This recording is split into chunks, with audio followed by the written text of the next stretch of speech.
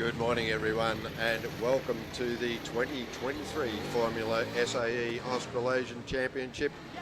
With me this morning in commentary is Kevin Hayward. Good morning Kevin, how are you? Oh, good morning Phil, feeling very well. Looking forward to a big day of racing. We're sitting in front of the practice track and the brake test, and it looks like we'll be joined by a few more teams today. I saw UWA pushing their car down. Yeah, really good, and some of those guys have been working hard overnight.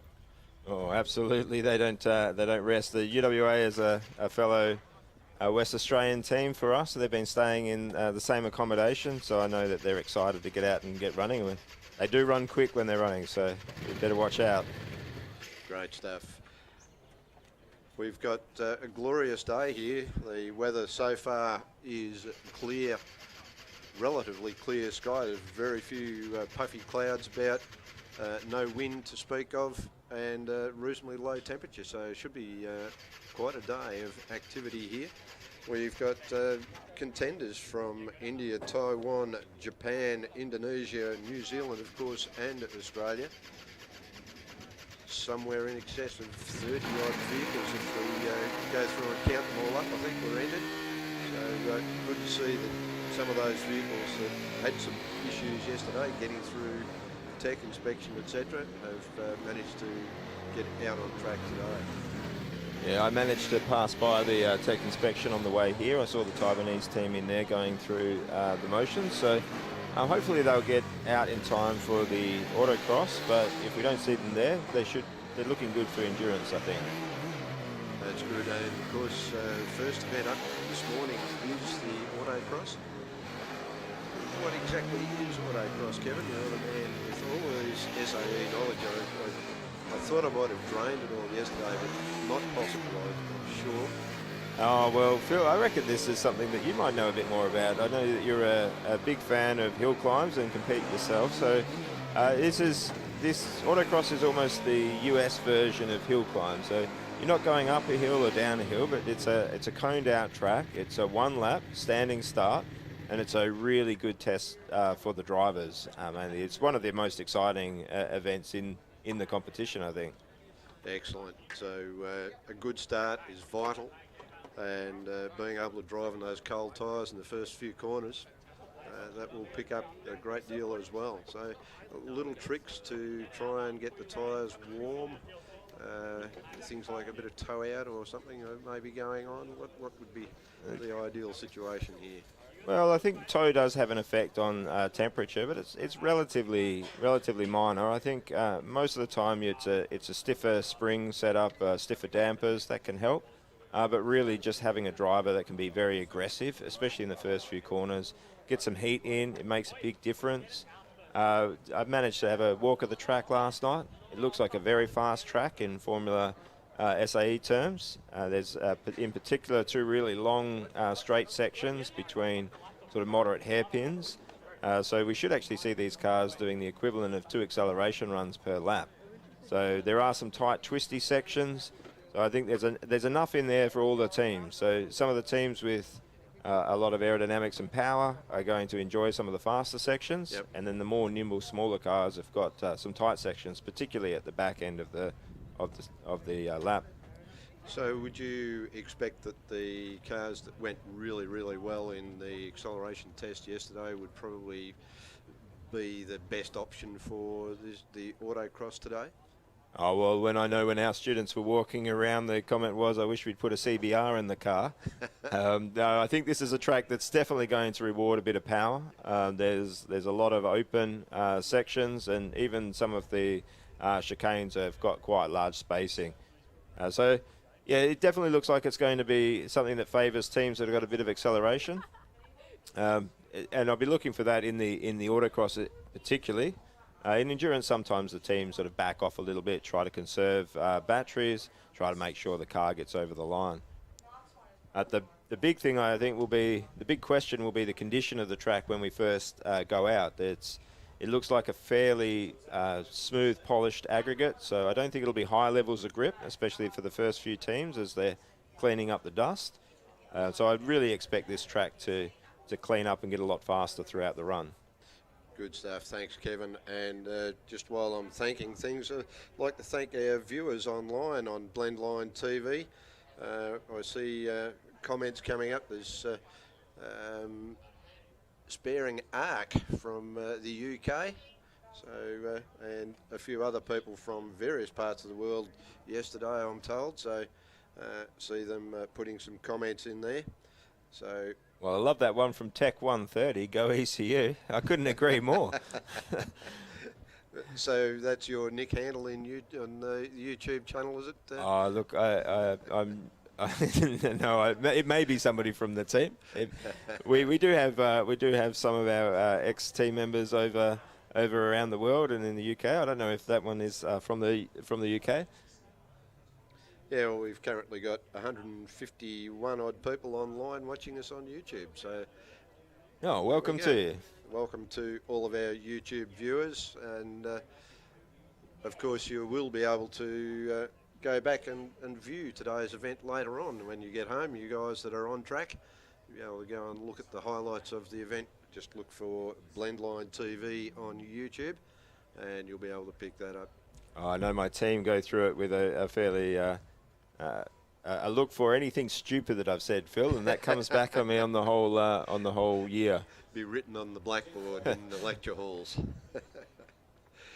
Whilst I'm thanking people, perhaps I should go through and thank Caterpillar, Applied EV, Ampol Charge, Toyota, Ford, Tesla, ADF Careers, Thales, Henkel, and SC Group Supercat, Leap, Anasis, and Transport of New South Wales, and Red Bull. Got quite a few supporters of the event in one way or the other. Good to see their names on the list. And, absolutely. We do thank them very much. Plus, we have a huge number of volunteers here. If we couldn't have the volunteers, we wouldn't be able to have the event. So, huge shout out to all of those people who are volunteers at this event. Big thank you from myself and Kevin. And of course, all of the students. Oh, absolutely. I love seeing all the volunteers involved with this. I mean, most of the volunteers that come to this have either got experience in motorsport as volunteers, or they're ex-students, or people in industry that are looking to be here. And you would probably find just about as much talent, engineering talent, in amongst the volunteers as you do amongst the students here. Yeah, it's really interesting to have a bit of a chat with some of the people that are volunteers, and you find out some of their history, and you go, oh, okay. Yeah, a lot of people are giving back in to the event that had given them so much as students, so we love having alumni back.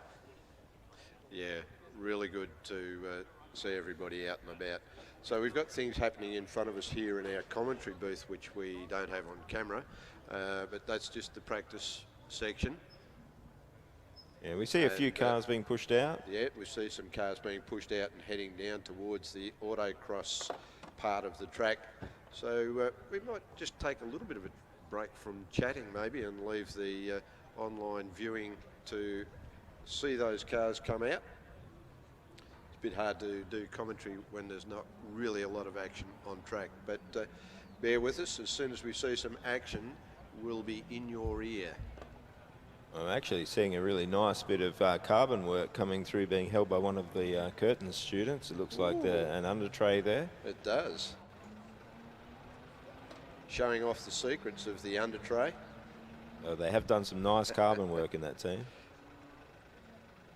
Yeah, of course, that's become quite the technology these days, is being the ability to be able to work with all sorts of materials, and we were chatting yesterday about 3D printed componentry. Yeah, we can see on the screen now we've got the running order is going to be from the fastest in skid pad overall to the slowest, and so lined up very first is Auckland. Now yesterday they won both skid pad and the acceleration event. It's a very fast car. They're going to be out there cleaning up the track with some big wings. And behind them we have ECU lined up to follow through. Yes, that would be one of the advantages of following a car that's got a lot of under tray and wings. It'll lift a lot of the dust out of the surface of the track. Oh, I love seeing them with when they're going through dust or particularly through the wet. You see a lot of the aerodynamic behaviour. So you see vortices peeling off the rear wings, so big circular regions of flow. Yeah. You can get some very dramatic shots. And of course, I don't know whether they're allowed to use any flow fluids on the cars in testing to show the direction of flow across the surface of various parts of the car. Is that a thing that they do, or they just simply use the old wool tough testing? All of the above, Phil. So definitely wool tough testing. The flow fluids are a little bit more difficult to use. I know that a lot of the sort of recipes that have been developed in Formula One in particular are often trade secrets, and it's hard to actually get the mix right. Usually mixing, I think it's oleac acid, I think is one of the mixtures in there, and with some talcum powder. So it's a difficult thing to apply. You also got oil droplets that you can use. Okay. So you can. I was going to suggest that maybe a bit of old sump oil might do the job. Yeah, absolutely. That can work particularly well around intakes for your intake for an IC car, or around cooling intakes. Yep. The other thing that you can do is teams will pressure tap wings. So they'll put a whole heap of pressure sensors on a test wing, and you can determine, really validate your computer simulations using measurements of the actual car. And of course, that's what it's all about, is being able to validate your CFD. If you can validate it, you get the same measurements from CFD as what you do in the real world, then your CFD's been pretty good. Well, absolutely. I've seen cases where the car hasn't been behaving as expected. You go through and do some of the flow visualization and pressure tapping, and you find out that, well, actually a wing is stalled. And then you can find errors in your CFD and go back and fix those. And once you've got them reasonably well calibrated, it's a much more useful tool. We had one situation with a car that there was really no front downforce whatsoever. We couldn't quite figure out what was going on. And a bit of flow visualization really helped. It was actually wool tufts in there that we saw quite a bit of unattached flow, so a lot of turbulence where we weren't expecting it. And then pressure tapped and found, yes, it was actually quite a big problem. And actually, once you got on top of that, it was for years you were able to use that information and really guide a lot of development. Yeah, knowledge learnt the hard way is often well kept in the head, isn't it? Yeah. Well, it looks like there's a little bit of movement going on. It is actually quite a long track here at Calder. Have you raced in Calder before, Phil? Very long time ago. I couldn't really say it was racing, but it was. I did my circuit racing licence evaluation here in a little Clubman sports car, and a lot of the cars that I was out there with were V8 sports sedans, so they were massively powerful down the straight and go blasting past, and then they'd hit the brakes and I'd pull out and go down the inside of them into the corner. So it was a lot of fun. Did most of my racing was actually at hill climbs, but I've done some at Winton, of course. A great little track up there in northeast Victoria. Yeah, I was actually talking to Jeff Pearson, who used to be the team leader of RMIT when they experienced a lot of success in the early 2000s, and he's here on site today, and he's almost a bit of Formula SAE royalty. And he was saying his first race was at Calder in 1992. Wow. So I'm not sure if that's a fond memory and he's glad to be back. Often first races don't go as smoothly as you'd like. No, well, I was quite lucky here. Everything went well. I was given my circuit licence, so that's a success. Well, and all of these students are actually using under licence. They're under licence by Motorsport Australia, so they have a licence for this event. And that really... a limited speed limited speed licence. Yeah, yep. Same as what we require for hill climbs and the regularity in the historic events.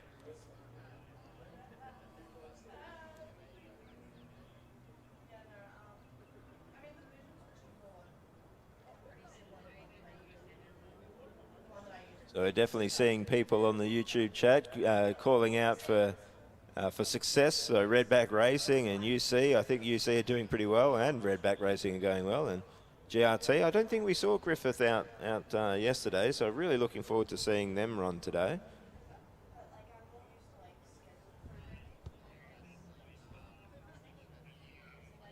And the number of people watching the feed is increasing as people are waking up. I think in Western Australia, people will be starting to wake up pretty soon. It's a bit early in the morning there, but we should see them logging on in streams. And anybody that's logging in from the UK, I'm not sure what the time is there, but it's either a late night or an early morning. It's going to be a late night. Well, actually, probably not that late just yet.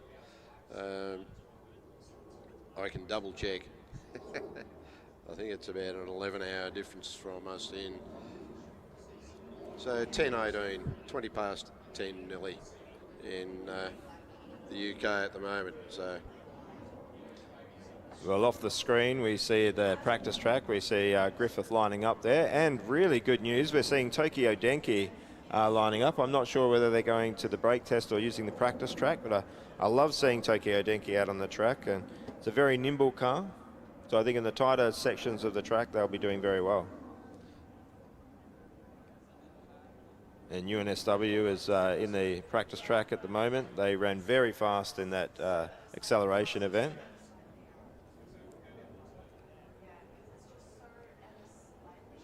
Yesterday we touched on tyres a little bit too, Kevin, and last night I looked up on socials, and there was a bit of a sad moment that was mentioned there, the end of Avon tyres. Oh, really? Yeah, so they've gone after over 100 years of producing racing tyres. There is no more Avon tyres to be had. Oh, well, that is sad news, Phil. I know that Avons have been run in the competition in the past. Back when I was involved as a student, they were known as being a very, very sticky and sticky tyre. Very hard to keep within the temperature band, because they probably offered a lot of really early grip and then would die off a little in these cars if you were not careful. But I know Monash had a lot of success with them in particular early on.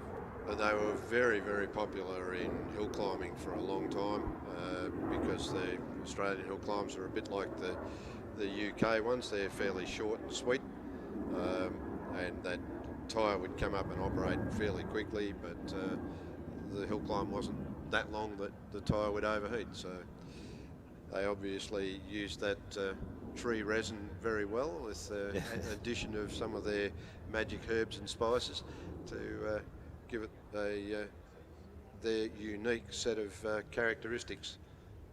Yeah, well, we see the cars being pushed forward to the line now, so we should be starting some actual action pretty soon. Yeah, it's, and I see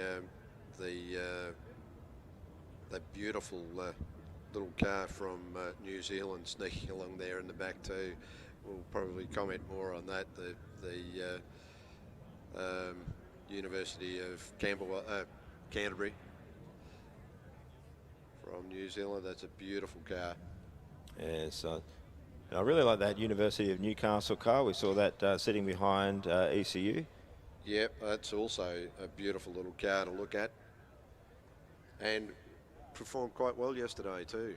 Yes, well, the thing that impressed me most about Newcastle is just how professional it appeared every moment. I don't think there was an error made by Newcastle yesterday.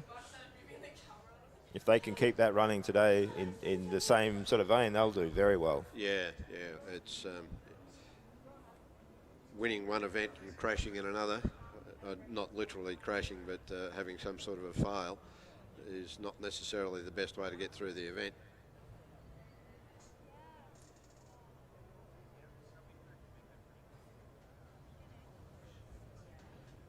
I just see, pardon me, Polyyeet, RMIT Electric Racing alumni watching from Dubai is online. So welcome there, Polyyeet.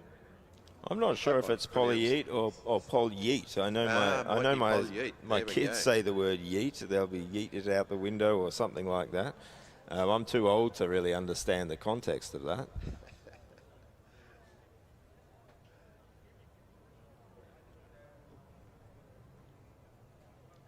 So I'm pretty good at making a hash of people's names.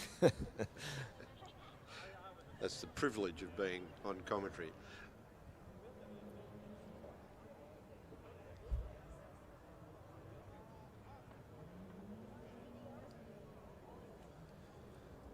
Yeah, so we see the Auckland car lined up with the lollipop, looking to be released. This will be the slipperiest the track is, this very first lap. So I wonder whether the driver will just feel this out, put a bit of a banker in, or whether they're just going to go for it straight away.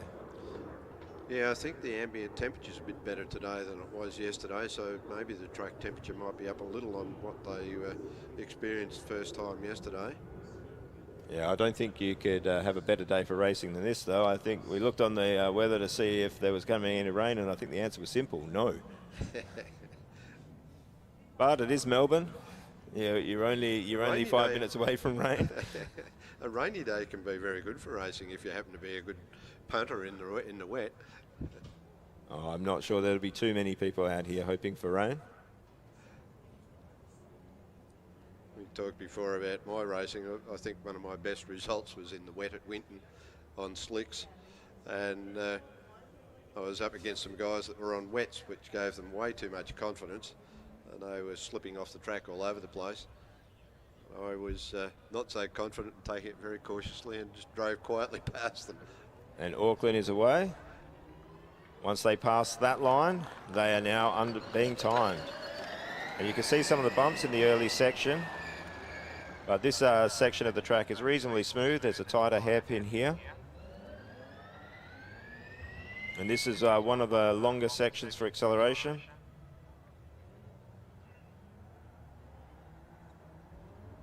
Yes, I think this driver is taking this reasonably easy, giving a lot of space to the cones, making sure that there's a nice clean banking run. So how many runs do each driver get at this track?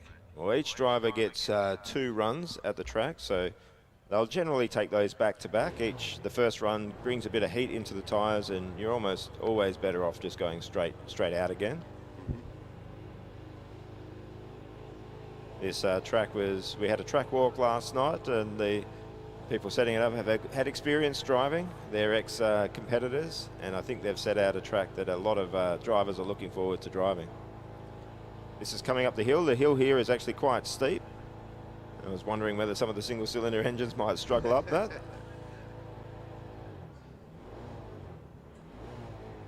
And this is the tighter section of the track. So you're coming up to a hairpin soon, and then you've got chicane set up, or slalom set up around a bend. So this is where it'll be a good test for the car's agility. Quite a tight bend there too to hook back around by the look of it, Kevin. Yeah, it is a little bit more open than the minimums that you could see, but this is looking like a great lap, a great first lap. This is going to set a great benchmark. Yeah, brings a round of applause from the onlookers there. Okay. I'm having a little bit of a problem bringing up Natsoft. Well, currently that car has the fastest time of day. Well, it certainly does. We will get times as soon as we're able to get times in here. Our vehicle that you know a little bit about? Oh, yes. Well, I'm getting a little bit nervous now, Phil.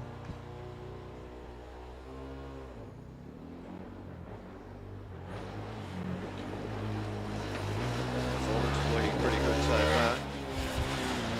Well, I think sometimes the sound can be a little bit deceptive. You don't hear anything from the electric cars, and that's true. And sometimes the tail out. Oh, well, I think this is how this fella likes to drive. This isn't a man that's a little bit afraid of the birds. No. He'll be in an endurance. I don't think Kean here fears anything. Maybe he should. And we have that time from Auckland with a 1:39.157. So that set the benchmark, but hopefully we'll see that come down as the track rubbers in and the drivers come out. It's looking like a clean run so far. It is. Driver seems to be driving this car really well. Oh, he's taken a cone and stopped. Oh, that's horrible news. I didn't quite see exactly why he has stopped, other than that he hit a cone. That is the worst place to stop too. It's completely on the other end of the track. Yeah, furthest away from everything. They will give a chance to get it restarted and moving. And of course we have the Newcastle car on track at the moment as well. So oh, it looks like the steering wheel has actually come loose, so I think it probably wasn't properly seated on the quick release, but it looks like they're moving again, going up the hill. They'll really regret that. That can be a simple mistake. Have you ever seen that, Phil, in your time? I have actually, yes. Not an SAE, in another form of motorsport. It was looking like a really good lap too, so they'll be massively disappointed with that. And that's why he's hit that cone. He wasn't looking anywhere near the cones, and then has hit that square on the front. So, yeah, obviously losing the steering wheel there.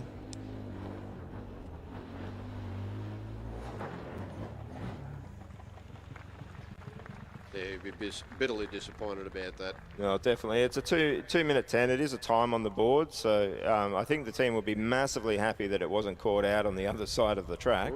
And Newcastle have just taken a cone. Oh, it looked like a little bit of a lock up there. Certainly did.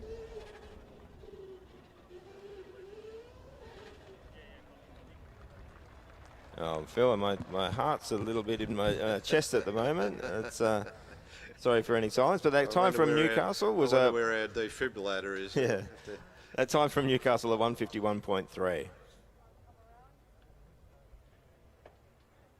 So Auckland lining up to come out. Yeah, this of course is their second run through. Oh, we'd expect the second run from Auckland to be a fair bit faster. They've sighted the track now. They have a pretty good idea of what to expect. They had an excellent run in the acceleration test yesterday. Oh, and you can see already a lot more aggressive going into the track. Yeah. I think we're going to see this time come down quite considerably this lap.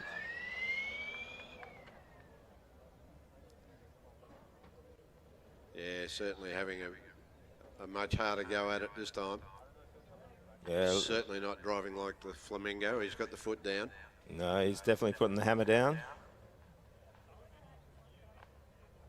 You can see a bit closer to the cones there than he was in the previous lap. That's really where you get the time, is getting as close to those cones as you can, but you also run a higher risk. Yeah, and the risk is that you clip a cone. Is there time penalties involved for closing? Yes, there is. I believe it's 2 seconds. It's either 1 second or 2 seconds. I can't remember exactly which it is, but it's quite substantial. So usually one cone strike in an autocross is enough to really not give you the opportunity to win. It's usually tighter than that. Car seems to work well on change of direction. Oh, well, this is the car that won acceleration. It won skid pad. There's probably not much this car can't do. Hearing ECU, I think, is out on the track again, but we'll get footage of them once we've seen the completion of this lap. So how's that nerve level going there, Kevin? Oh, massive, massive. And that's a great lap from Auckland, and that was a 1:30.0. So ECU back out, having addressed that steering wheel. That would have been just a simple mistake. Yeah. But the unfortunate thing here is now that the driver really has to get that banker in, so they really don't have that opportunity to push as hard as the Auckland did in that second lap. You really do want to put a banking lap down early with this, Phil, and then that releases your second driver to really attack. Exactly.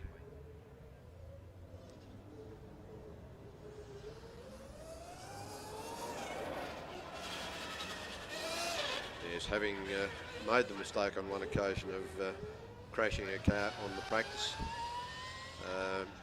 meant that I couldn't compete in the actual event.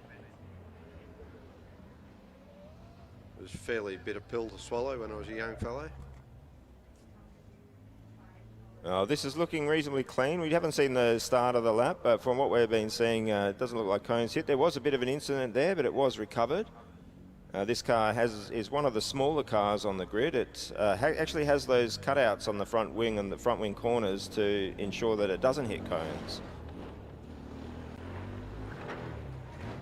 Okay, and that looks like a nice clean lap, and that's a 1:34.9, so not really far off that first lap time from Auckland. Yeah. Newcastle car back on track again. Car working hard there. I can hear a little bit of complaint from the tyres. It's looking like a fairly tidy car.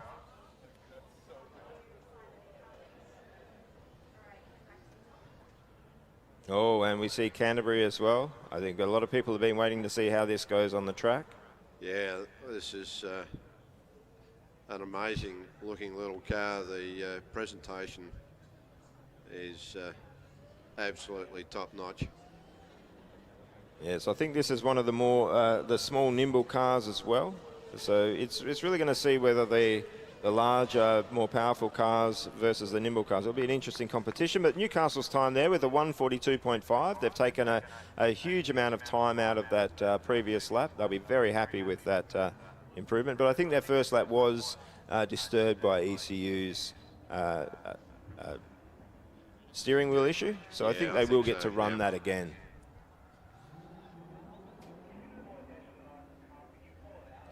This definitely looks smooth, this Canterbury car. I'm not sure that it's showing the same pace as Auckland, but sometimes the video footage can be deceptive. Yeah, it can be. And this is the part of the track where it's really well suited to. It's a tighter, twistier section. There are a few bumps in this area, so we might expect to see a few wings scraping. Oh, and that looks very, very good in that tight section. And that was a 1:38.4. Good banking run. An excellent banking run. Now we have the University of Queensland out. Oh, a little bit wide on that entry, and that's cost them that slalom. One of the things to note about these Formula SAE tracks is just how many changes of direction there are. Yeah. It's a very, very high work rate for the drivers. Absolutely, and we were talking yesterday about driving around cones. It can be quite daunting when you get to the cones. Oh, which way should I go here? Yeah, so it's fairly typical that teams will do a fair bit of track walking and even take videos of their track walk and play those all through the night. And I know one of the little techniques that that we use is we'll edit the video to make it close to what you think the race pace is, including braking sections, just to really get some visualization of what you're about to do. Some teams will set up the track even overnight on a simulator, and will have the drivers driving a simulation overnight to prepare for the event. I know that's something that we'd expect from Monash, and it's a good use of some of the extra people that you might have available. Can take some time to set up that track. Yeah, well, of course. Good and run there. University of Queensland there with a 1:55.6.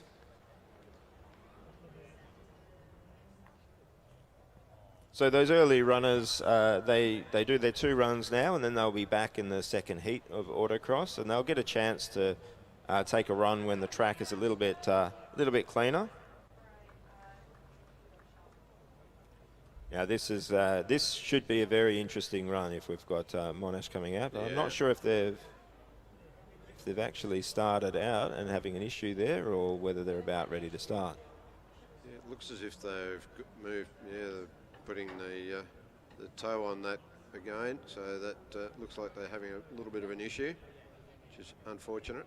Now I'd almost think this track is very well suited to that car. This is a fast track. There's some long sections where you can really put some power down. I really expect that car to be the one to beat, actually.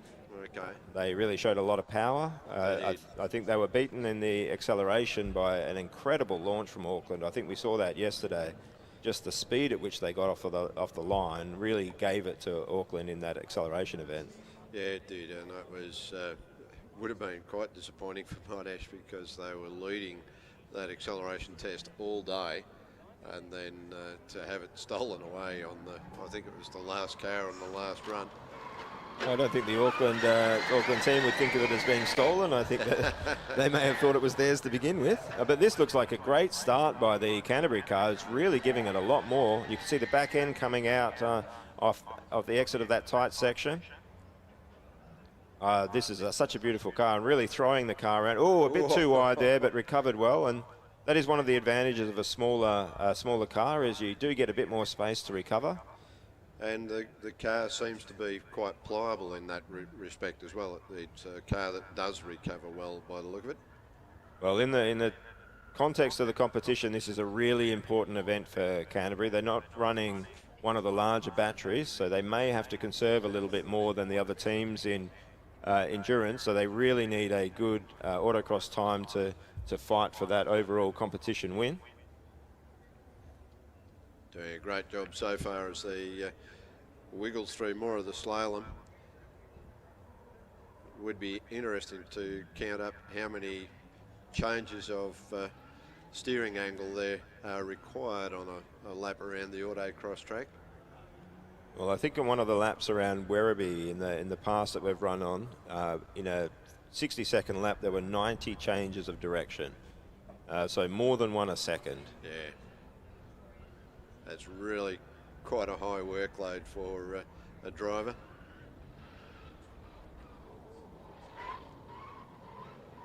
It really is quite good in these tight, twisty sections. And the time there, a 1:36.37. Yeah, good banking run. So not able to match the pace of Auckland or Edith Cowan yet. So Auckland currently leading with a 1:30.04 and ECU with a 1:34.9. So those first times on the really probably the slipperiest the track's going to be have set quite a healthy benchmark. University of Queensland out now. Their first lap was a handy banker at a 1:55.6, but they'll be looking to improve that. Yeah, and looked a little more aggressive coming out of the gate there on the start of this lap. So yeah, let's see what they can do.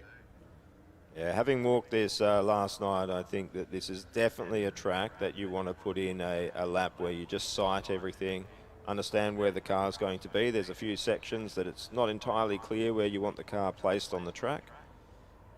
And so that first lap, I think, is very wise for each driver to hold back just a little bit and make sure they know where they're going. There's a section coming up here fairly soon, Phil, that crosses across an S in the track. There's no real cones in the section. It's coming up very soon. In this part here. Ah, yes. Oh, if I get that right. No, they have actually changed a little bit of the track there. I think a few cones have been added to slow that down. Okay. But it was looking like there was a section there where it was difficult to know whether you wanted to go out wide or you wanted to tuck the car in a little bit. But I think they have altered the track clearly from what we sort of walked last night, and I think actually in a good way, because that section, I was worried that might be a place where driver mistakes would have led to an off on the course, and they really do try to make sure that these tracks are not going to lead to cars going off track. Yeah. I actually think from what we're seeing here that the marshals have done an incredible job of setting up this track. This looks like a very good track that gives a lot to each of the cars. Queensland there with a 1:48.8, so a sizable improvement on their previous run, a 7-second improvement.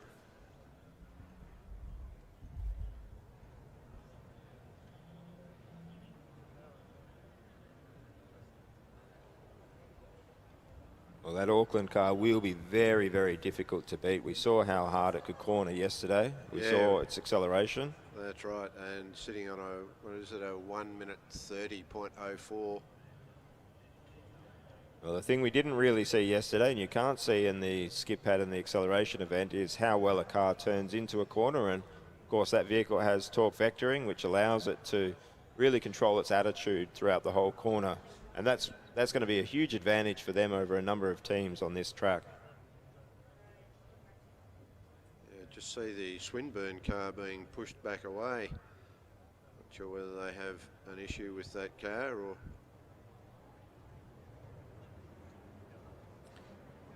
I got a chance to have a closer look at this UTAS car. I've been really impressed with them throughout the weekend. Had a good look and a chat with their team last night, and it's better up close than from a distance too, Phil. It's they're very friendly people. They shared a lot of information, and this does have torque vectoring. It's got 2 rear motors, 2 of the MRAX motors. Okay. And a fairly sizable accumulator. So I think they're running just shy of 8 kilowatt hours in the accumulator, so they shouldn't have a problem finishing endurance. They say it's reliable, and if you could look at this, they're just able to throw it around. Yeah, it's got quite good mechanical grip. Oh, I think that was commentator's curse came in there. Yeah, I think wrong side of that cone. Yeah, I think when in a little too flat on that hairpin, you really do need to make as much space for your car as you can. It's not really about taking a line for those hairpins. It's really just about getting it as wide as it can. But I think this driver has got the goods. I think these maybe went out a little bit too hard on the first lap. It's definitely been one of my favourite teams here this weekend.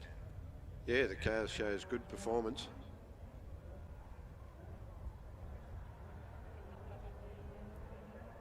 Well, apart from that mistake, he's doing an absolutely amazing job of this. Yeah, he'll be ruining the mistake. Bit of tail slide there, but the car seems to be quite drivable with the tail out. Maybe a little bit of rally training going on here. Might be a drifter.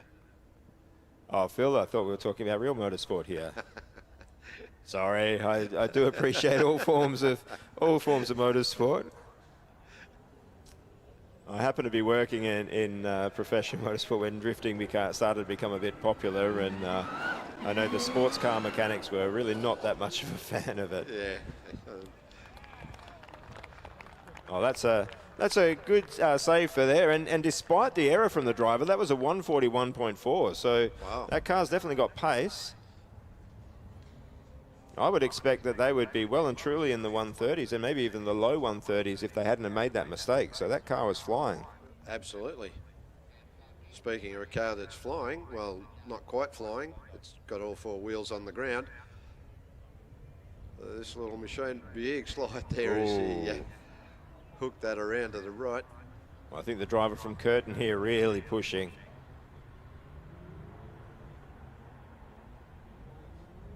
This is one of the reasons I love this event. This is probably my favorite event to watch of the weekend, because when you get to the endurance, the drivers have sided a few laps, they get into a groove, but on this autocross, there's more mistakes. They're seeing it for the first time. They're having to deal with all of the bumps, all of the slippery sections. And the pressure's on. You've got 1 lap to do it. Well, in fact, you can do 1 lap and then come back and do another lap, but it's not as if you can do lap after lap after lap and eventually get a quick one. And this is being very well driven. They recovered well from those mistakes earlier on in the lap, and I think the drivers just sort of pulled it back just a little bit and driving within the conditions. But despite those sort of mistakes, still managed to get a clean run. I'll be very happy with this as a banking run. And that's a 141.8. That's an excellent first run from Curtin there. Yeah.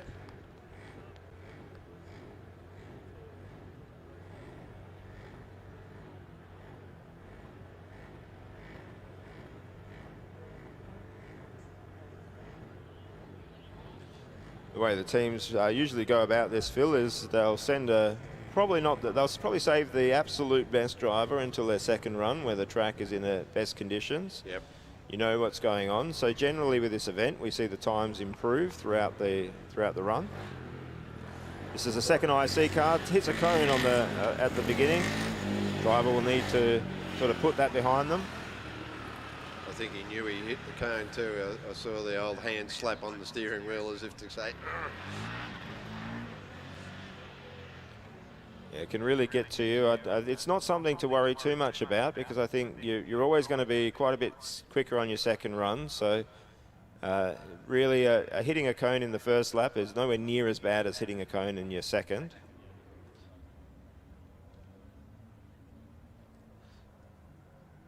yeah, and of course, if you do hit that cone, you're best off to just wipe it from your brain straight away and just get on with the job. Oh, and he's taken out a big cone and a second one. second. And that's what can happen in these tight, twisty tracks. Is you hit one, it puts the car in a bad position, and then you end up ploughing a few. Yep, becomes unrecoverable situation, and you're just along as a passenger.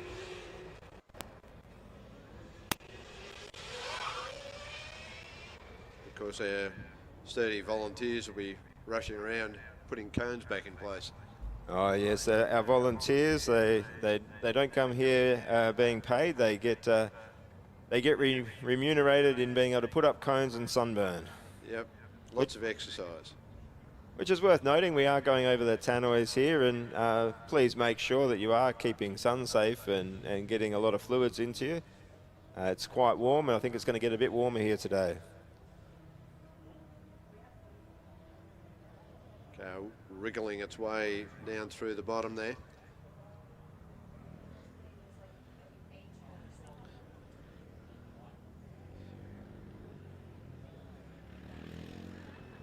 Well, I'm actually seeing in the comments, I've seen Liam Lewis there saying go ECU, and if he's been watching this, he managed to drive on one of these events and get the car stuck on the other side of the track during Autocross, and he's never been able to live that down, but he was a great team leader and did a lot for ECU. Waikato there with a 1:59.7.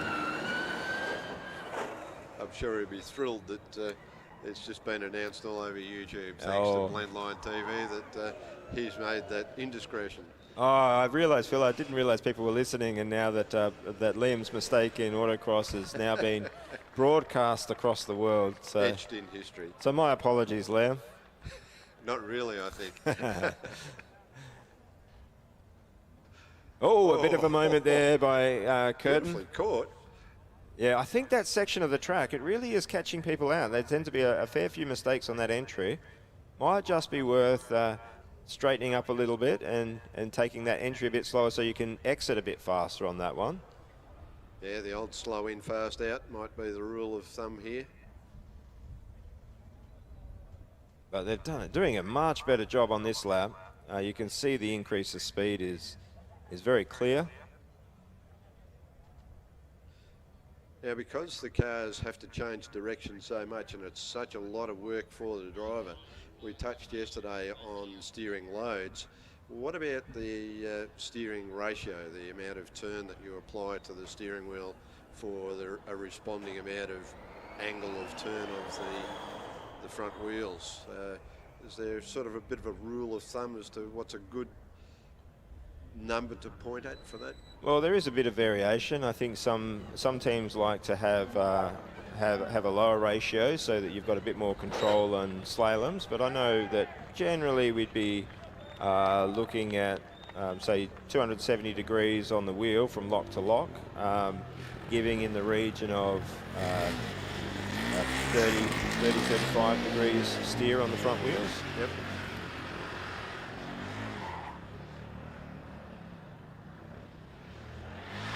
So that time from Curtin there was a 1:38.37, so their best lap so far. You could see a big improvement from the first lap.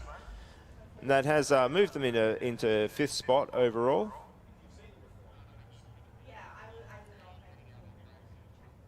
This is RMIT now. This is a team with a big history behind them. They've won very important comps in the past. They've won internationally. They've won locally. That was in the IC class. They're now here with an EV class, and they're a wonderful team.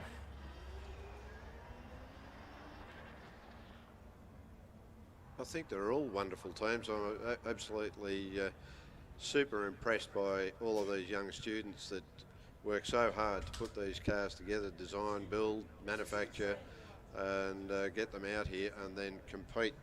But of course, there's more to it than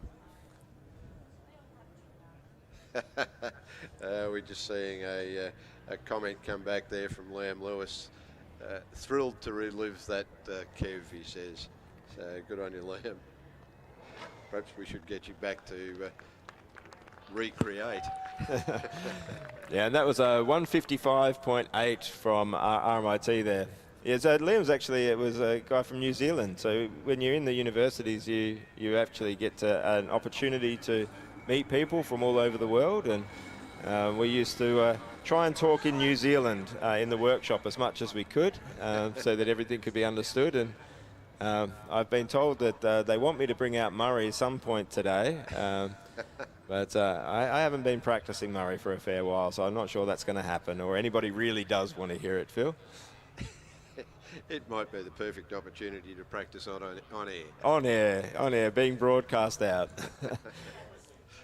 So University of South Australia here, great to see them out running. This is actually looking pretty good. I think this is looking a bit more sorted than what we saw from them yesterday. Looked like a little bit of a moment there, just as you said that, Kev, but across the finish. Yeah, 1:54.2, quite a respectable time there from University of South Australia, and I know they'll be back out and really look to get that down into the 140s on the next run. Yep. And this is the Indonesian team, UGM. They've hit a cone there. We've got to again mention that this is the first time that they've been through scrutineering, having a running car, and look at this, they're on they're on the autocross now. Yep. It's really what these cars are built for. Driving really close to those cones too. It's a driver who's pretty well aware as to exactly where the cones are. That one that he clipped, or she clipped, was probably just got that little bit too close. Yes, and when you struggle to get a car over scrutineering and running, it's very difficult to get the practice that you need to really be able to push fast in these. I'd expect that all of these teams that are maybe feeling their way through the autocross will find a bit more speed and endurance. But oh no, it looks like there's been a pause here. Has it gone off track or something? I think they've mistaken the track, Phil, and they've gone into a section that they're not intended to go in. Oh, this is unfortunate. It is quite confusing sometimes as to where the track is. And I think they're caught out. And we can see them out of the window. Yes, they've gone completely off the path of the track. Yeah, it looks like there's a recovery vehicle heading down there on screen. So yeah, I think they've missed that hairpin. Have to really feel for the driver in this. Yeah, it's not always easy to know where to go, where the track is. They do a walk around the track in the evening, but even then, once you're out and in the car, it looks very different. Even your eye line. So when we take videos of the track, you often really need to get down to and look at the track from the driver eye line rather than just walk it. Did you find the same thing in hill climb, Phil? Do you do walks of the track? Did lots of walks of various hill climbs over the years, and I've recently heard that some of the Formula V guys, what they actually do is they take a ball with them. Oh, okay. And so they will put the ball on what they think is the highest part of the track and see which way it rolls. And they will drive to the lowest point of the track, because if they're lucky, 40 horsepower, you need every little bit of advantage that you can get. Yeah, I've got a real soft spot for Formula V. It's one of my favourite ones to watch, because I love competitions where the cars are very, very close, and you get to see that very close racing and high grid numbers that you see in Formula V. Yeah, and there's nothing really greatly sophisticated about the cars. Drum brakes, and although the later Formula Vs, of course, the Super, they're not the Super Vs. I can't remember. I think it's Super Vs. There is a Super V, but the ones there's the earlier categories had drum brakes, and they had the 1200. Then there was the Formula V with the 1600, I think, and they had disc brakes.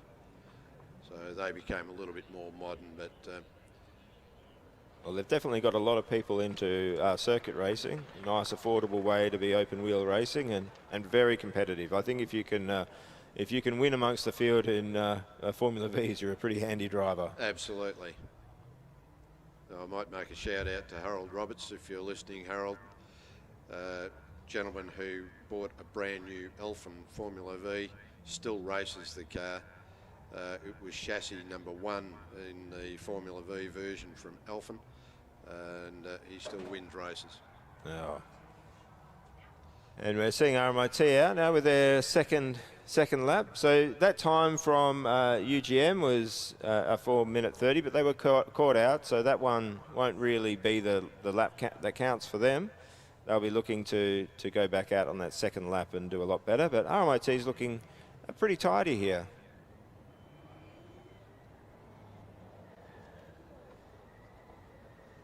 I don't think, not an overly aggressive lap, but a 146.47.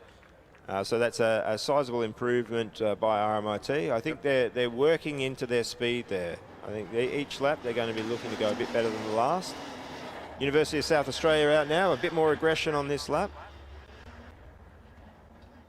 Pushing around the tyre barrier there and on up the track.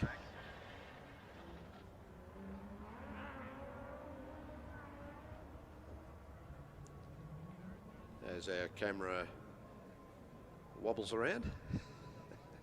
There we go. Yeah, I think it's this section of the track coming up. This part right here, I think this has been catching drivers out, but that was navigated quite well. I think you've got to make sure that you're not too wide on the entry into that slalom. That's what's catching a few teams out, but that was well driven there by University of South Australia.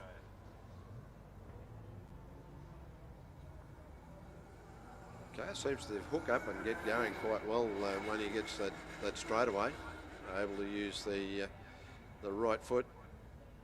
Oh, it looks like it's slowing here. And stop. Commentator's curse, I'm sure of it. Yeah, well, this is really unfortunate. I think this is one of the cars on acceleration, if I remember correctly. It was not quite getting that wheel spin at the very beginning, but once it did get on and get the power applied, it was moving very quickly. And I thought that this would be a car that would actually do reasonably well in Autocross, and they definitely were doing well up until this point. And they are caught in a really awkward situation.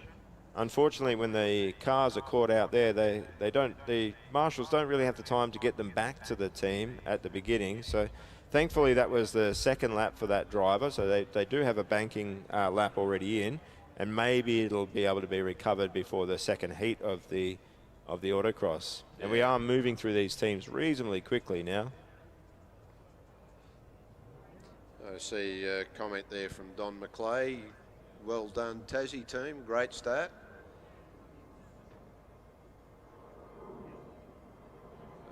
I suspect that Don McClay might be from Tassie. No, I would say that's probably a fair guess. Yeah, so one of my ex-students, my Pablo, he's going for the ECU, as I am, so we're agreed there. And we see UGM back out on track. Hopefully the driver won't make the same mistake. I think they'll be making sure that they get a lap under it. I think for a team in this situation, every event they complete is a massive achievement, and they'll be really happy to just get a time in for everything. Yeah, so crucial to get a time in.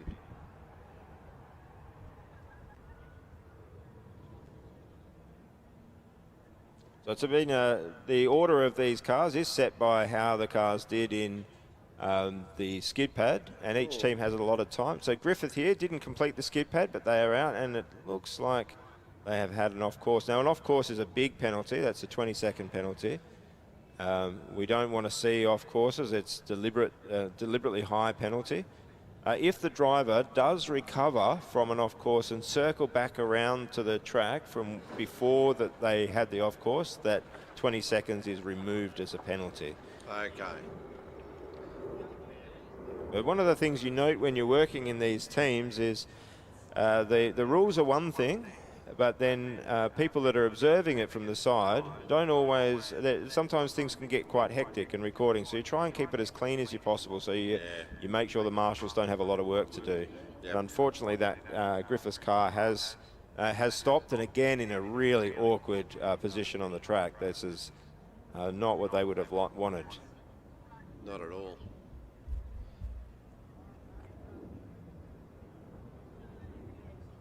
The marshals will give them some time to try and get the car restarted and get back. And we are going to see now the teams that are coming out now didn't complete the skid pad. So anybody that didn't complete the skid pad is running towards the end of this heat. And it is ordered from the fastest car in skid pad to the slowest car in skid pad, and then anybody that didn't compete there. And we can see that the the times we're seeing in the autocross are actually pretty close to what the auto that we saw in skid pad. Yeah.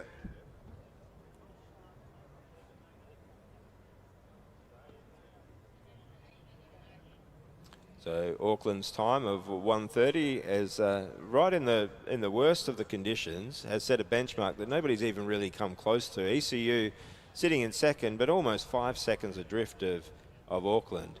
I think if Auckland can keep this sort of pace up and do well in endurance, I think the event might be going overseas to New Zealand. In third place, Tasmania with a very solid 1:36. And very close behind them is Canterbury with a 1:36.3. Then Curtin with a 1:38.3. So there's a few teams, that ECU, Tasmania and Canterbury, that are reasonably close to each other, about a second and a half separating them. And a little bit of a gap to Curtin, and then a gap again to a bunch of teams in the 140s. Super aggressive coming out of the gate there. Well, this car didn't complete autocross, but it did get out on the acceleration event, and we could see that it had power, and they're using it. And enjoying it, I suspect. There goes a cone, and a bit too aggressive, has looped it around. I definitely think this is not a track that rewards being too aggressive on your first lap out. No. The drivers hop in. They do feel like they've got something to prove when they hop in. Every driver wants to be the fastest. There are bragging rights inside a team. Yes, the ambition level can run quite high. It's a matter of matching the ambition level with the ability, not letting one overrun the other. Yeah, I've driven a few of these events. I've driven in Australia and the US, and I always felt incredibly nervous at the start. But once you were through and you got past the first cone, it was a lot more relaxed and you could really just enjoy it. But I always felt incredibly nervous at the very beginning of the lap. Particularly in autocross. I think autocross is much more nerve-wracking than the endurance event. Usually a problem in the endurance event is more on the team, whereas a problem in the autocross is definitely more on the driver.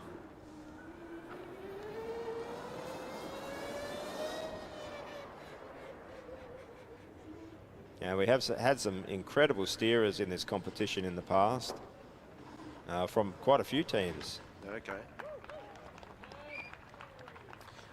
So unfortunately, there was a bit of a mistake early on. That was a 1:47.6. If that error wasn't there, Phil, I think they cost themselves more than 7 seconds in the mucking around there. Oh, I think so. I think we might be seeing a car here that can drop into the 130s.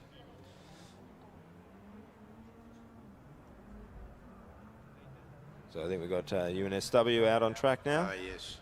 I'm glad you've got the good eyes. I'm having trouble picking up exactly which uni it is. Well, I think Griffiths and UNSW and Swinburne all have the same sort of colours in there.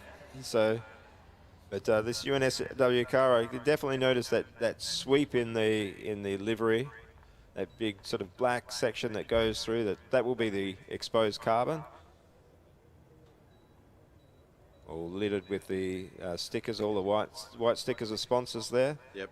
This was an incredibly fast car in the acceleration. And I think this driver is doing exactly what they need to do on their first lap. It's a good sighting lap, not taking any silly risks, getting the time on the board. Yeah, driver seems to be quite relaxed in the car. Able to concentrate on which way he should be going around the cones, or she. Yeah, so that's quite a handy lap there. Just waiting for that time, and that was a 1:44.1. Yeah, good one. Never stand still was the motto on the back of that wing. Couldn't miss that one. And this is great to see. This is University of Wollongong. They haven't been out on track yet. Now this is a wonderful team. We're actually sharing a garage with them. They're very friendly people.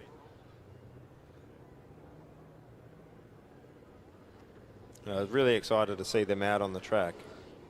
Another team from Australia with a very strong history, and that was a 138.5 for the first lap out from Wollongong. Yeah, great effort. The car seemed very nimble indeed. Yeah, well, I think this usually I think you can knock 3, 4, maybe even 5 seconds off on your second run. So I think this car's going to be getting up into that. Well, it could even take ECU's spot. Looking forward to the second run from Wollongong. Absolutely. As we see on screen, Caterpillar, Applied EV, Toyota, etc. down through our sponsors. We flash those up on screen from time to time. Thank you very much to Blendline TV, of course, for doing the live streaming of this to the internet, and the 444 people online watching it at the moment. Oh, this is truly exciting now. This is Tokyo Denki. This is their first time out on track. Awesome. This is a team that's come to Australia multiple times. The teams love coming here. And look how nimble it is. And it's the same section of the track there. That's really catching drivers out. And unfortunately, they've hit that cone really front on, and it's caught in front of the car. Yeah. It's really difficult when you're in that situation. The cars don't have any ground clearance. You really can't drive over them. And if you get one caught in your front suspension members, especially around your steering, you pretty much lose all control. Yeah, and it appears to be jammed quite solid. I hope it doesn't lead to any damage that's not repairable on that car. We're not so worried about the cone, it's removed. Yeah, it actually looked like there was one cone there right under the suspension system, so it was wise of the driver to stop there and not continue on. Better to have a reset than actually have that drag under. That's actually one of the small advantages of having a front wing, is they tend to clear the cones away from getting stuck under the suspension, and in the past we've seen cones jammed under the lower control arms and they lift up the wheel. Yeah. And as they get dragged along, and the car basically loses steering entirely. So that's a really unfortunate mistake. But that section of the track is catching people out.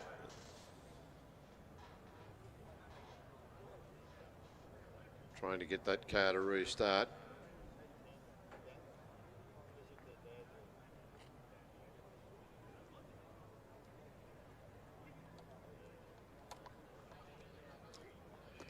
Of course, if the driver gets a little bit flustered because they've hit the cones, that can make it a little bit more difficult to restart the engine as well.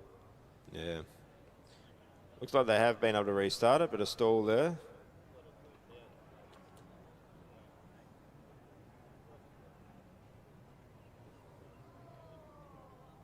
Oh, this is one reason I do like seeing that we do have multiple heats, because we hate seeing the mistake of a driver in the moment. It's a very difficult moment, ending up being costing the whole team of people that work on it for so long.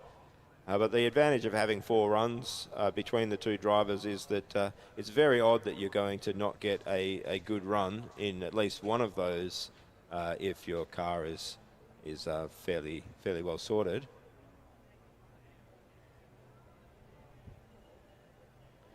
Oh, we've got Matthew online saying a shout out to Rex Chan. Yeah. You may not know, Rex Chan is another royalty of Formula SAE Australia. So he tends to get around in photos, and quite a popular personality. Excellent. So I can definitely do a shout out for Rex Chan. And meanwhile, we're back underway on track as well. So. Well, this is quite a nimble car. It's one of the shortest cars in the chassis. You can see how much more upright the driver is.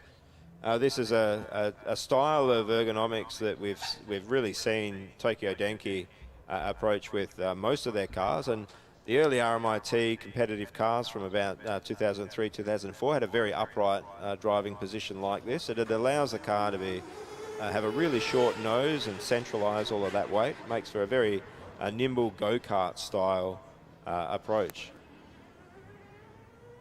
Yeah, and the car seems to change direction quite well. Just wondering whether there's a minimum, and I'm pretty sure there's a maximum limit to the size of the cars. Wondering whether there's a minimum. Well, there is a minimum. The wheelbases need to be no less than 1,525 millimetres, so 1.5 metres. Most cars are actually pretty close to minimum wheelbase. That was actually something that was really pioneered by the University of Wollongong a while ago. Most teams were a bit longer than that, and then they started building short cars, and everyone saw the value of having something that turned a little bit better. But this looks like University of South Australia caught out on track, so this is unfortunate to see.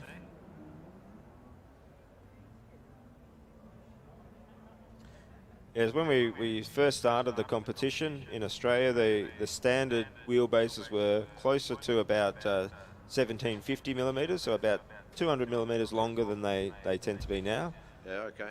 And the downside of that is the cars don't turn as quickly, but also as you make the dimensions of the car larger, they just get heavier. Correct. Yep.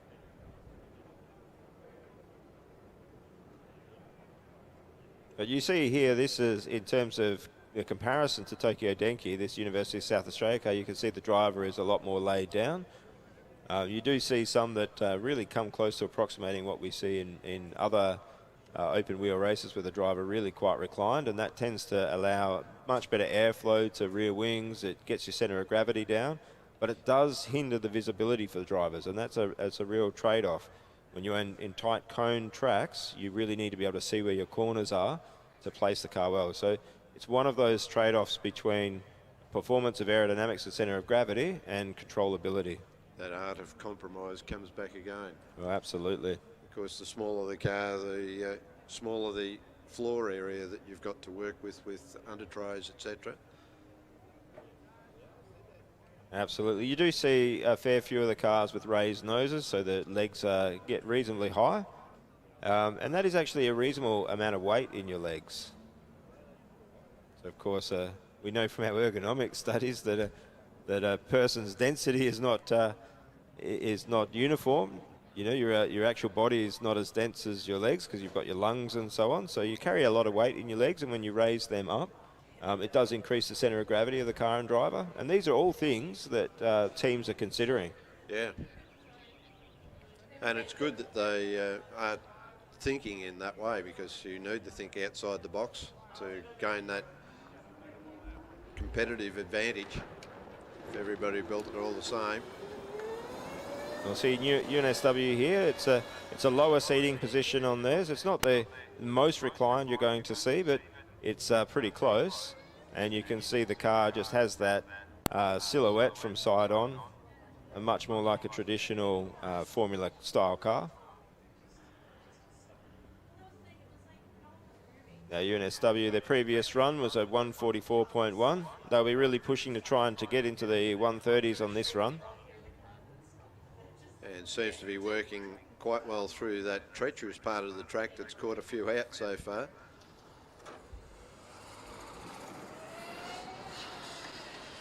And so far my commentator's curse didn't come to play immediately, as the car works his way up around what I'm going to call the back part of the track. Yeah, they're driving very well here, very smooth. Oh, and there you go. Commentator's curse. Shouldn't have said a thing. But recovered very well. You know, hitting a cone like that, they're not the ones you want to hit, but you can see how tight they're going to the chicanes, the slalom cones. This driver has clearly driven these cars multiple times. One of the real standouts between an experienced and an amateur driver in these is you can really look at how close they get the car to the cones. The more experienced they are, they'll use the whole track. So there will be a penalty in that, but that was a 140.2, so nearly dropped into the 130s. I think if they hadn't hit that cone, that would have been in the 130s. So a very good run from UNSW there. And Wollongong here. Wollongong did very well in that last run. So they're sitting with a 138.5. We haven't seen a change in the top three for quite a while, but I think this lap might do it.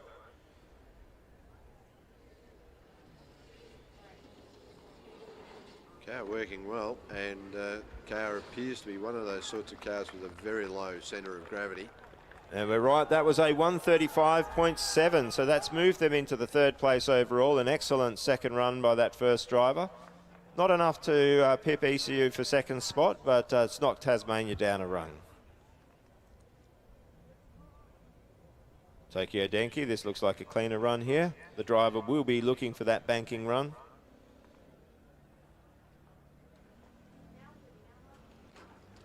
Of course, Auckland and Wollongong and Tasmania aren't competing with ECU. They're in a different class. But when it comes to autocross, everyone wants to be the fastest car at competition. Yeah, it doesn't matter. We all want to be outright. Oh, this is looking like a great run here by Tokyo Denki. Great to see them getting some points on the board. Tokyo Denki there with a 150.9. And those are the first points for Tokyo Denki in the competition. Well done to them. Yeah, I did notice the upper control arms on the rear of that car had a really large angle down towards the, what I'll call the differential of the car. I'm not sure whether it actually has a differential or not. I'm assuming it would because it's a petrol engine.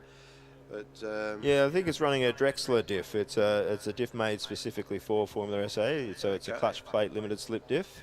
Yep. Yeah, that high angle, they run a very, very short swing arm length, so a lot of camber gain in corners, really designing the suspension for maximum mechanical grip in corners. Well spotted, Phil.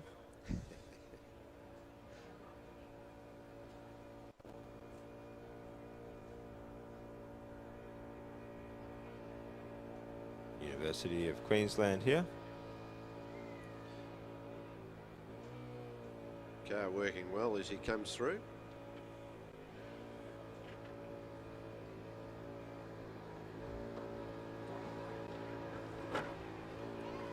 And that time was a 138.3, an excellent run by Queensland there. That has really moved them up the rankings. Yeah, Auckland's still at the top of the tree though. No one's gotten near that time so far.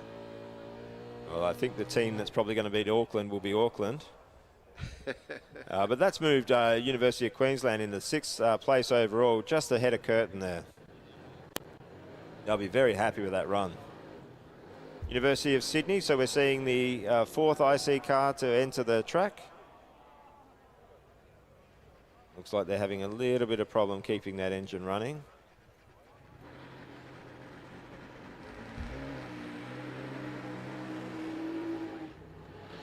And they're out. Underway. This car's actually running an electronic throttle, and they've had some issues keeping it idling, but they've been really working at the problem yesterday, and it's great to see them out running.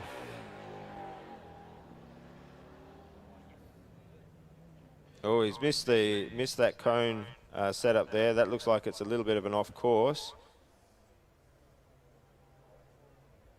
And the car is slowing. This is really unfortunate to see.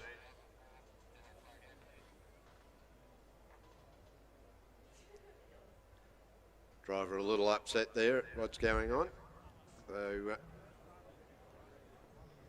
got it going again. Great to see running again.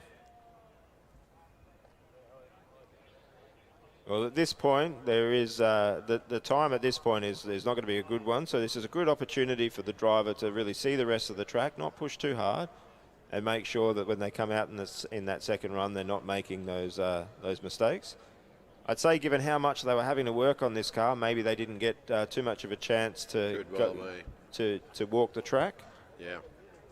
Often the drivers are also working very heavily on the cars. You end up with team members doing quite a few roles, so you might have your chief mechanic also being one of your endurance drivers, for instance. So you've got a lot on your plate sometimes, and maybe this driver didn't get a good chance to walk the track beforehand.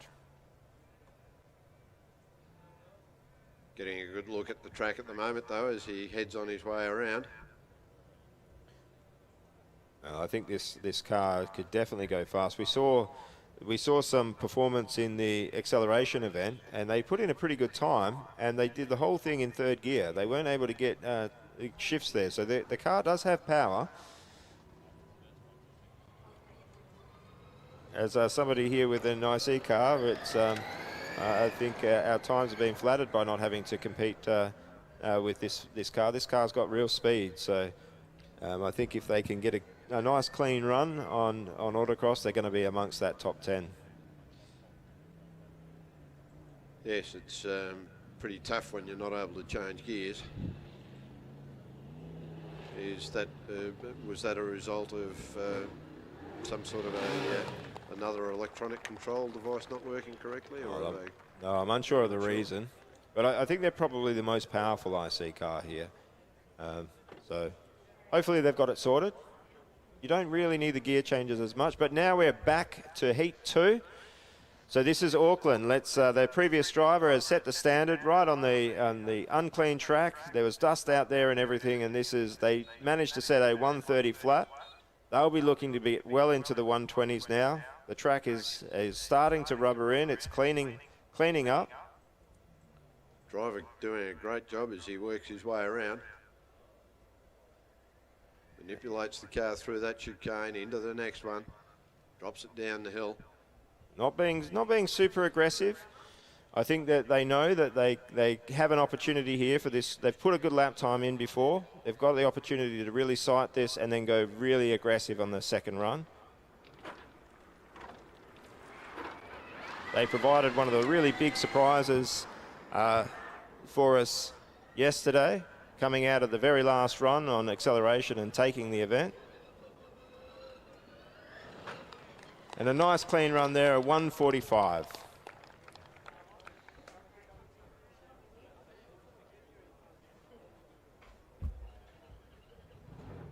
So Queensland, University of Queensland out again. That was a great run from them last time with the 138. So let's see what they can manage to do here.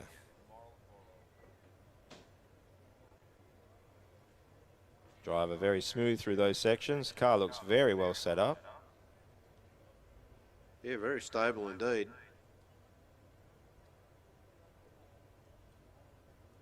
Working nicely around the back.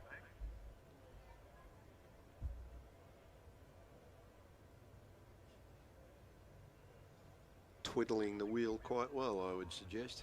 Yeah, a lot of that slaloms and chicanes is really about timing and getting a bit of rhythm on the steering inputs.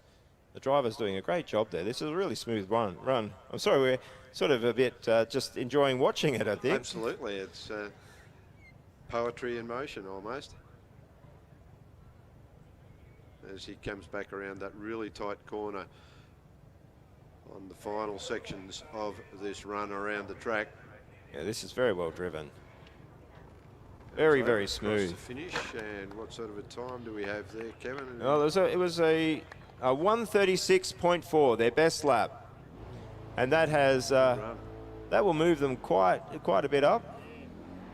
Oh, well, it actually keeps them in the same spot overall, but has taken a fair bit of time out. So that was 2 seconds faster than the previous run. ECU's out with their second driver. They'll be looking to see if they can take it to Auckland.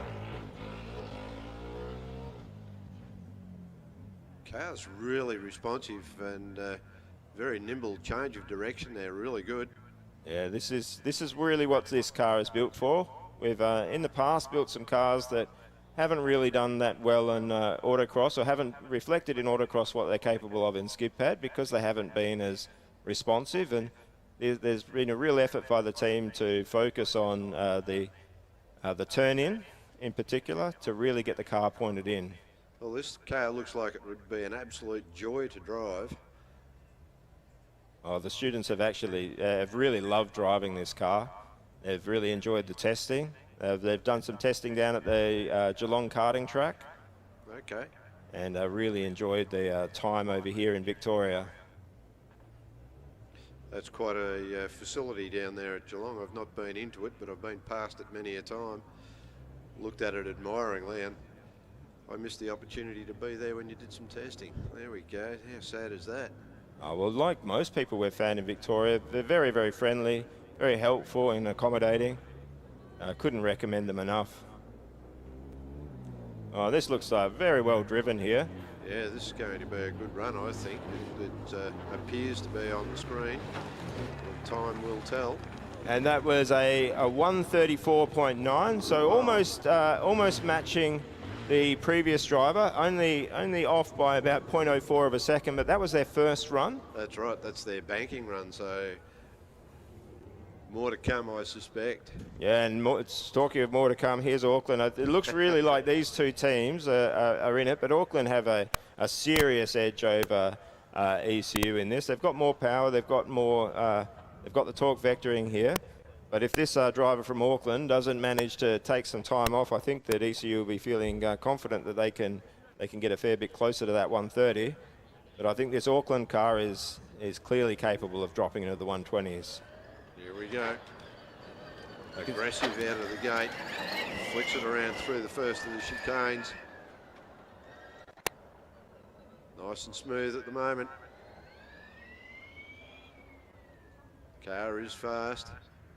Yeah, you can see definitely the driver is pushing a lot harder than the previous run. Yep. Yeah, I think this is going to be a good time.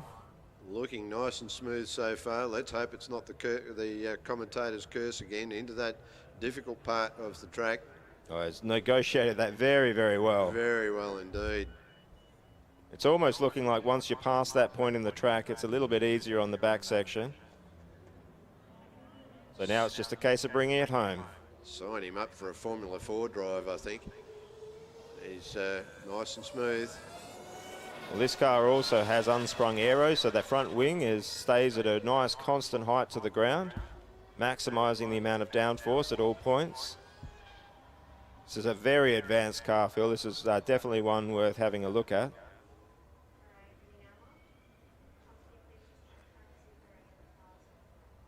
Yes, unsprung front wing. That's quite an achievement. Would not be an easy engineering task to undertake. Oh, this is beautifully driven. This should be a really good time. It just looks very smooth and aggressive. And a 130.5. So just a shade off the first driver. That's amazing. So the time to beat is still a 130 flat. Yeah, absolutely. I really thought that might have just about pipped it, but not the case. Well, I think the big encouragement for the team is they've got two different drivers in there running at the same pace, which is faster than anybody else has been able to put in. I think if you're pairing those two up for the endurance run, I think all the other teams will be very worried. Absolutely, and we've got Newcastle back out on track at the moment. Car working well. It's a beautifully presented car. I think this team is really building up a good points tally throughout the weekend. So a nice smooth run. This is second driver in, getting a good banker. And that's a 142.9. Good stuff, and well, home territory is back on track. Yeah, this is ECU, and they will be pushing it now. They've done everything that they needed to this point. They've got in a healthy banking time. It's leading the IC class. They will be pushing and giving everything to this run. And you can see the level of aggression and speed is considerably faster than the first run. If they can keep this run clean, this should be a good time. Yeah, car works well, and being a narrower car, haven't got to quite work the car as hard to get through those chicanes. You have the front corner of that wing missing, as mentioned before. It's deliberately to try and make sure it enhances the chance of a clean run. Allows the drivers to push a little bit closer to the cones. You could see a lot closer to the cones than the previous run. Really good drive. And a 130.5 from ECU. Wow. Not enough to take Auckland, but nothing between Auckland and ECU there. A half a second between them. That's an excellent run. Absolutely. You can breathe now, Kev. Oh, that's over the moon with that one. You can see they're incredibly happy. Yeah. That's amazing. This sort of competition. Yeah, that's an absolutely fantastic run. Well done to the team there, Kevin. And I might say to yourself, because you're a part of what's teaching these guys to do what they do. Oh, I'm incredibly proud of what the guys do. They're a very, very hard-working team. But the thing I love about this is I love the competition. You've got two cars there that couldn't be any more different. Yeah, absolutely. All-wheel drive, electric car with, I think, about 220 kilos, a lot of power, torque vectoring, the whole works, a really developed aero package versus a small, lightweight, single-cylinder IC car. Yeah. And there is hardly anything between them. Half a second in these conditions on that track is really not much in that. Absolutely.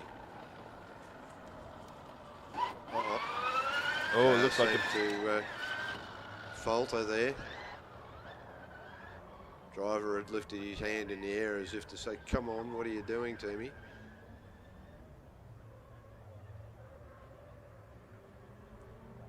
Well, it is the first lap for the second driver from Canterbury. This is one of the teams really chasing for a strong finishing position throughout the whole comp. At the moment, they're sitting slightly behind Tasmania. Their fastest so far is a 136.3, and I think that little fault there, it looked like a bit of a drive problem. It's probably cost them this lap. Yeah, quite possibly, and but driver is keeping on with it. Car seems reasonably tail happy, which is probably, I think, probably a little bit more tail happy than it ideally should be. Oof. And there's an example of what that does to you when it gets that too far out. Yeah, well, I think a lot of time. I think with the setup of these cars, it's probably very similar to what you would find in your hill climbing. Is if you're going to err on the side of your setup, you want to err on the side of oversteering, because at least then the driver has some element of control, but you don't want to take it too far. Is that similar to what you'd find in hill climbing? Pretty much, yeah. There's nothing worse than disappearing into the shrubbery head first with your wheels on full lock and smoke pouring off the front tyres.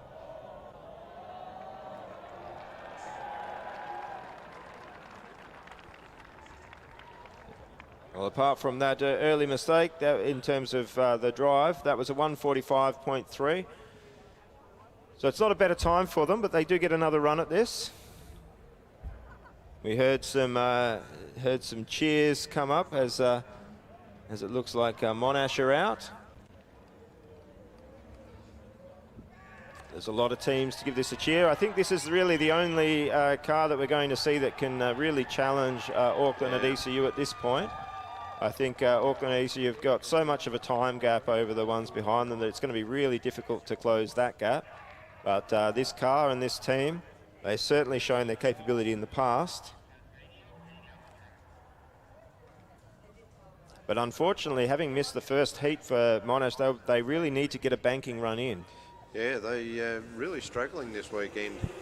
They thought they were home and hosed there yesterday with the acceleration test. They knocked off in the last run by Auckland. And then they've struggled today. So let's see how they go on this run. Car looks to be working well at the moment, changing direction, left, right, wriggling that steering wheel and across the finish. And it's a 140.7. Yeah, so they've got a lot to make up on their next run. Yeah, well, I think that the driver did exactly what they needed to do there. They needed that banking time. You cannot afford to go through this competition without getting times on the board. If they had got caught out on the other side of the track, that would have been game over for them. So I think the driver's done exactly what that team has needed. Tasmania here looking to overrun the University of Wollongong. If they can, they're fairly close. They're only 0.3 of a second behind. Being driven very cautiously here, but still steering quite well. Yeah, a little bit of oversteer coming up from the rear of the car a couple of times as it changed direction, but nothing untoward.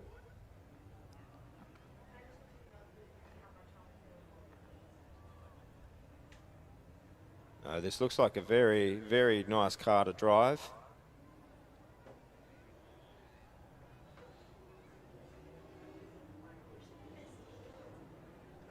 They've had a real focus on reliability, this University of Tasmania team, and it's really come out this event.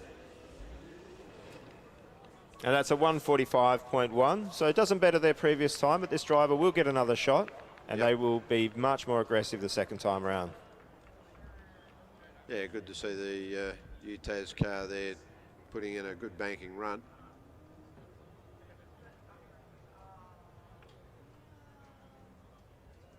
This looks like it's the Monash car back at the start line there, I think.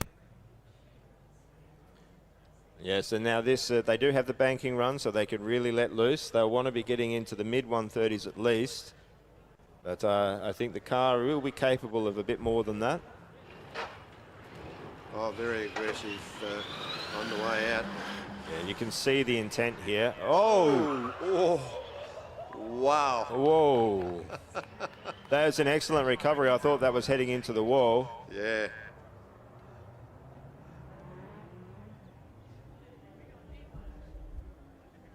Wow, that's a very... Oh. And again... So close again. Now, this is the dangerous part where the cones get scared.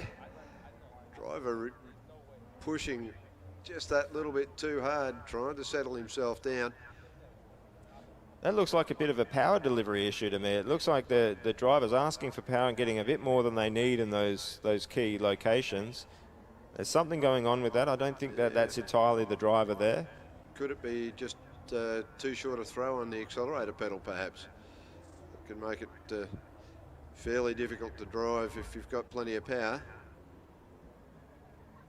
Well, I think the driver's done incredibly well to catch it there. So despite all of those offsets, it's ended up being a clean run, or it's a clean run so far, despite two very scary moments for the driver.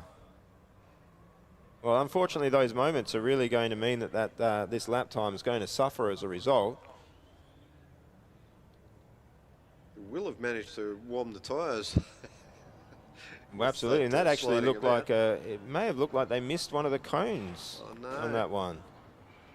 It's hard to tell on this screen, so hopefully not. It was a 137.67, but I don't think we could call that a really clean lap in terms of how the car performed.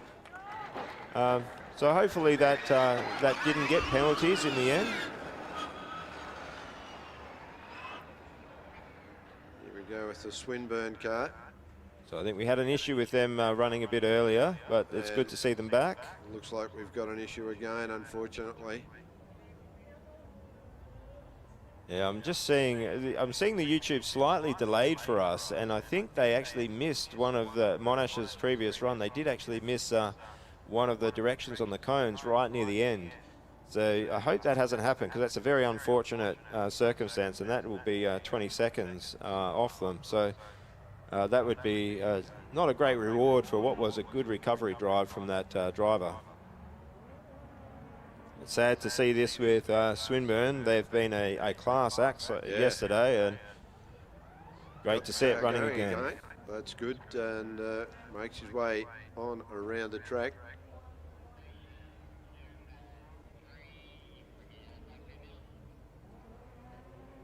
Driver concentrating on keeping it nice and smooth, and the car slows again. Yeah, I'd say this looks like it's one of the electrical cutouts. Yeah, driver doing some fist pumping, but not of the joyous type. Going back through, resetting the electronics. I guess the one advantage, Kevin, at the moment, we've got a good camera angle on that car. You can see the driver shielding the sunlight from the display.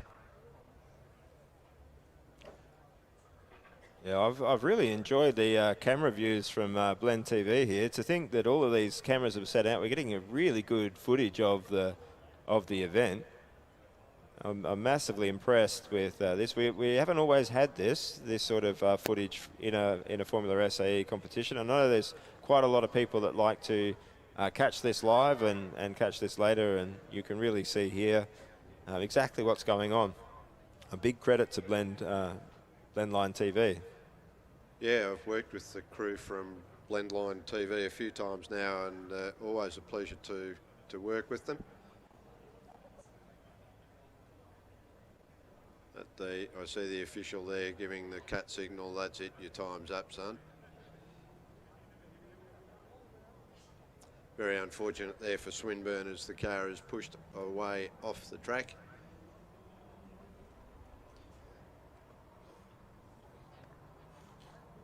Yeah, that is unfortunate. Well, at the moment, we can see the run order at Auckland, fastest car out there. So you set that in the very early stages with a 1:30.0. Then ECU on their final run there with a 1:30.5.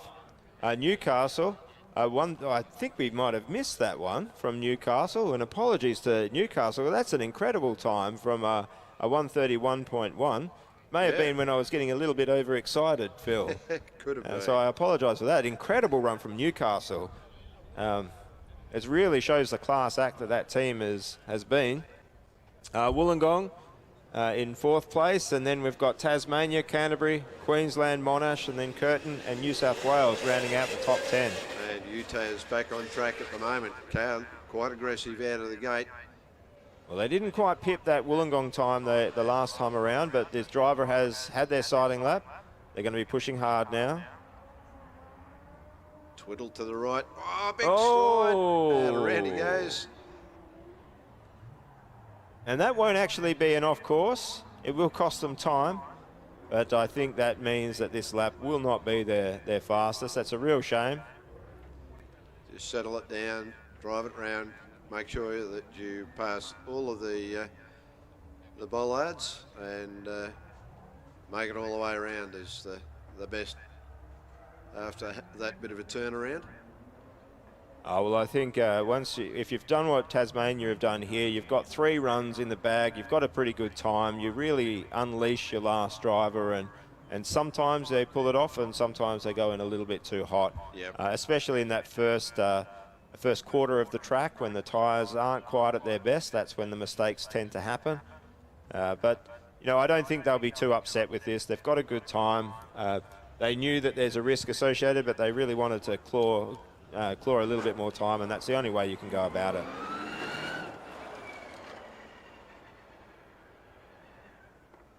As the car continues on, driver working really well in the final stages, coming around that really tight right-hander. Wriggling through more of the chicane there. That was a beautiful line on that entry to that. Should we call it chicanery? You go for it, Phil. I think that one might be one students use against me in the future. So that was a 1:48.6, but the event there really cost them a lot of time. So Curtin out on track. They're not too far behind Monash's time there. I don't think Monash's time is without a penalty, though. We'll have to see how that one goes. Of course, any times we're giving you, they don't take into account any of the cone strikes. So as we're seeing them raw, but the actual final finishing place will take into account any penalties. But Curtin have got a number of teams above them in the 136s that they'll be looking to get in and amongst. Car being flicked left and right quite hard through the chicanes there. They're celebrating their 20th anniversary this year. A long-time competitor. They've had some great results.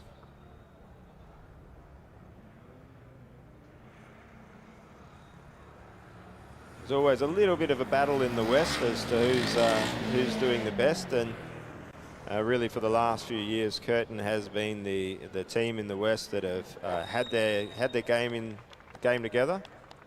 That's a nice solid run of a 1:44 for the first run for that second driver. Yeah, good run. So Waikato back out.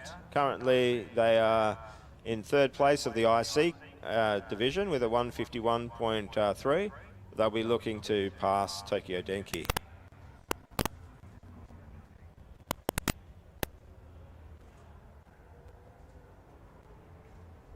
Nice and gentle through the treacherous chicane. Car looks to be lack a little bit of grip down there.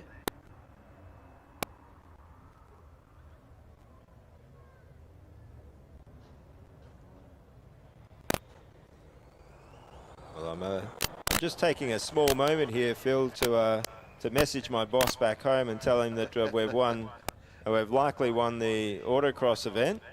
It might keep me employed for the next year. Keep food on the table. That's always a plus.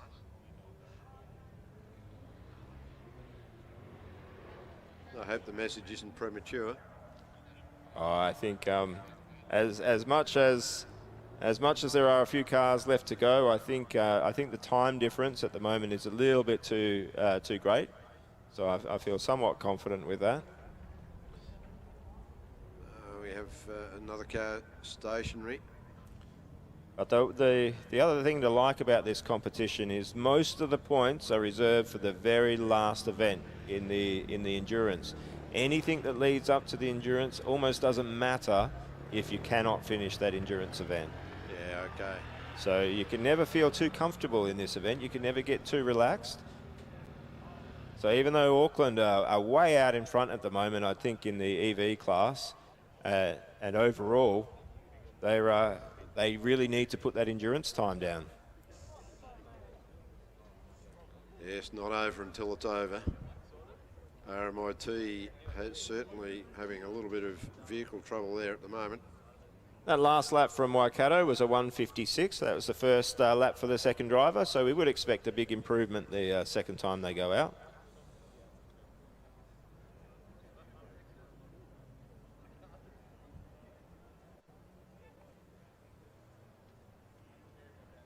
I never like seeing this, Phil. No, it's unfortunate to see one of the cars be pushed off track. Now Curtin's lining up with their second driver. They won't be released until the track is clear.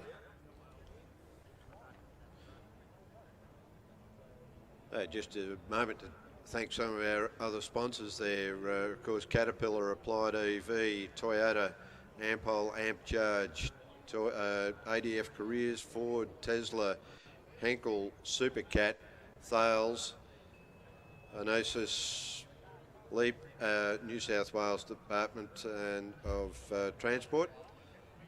So thank you to all of those sponsors. Red Bull and Motorsport Australia and Calder Park Raceway. Also, of course. Well, Curtin are away now, and you can see an increase in aggression from the driver in their second run. They've built up. All weekend they've been building this event. They've been slowly increasing their speed throughout the weekend. This is looking like a good run. Really throwing the car around. They've got this tricky section coming up soon here, Phil, so hopefully they can navigate that cleanly. Yeah, entering there now.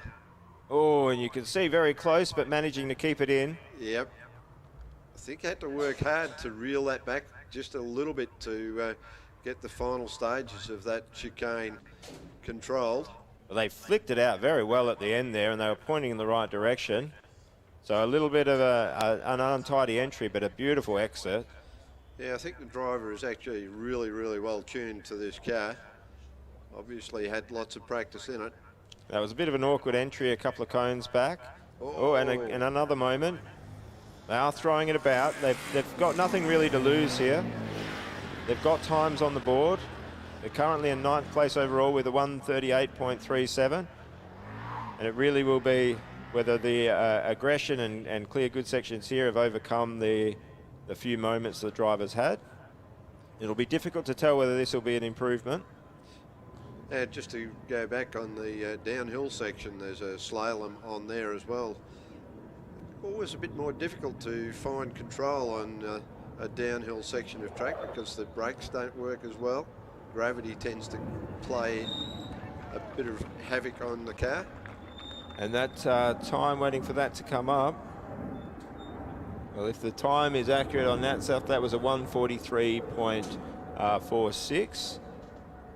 So unfortunately, very aggressive. The driver didn't leave anything wanting, but unfortunately was not able to reduce the time there. Yeah, a little bit of extra smoothness may have improved that time. It is a really difficult balance in these cars, trying to balance the aggressiveness and smoothness there, and you don't get many opportunities at it. You really only get the one fast lap, and if you're a team like Curtin are there, they've had their runs, they've got times on the board, you let them loose, and it didn't pay off that time. Yes, the driver obviously well and truly able to control the car, but not necessarily quite as smooth as he would have liked on that run. that's paid against him. And Waikato here with a 147.2, so their best lap so far. Yeah, good and run. enough to get past Tokyo Denki.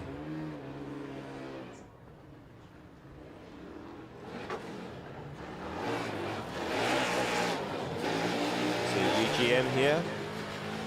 Great to see them back out for their second driver.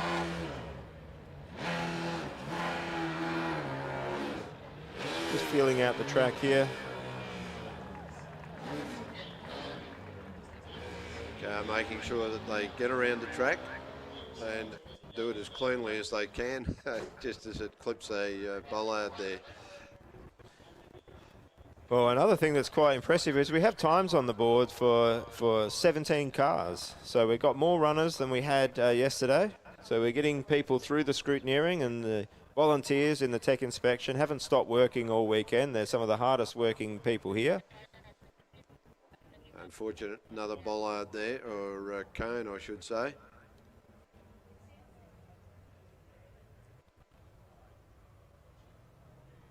You're going quite slowly here. That might just be actually quite a tight section. They might just be struggling for steering lock. Yeah, it could be. But hats off to them for putting in a great effort and getting here. All the work and hard effort. The congratulations goes to every single team for having made it to the event. Whether they make it out on track or not, the amount of work and effort, and hopefully, I'm sure, the learning that is associated with that is what it's all about. Well, that was a 2:32. It's not a competitive time, but once you have a running car and you get your drivers in, you can start to practice and build speed, and the speed actually builds up a lot faster than you would think in the first time once you got a running car. Yeah.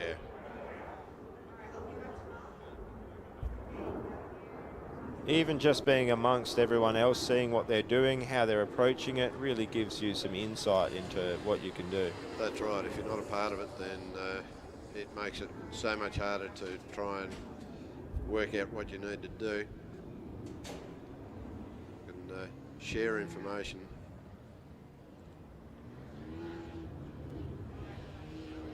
Oh, great to see Sydney out here. They had some issues earlier. Yeah, they're back, which is really good.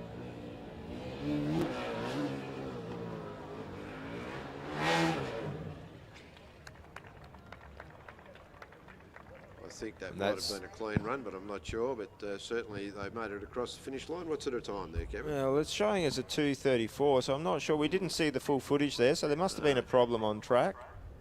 University of Wollongong here. Their previous time was a 1:35.7. They're currently in 4th place. A bit of a gap to Newcastle. They were closer in the first heat. So let's see whether Wollongong can pull back what is quite a considerable margin.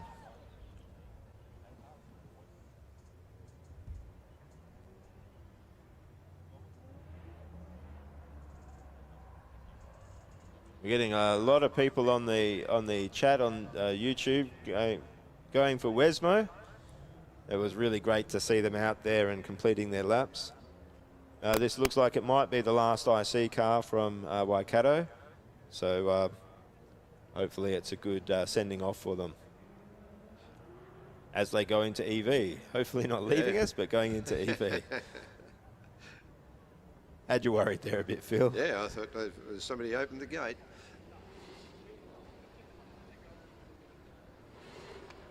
This is a really low car from Wollongong, and it's a 1:48.2, so that driver would have just been sighting that lap, and they'll really push it on the second lap. This is where you see all of the action, is in their final lap when a team has everything ready. So we have Monash out again. It's a little confused here. I think that I thought they had missed the first heat, but I think they've been able to make up that time. So the previous run from the last driver was quite messy, so we're hoping to see something a little bit tidier from them here, but it's going quite fast. Yeah. And that's a 1:34.68. So a big improvement for Monash there. That's brought them well back up the field.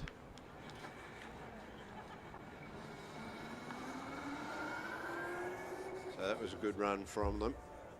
And we see UGM back out for their final run.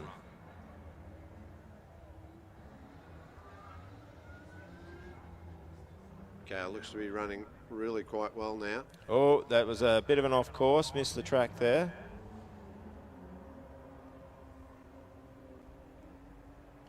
And you can see just the not really knowing where the track is. It is quite difficult when you're coming in and you're driving some of these for the first time. Yeah. Here we come down to that tough part of the track, negotiated really quite well.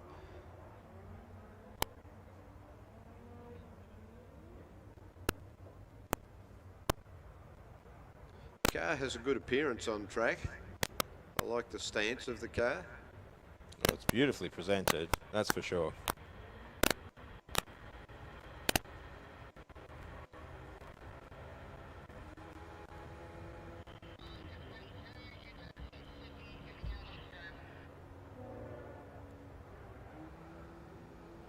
Now, I'm not too sure what time the shut-off is for making it through in time for this event, but it must be coming around shortly, I guess.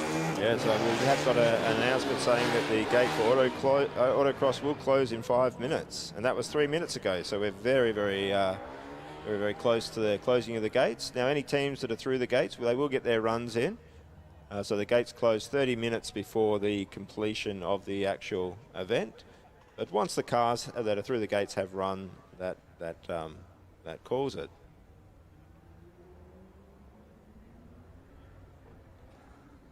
Car working its way through now into the final little section of the track and across the finish.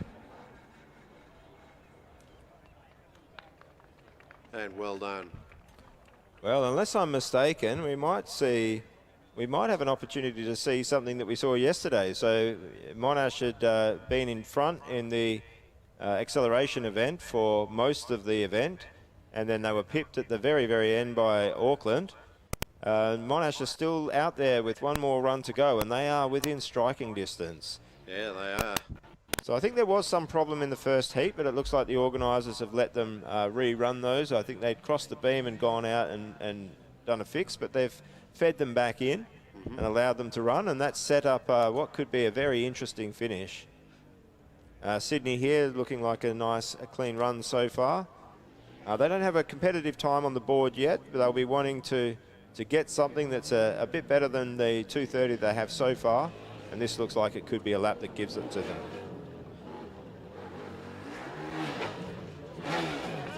And it certainly is. That's a 1:42.3.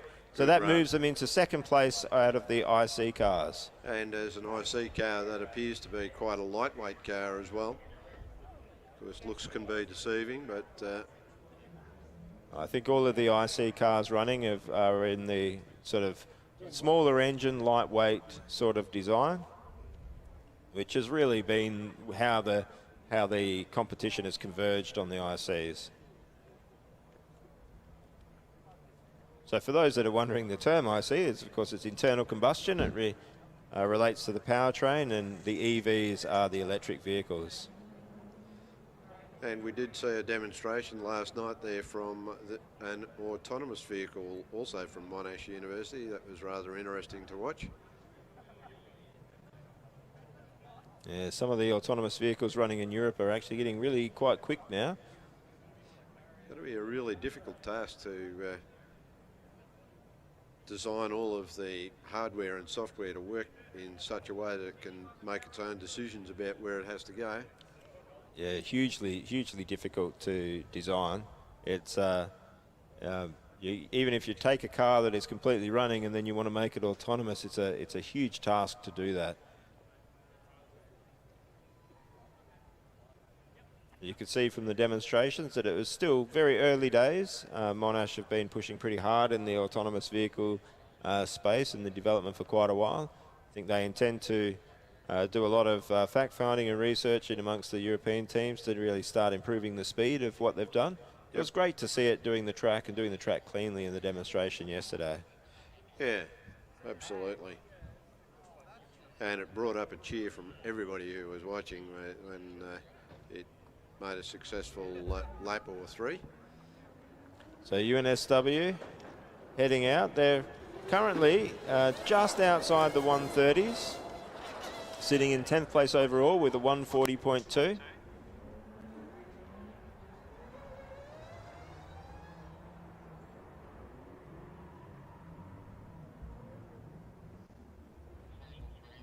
Bit of tail out there. Works through the chicane. Oh, this looks like tidy driving. Tricky Yes. spot coming up. And has navigated that well. Now, I think the exit of this is actually quite important because there's a fair bit of turn and you want to point straight into this section. They've done a reasonable job there.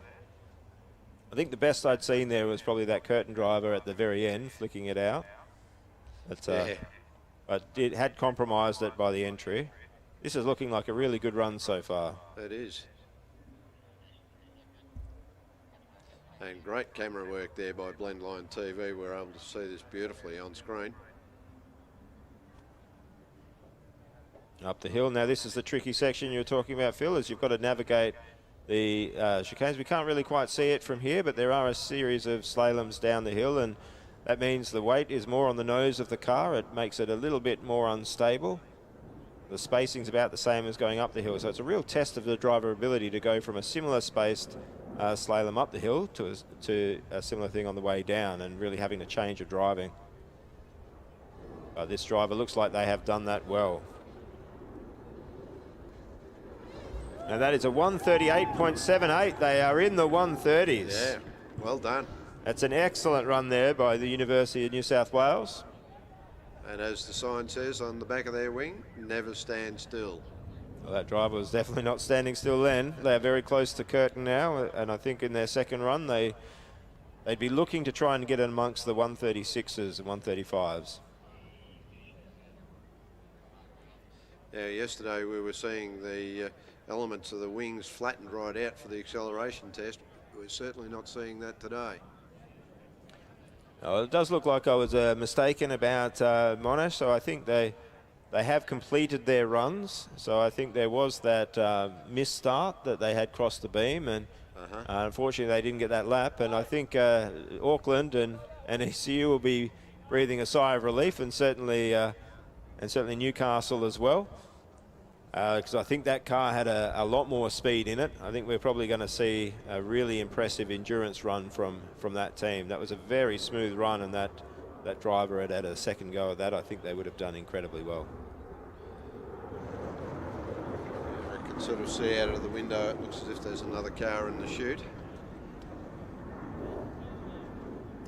Well, unfortunate, we've seen out in front of us off camera, we've seen UWA trying to get through the tech inspection. Unfortunately, it looks like they haven't been able to make it out to Autocross, so hopefully we can see them in endurance and see that car go around. It's a really well put together car, and I've seen it run at Geelong. They were out running with us, and it was a shame that they haven't been able to show exactly what that car can do in this competition.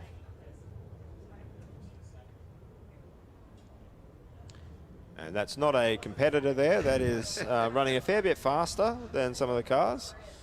But you can see quite effective wings. Yes, no ground effects on that. As we display our event partners. So how about you, Phil? Have you driven much in the way of electric vehicles? No, I've only driven two. And oh, here we go. We're back on track with. Well, would you like to have a drive of this electric vehicle, Phil? It looks like a ripper. I'd love to have a drive of any of these vehicles, internal combustion or electric. Oh, the driver is pushing this now. This is looking fast. They're sitting at a 138.7, but if the driver keeps this up, this is going to be a very competitive time. Navigated that very, very well. Yep. Good job through the chicane. The exit of there was really good. You could see the flick, and it really pointed that car. And what you want with these cars is a car that really rotates very quickly. And that really showed it on that exit there. Very well controlled by the driver.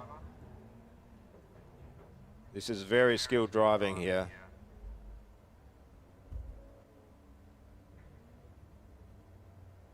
They're just coming up. They've got a the up the hill slalom, and then out of sight of us, the down the hill slalom. Now this part of the track, this is the tightest and twistiest part of the track. This is the one that's very technically challenging. A lot of cones, but the tyres are up to temp. The balance is sorted at this point.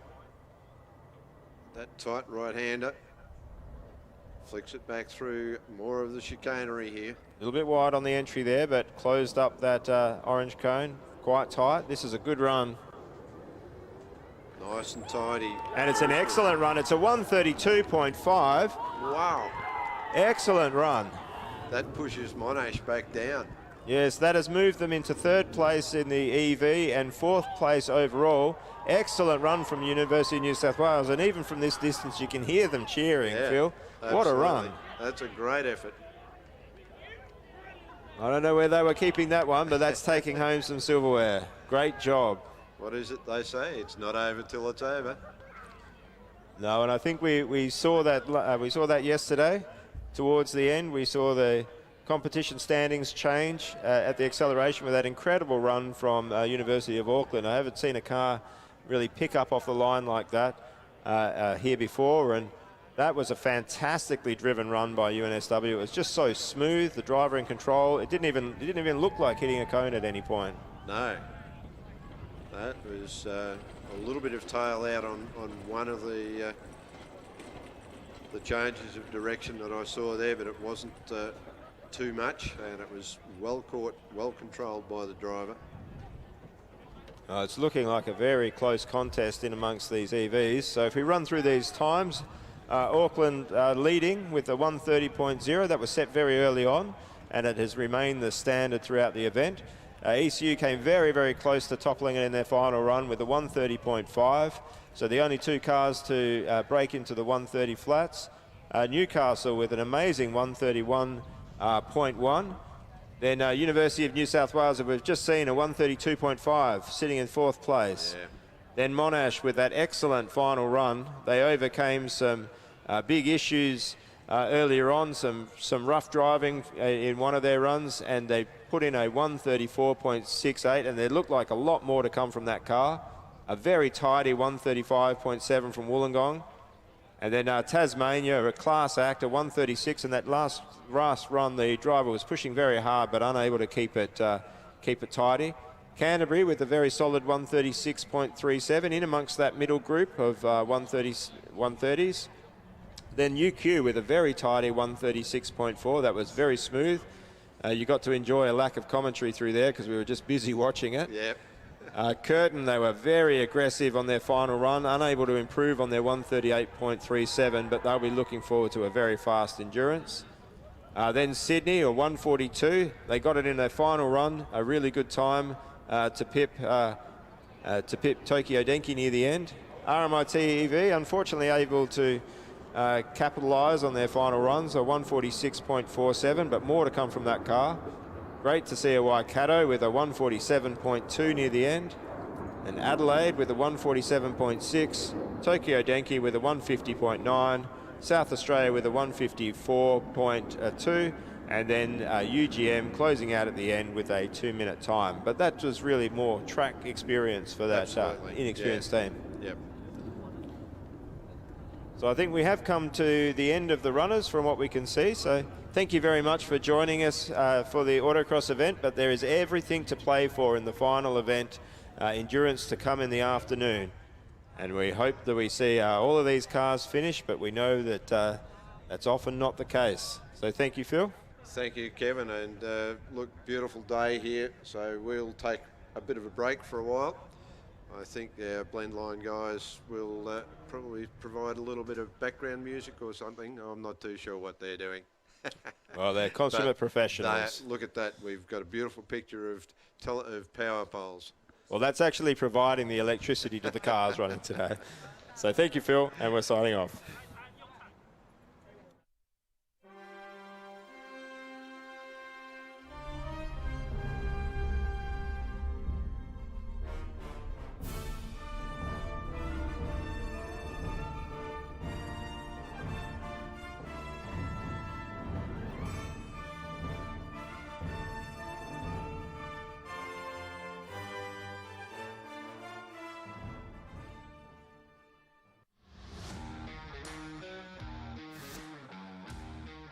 When I'm racing on track, I've got to be millimetre perfect.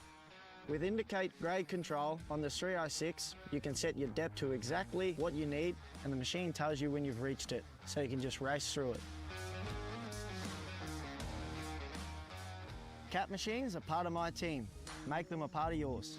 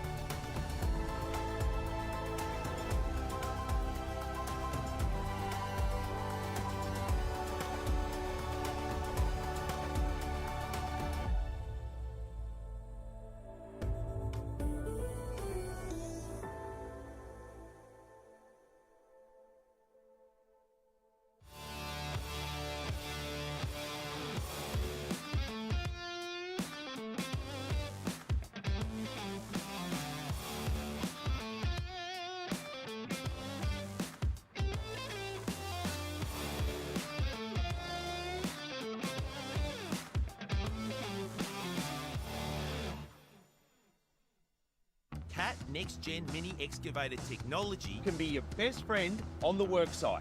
with new ease of use Indicate, you can dig to an exact depth, length or slope.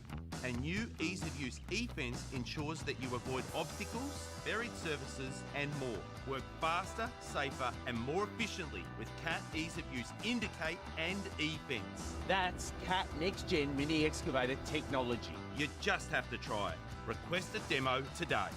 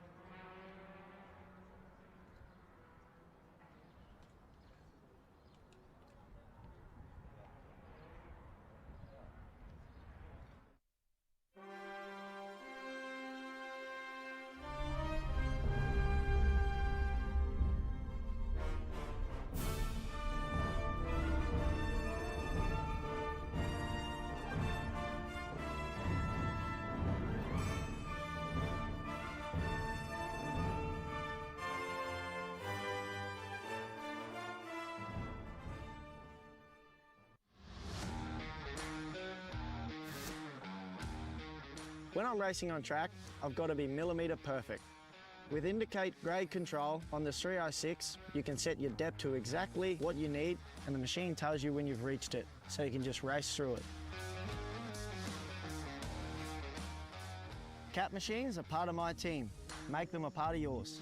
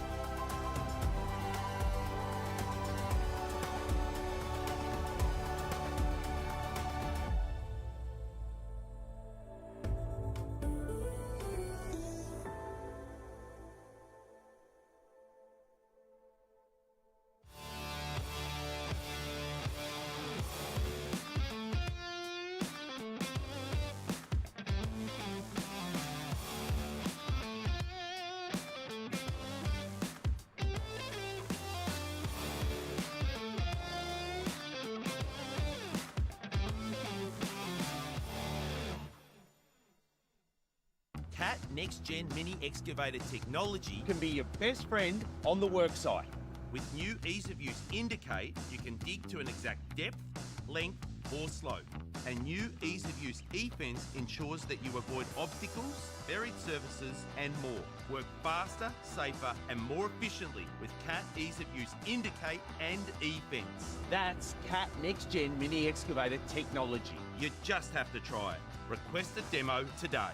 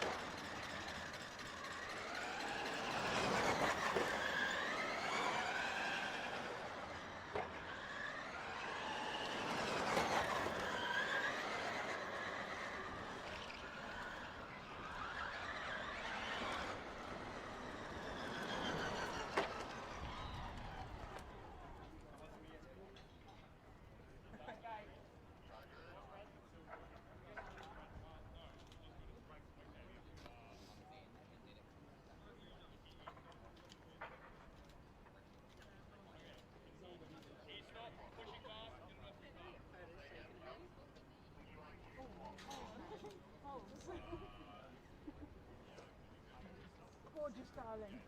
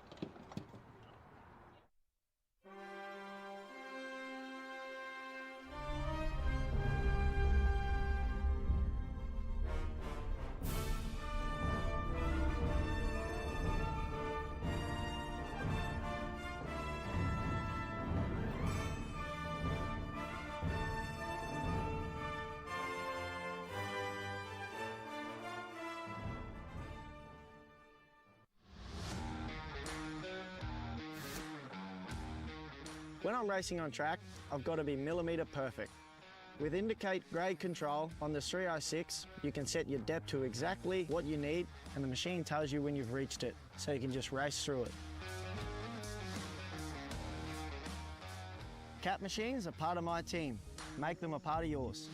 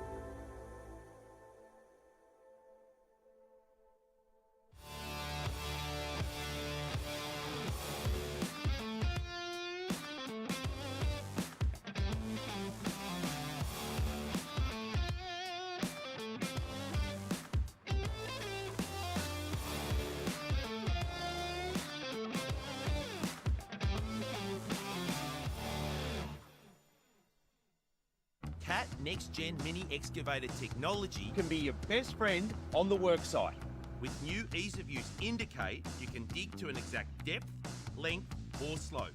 And new ease-of-use eFence ensures that you avoid obstacles, buried surfaces and more. Work faster, safer and more efficiently with CAT ease-of-use Indicate and eFence. That's CAT Next Gen Mini Excavator technology. You just have to try it. Request a demo today.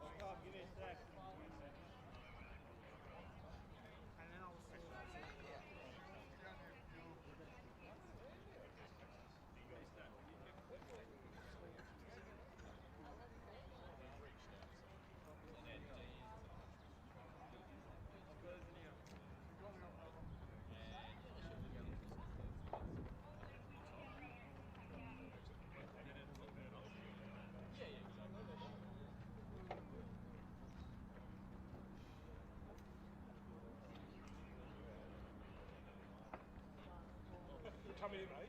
Come have a look what's going on.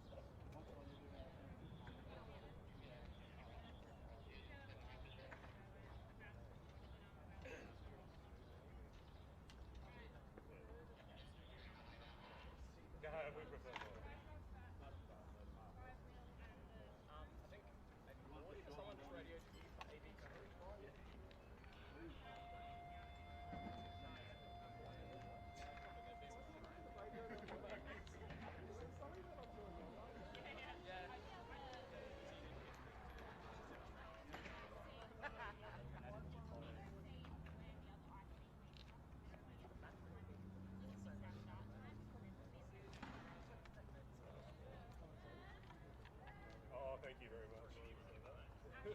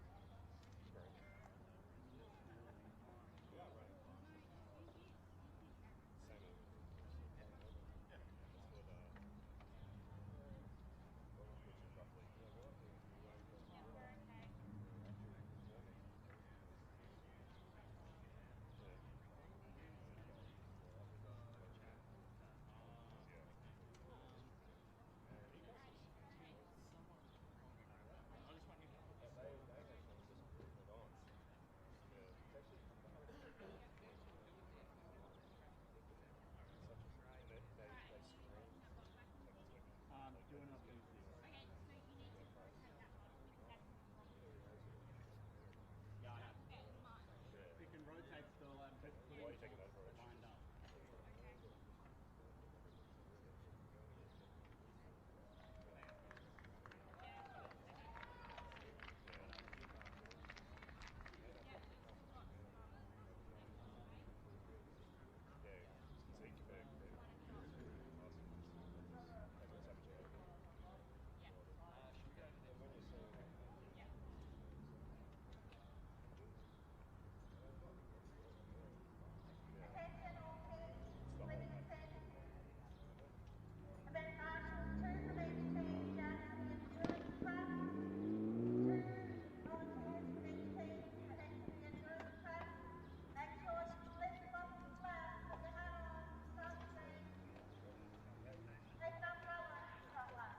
Right, you got two drivers. Do you want to get them to volunteer? You guys over here, right? What's that? 2 volunteers from each team to the track. I don't know whether they're gathering volunteers. You can volunteer a couple of minutes. For Autocross, they do the same thing for Autocross. You'll be okay. And it'll be like a percentage of the tank. Please send 5% of your team. They asked us to compete for Autocross.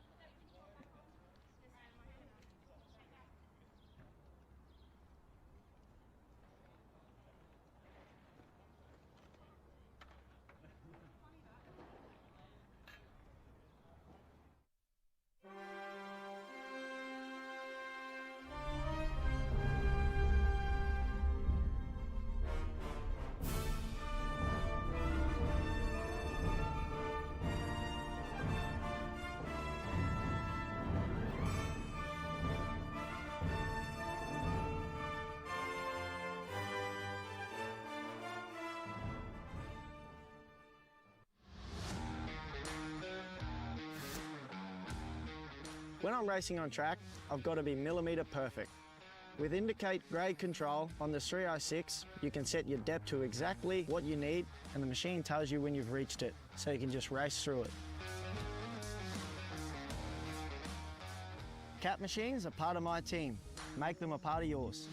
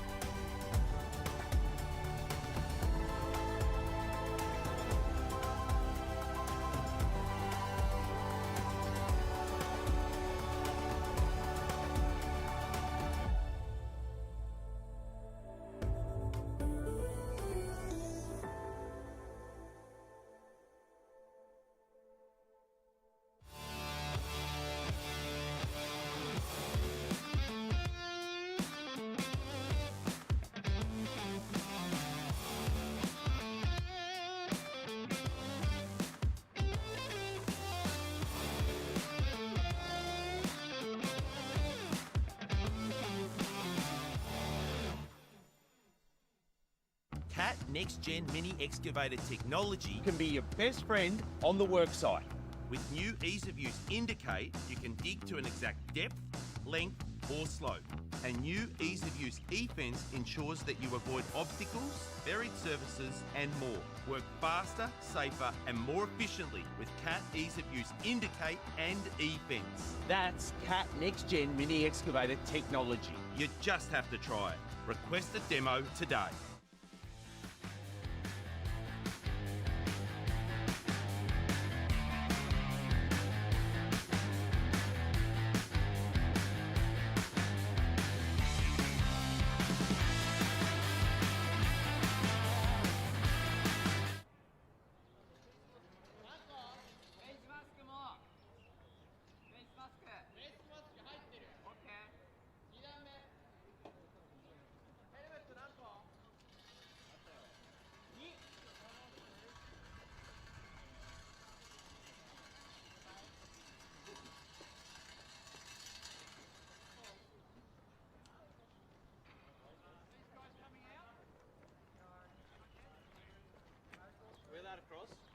Air compressor?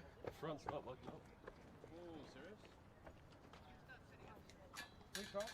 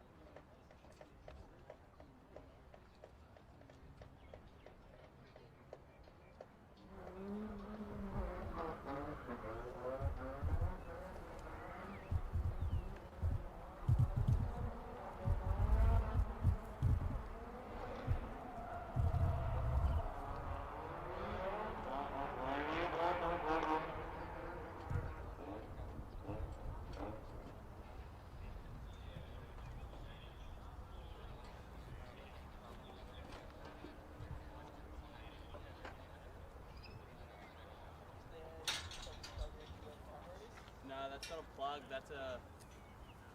Oh.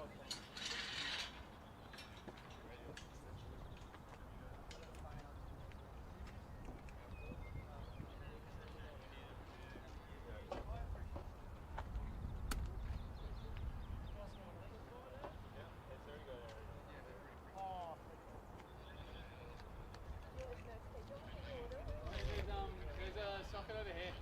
Move an extension cord. Pop it up and bring it back.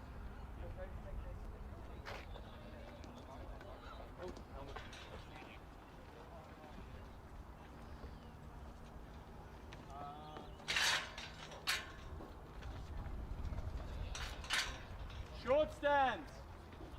Short stands.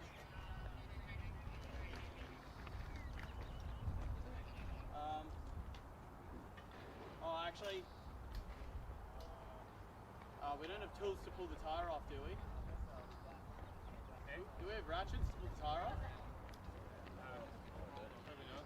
Alright, well then let's move those and just move the tyre in. Yeah, this one's right through now. See how much we can make.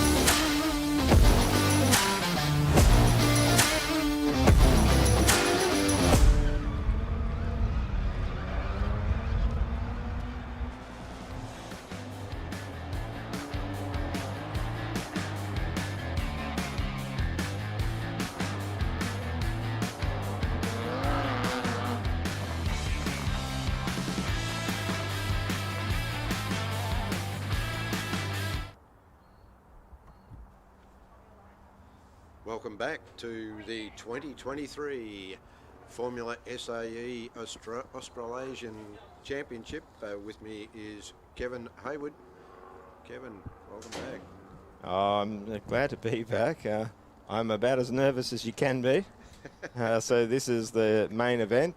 Pretty much everything that's happened up until now, there are teams that have done a good job, but it can all be undone in this event, including the team that I came here with. And the team that you came here with has been putting in some fairly good results so far. Oh yeah, absolutely. They're thrilled with what's happened so far. They've done well in acceleration, done well in skid pad, and did a great run in autocross. But that doesn't really put the fears at ease. That just makes them a bit worse. But some great cars coming out, and I think all of these teams at the front are just going to be aiming to finish respectably, and nobody wants to not finish this event. That's what this event's really about, is how long the cars can last. It is, but we were chatting off air before. The real achievement is all of the work that goes into starting a build from scratch, design, assembly, get it running the very first time, and that's the wow moment. The rest of it is just a bit of cream on top, really. Yeah, it's really nice to see what the cars can do, but for me the best day of the year is the first day the car runs, and you've taken a team of students and they've managed to work from a blank sheet of paper and produce a car at the end, and it never ceases to amaze me how much work goes in, how hard it is, and every year I'm surprised that it gets done. So there's been some absolutely beautiful machines out there. Some of the finishing, some of those machines, absolutely top class. In fact, most of the machines, if you look around them, you'll find areas on them that might not be quite so good, and other areas where you just go, wow, stunning stuff. So to get a complete package is quite an achievement. Yeah, it really is the difficult part of these. It's pretty difficult to find one or two systems that might be a cut above the rest, but the truly excellent cars come when you have a really uniform quality throughout the car, which really means you just can't afford to let anything drop. And there are thousands of parts on these cars. It's a very high performance. I'm getting a message from home, Phil, from people online saying that we can't hear you very well. There must be an audio issue. But I think the message is actually we want to hear less of you, Kevin, and more of Phil. Let's see what is. I wonder, is that any better for them? Hopefully that tweaks it up a little. Move the microphone closer to your face, Phil. Oh, there we go. Oh, yeah, that does sound a bit better, got Phil. a droopy mic. There we go. I think there we go. I think we've got it now. Yeah, I think family's probably a bit used to hearing me and probably a bit over it, to be true. I always come back a little bit excited from these comps, whether it's a nervous excitement about, oh, well, next time we're going to do this, or it's gone well and I can't stop talking about it. Either way, Christmas tends to be a pretty boring topics of discussion for the rest of my family. Yes, Dad's come home. We're all leaving home while Dad talks to himself.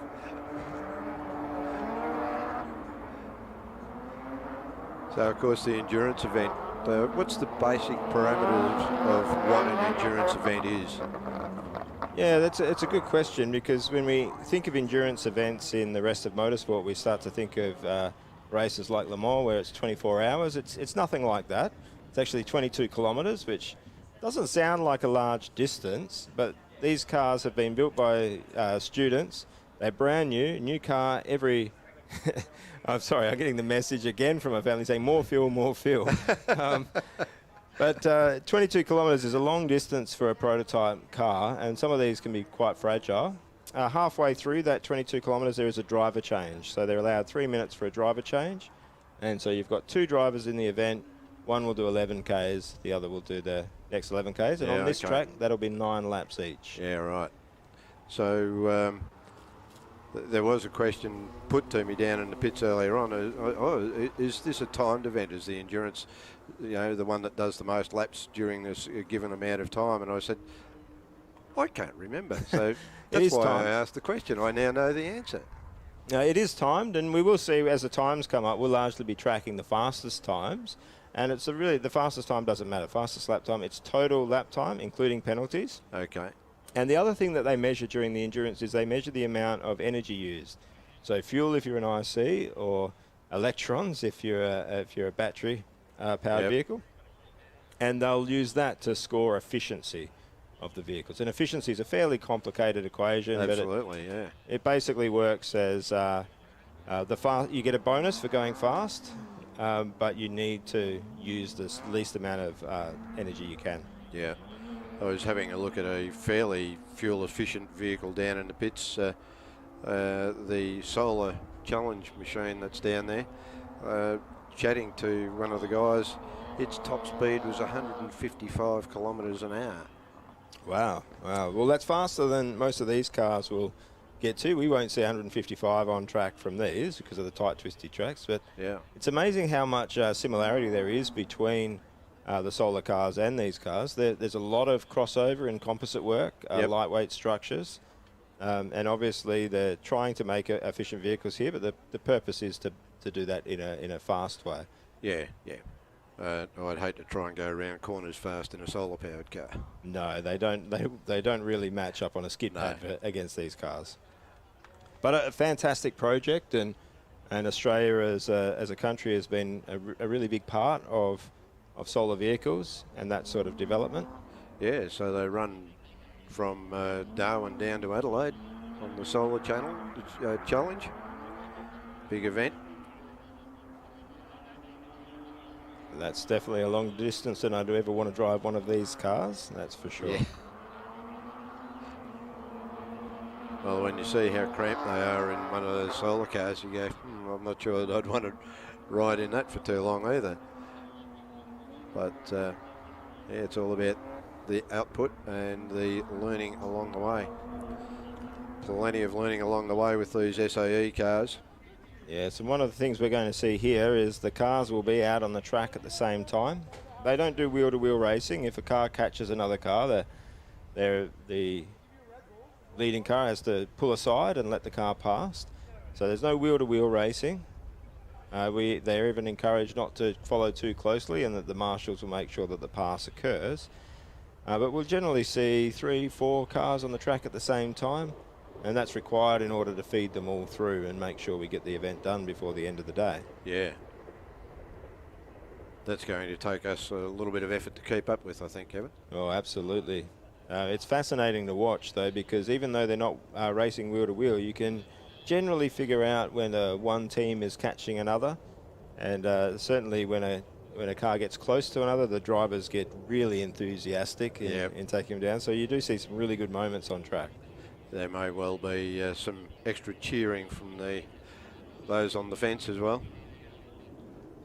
Yeah, one of the years, I think most of the years I drive, I at least get a couple of passes in, and it feels amazing to pass one of the cars because you've generally had to catch up about a third of the lap before you can put a pass on.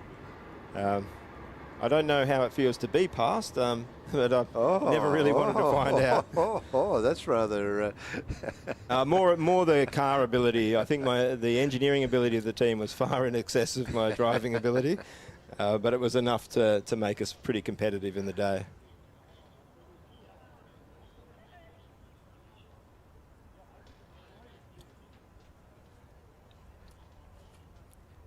One interesting thing that I heard quite some time ago was if you buy a race car, get used to being beaten. Yes. Because that's going to happen more often than you win.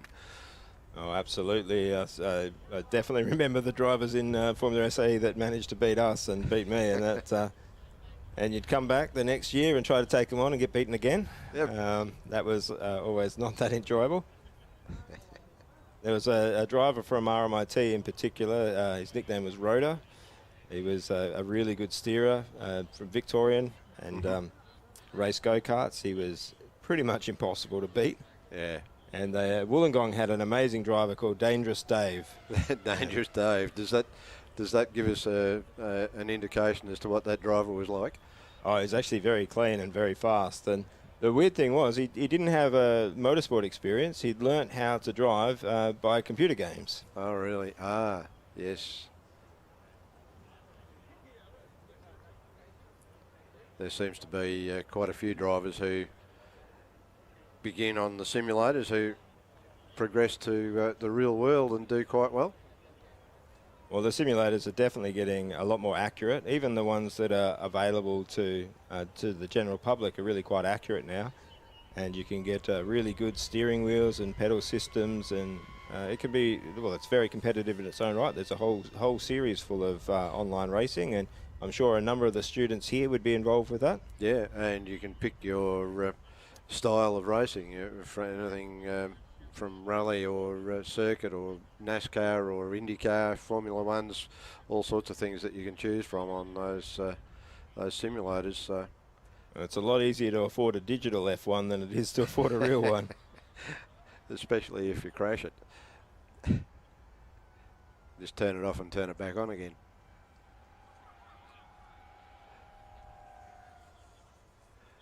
So it looks like the teams are in the starting blocks, so to speak.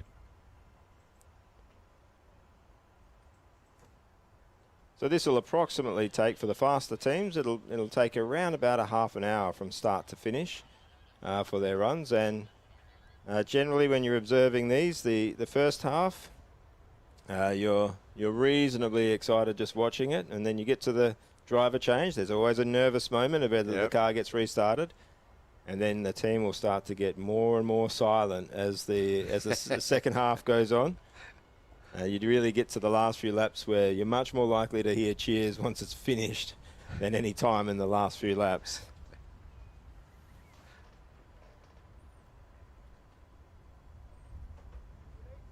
But I definitely think there's a few cars there. I know that Auckland have had a couple of issues through this weekend. So they did have the rear wing come loose in acceleration. They managed to get back and have a great performance. Yeah, that was a good effort. But they will be worried about a few things here and there. I won't mention anything that ECU might have some concerns with. But they didn't have a perfect run. So they've had a few drivers make mistake. The steering wheel quick release, that came... the steering wheel came off in the first autocross run, and the car was nearly stuck on the other side of the track. So it hasn't been problem free. But the car that's coming in third in in third in this event is University of Newcastle. I don't think they've put a foot wrong in this event. They have been almost on song. So I think they could be a real surprise upset here. Yeah, they've done a really good job this weekend as well. Really, all of the teams have done a brilliant job. It's just that some of them seem to be able to achieve a little bit better on track, I guess. But just getting here is a huge achievement. Yeah, and I think when you've got some of the decisions that are made in the design process for cars like the Auckland car and the ECU car, they will make a little bit more performance, but they can cost you reliability. You do have to look at that trade-off. Yeah, and so with the electronic vehicles or electric vehicles, they limited in maximum amount of output that they're able to put to those back wheels. Yeah, you're allowed to run up to 80 kilowatts, but you'll find in the endurance that the electric teams will really dial that back to make sure that the battery is good at the end. And really, due to thermal issues, you'll find that towards the end of a run, they'll be pulling a lot less than that out of their motors for the second half. So sometimes you see the electric cars start off fast and then slow down over a run. But you often don't. This is an event where maybe the IC cars do a little bit better. They're able to maintain a bit better speed. So you generally see the best from the EVs in the Autocross event. Yep.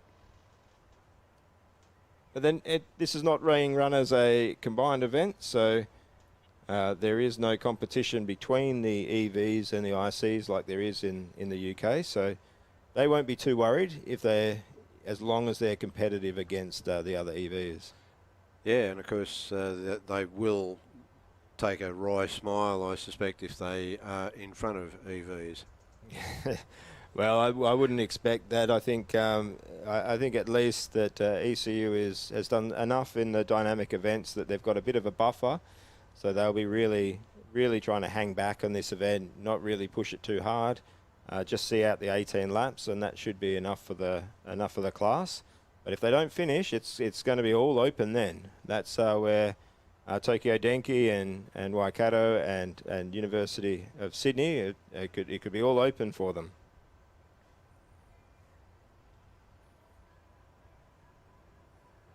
And that's where the strategy differs between the teams. So Auckland have a buffer dynamically against Monash and Canterbury and Newcastle. They can afford to maybe not push too hard in this endurance event, make sure the car gets over the line, and it should be enough to help them overall. Okay. The teams will be aiming to win endurance, but some of these teams, the overall win is far more important to them. Very good.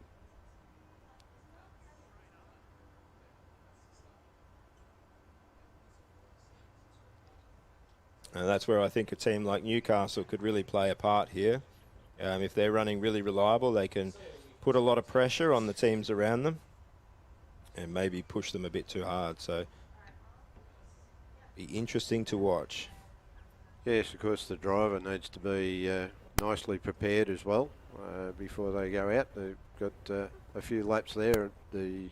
As you can see, umbrella over the driver to keep the heat off for the moment until he gets mobile, until the driver gets mobile, until the car gets mobile. Well, those umbrellas certainly aren't for the rain, Phil, because I think rain looks about the furthest thing away from here. Absolutely. And that will be an added difficulty for the teams. All of these teams prefer to run in cool conditions. This is probably the hottest we've seen this weekend. Yeah, it's almost northeast Victoria weather has followed me down.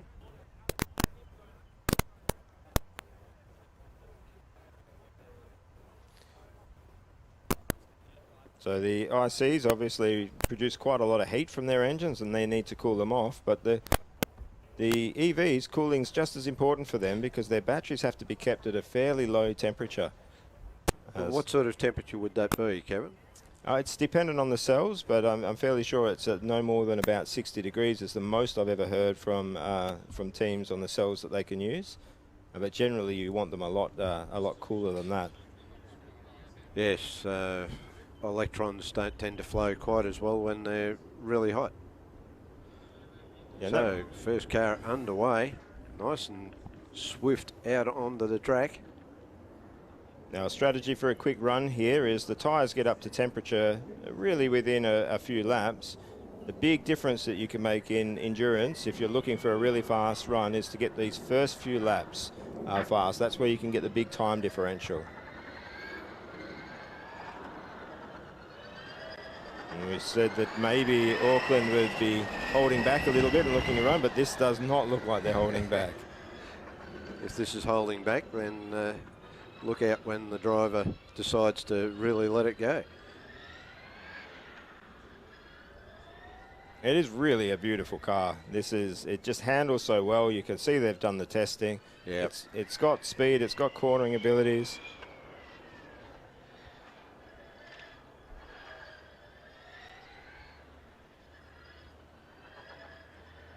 So this is the team that they won skid pad, they've won acceleration, they've won autocross. Big question is what they can do in this event. Over the hill. Drops down through that twiddly bit. The entire track is quite twiddly. Oh, they're doing a great job. This is nice, clean running on the first lap, and it's fast. It's putting the pressure on other teams. And it can go one or two ways with this. So the teams running behind can put pressure on them, but if they set a really fast lap time, it basically means it puts it out of reach from their competitors. Yeah. And that first lap there was a 1:40.8. Okay, so a little bit behind their autocross time, but that's what we would expect in endurance. Yeah, absolutely. And it is cold tyres. I think their first lap out in autocross, and this is probably the same driver, was I think in the region of 134. So dropping about 6 seconds there and just making sure they're not making any mistakes. Yeah, nice solid drive. They'd be very happy with what they're seeing with their teammate here. Yeah, the driver looks very relaxed in the car. And those sections there's two sort of long straight areas. You've got to wonder whether they're just pegging the car back a little bit in those areas to save battery. Yeah, of course, as we were saying earlier, the overall power consumption of the vehicle is taken into consideration. And they want to make sure they finish too. They don't want to put too much heat in it. So the driver will be looking for where they can go fast to get that speed, but also where they can save energy. Much like what we see in F1 and sports car racing, where they find parts of the track where they can not lose too much speed, but save a lot of energy. Yes, of course, in the internal combustion engine type cars, it's change up a little bit sooner in the revs. And that was a 1:36 there. Yep, so that's a good bit quicker though on the second lap than the first. Although a rolling start, I guess. Yeah, we should fairly soon see the next car coming out, which will be ECU to join them, and we'll get a one-on-one comparison as to how the best of the ICs and the best of the EVs are going to go on this endurance track. Nice and smooth, the driver working the wheel well. And ECU's out. So this is the car. I can see Kevin now chewing his nails, quivering in his boots. Yeah, very, very nervous. The car has done a fair bit of running, but none of that really matters because it only takes one mistake, one fault, and it's all done. That's right.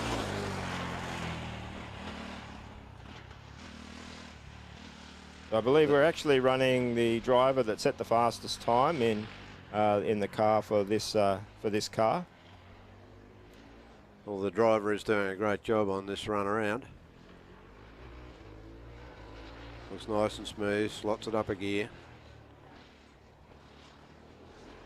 And this is one thing the electric cars don't have to worry too much about is gear changes. They don't have gearboxes, they run in the one speed, and that was a 1:34 from Auckland there, so bringing that time down.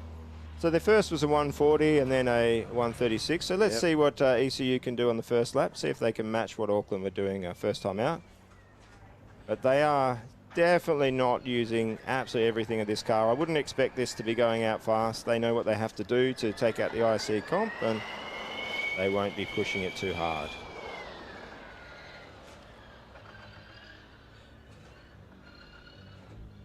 Any idea how many gear changes they're pulling in this car?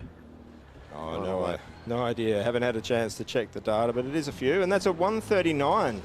So first lap faster for ECU than Auckland. That'll have a little bit of pressure going back. And one of the features of this car is it does have a solid rear axle. So the part of the tuning is to get the inside rear off the ground as you're driving out of corners. That's a deliberate. So if you keep an eye on it as it goes around the track, you will see that inside rear get up off the ground during cornering.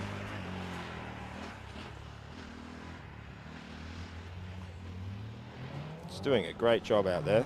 Absolutely fantastic job. Beautiful, smooth drive job that the driver is doing.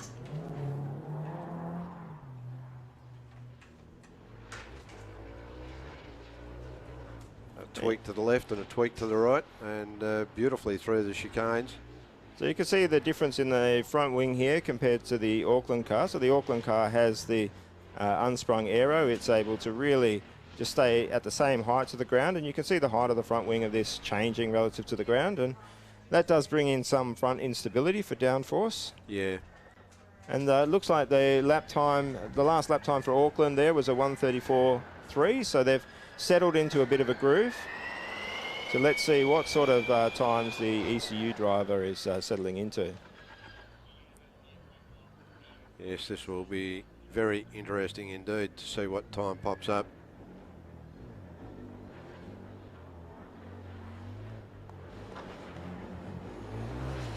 And that was a 135.2. They're right on it. So again, that was faster than the second lap time from the Auckland car. So these cars are running at very similar pace, maybe with a slight edge to the IC car. So I'd say there is definitely some battery conservation going on for Auckland. It's pretty incredible to see that there's two cars here actually conserving pace a little bit and running faster lap times than what most of the cars did in Autocross. Incredible.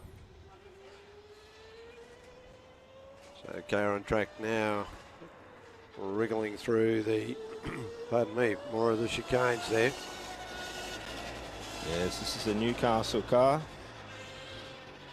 This is looking really nice. I think this car has got a lot of performance. They'd be looking for a strong finish in this event. They've been a long-time competitor and have had some good results, but I think this is probably the best I've seen from them. Yes, the car looking absolutely beautiful too. The presentation has been absolutely grouse. Last lap there from Auckland was a 133.6.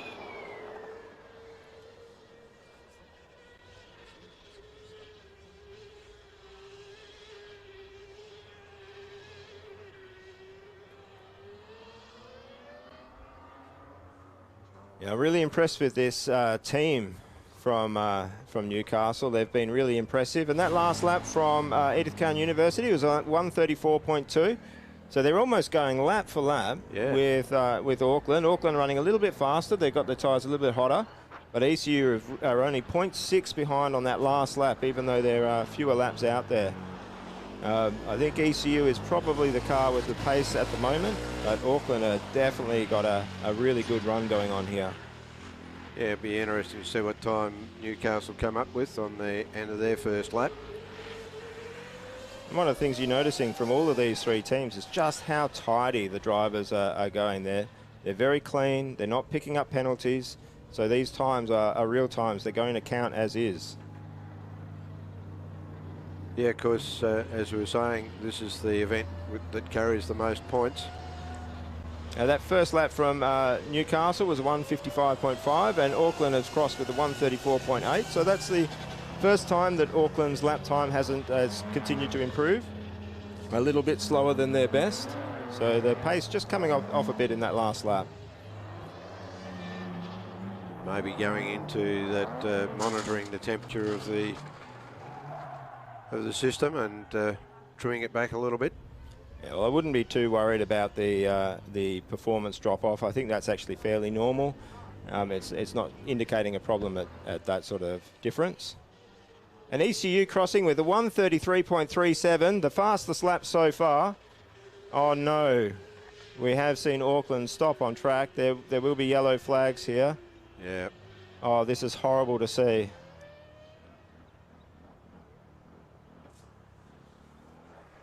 Oh, they've got a certain amount of time to get it restarted. They give them about a lap of running before they pull them in, but it's really the driver's the one that needs to make it happen. It looks like there's been some damage to the car. Yeah. ECU's gone past them.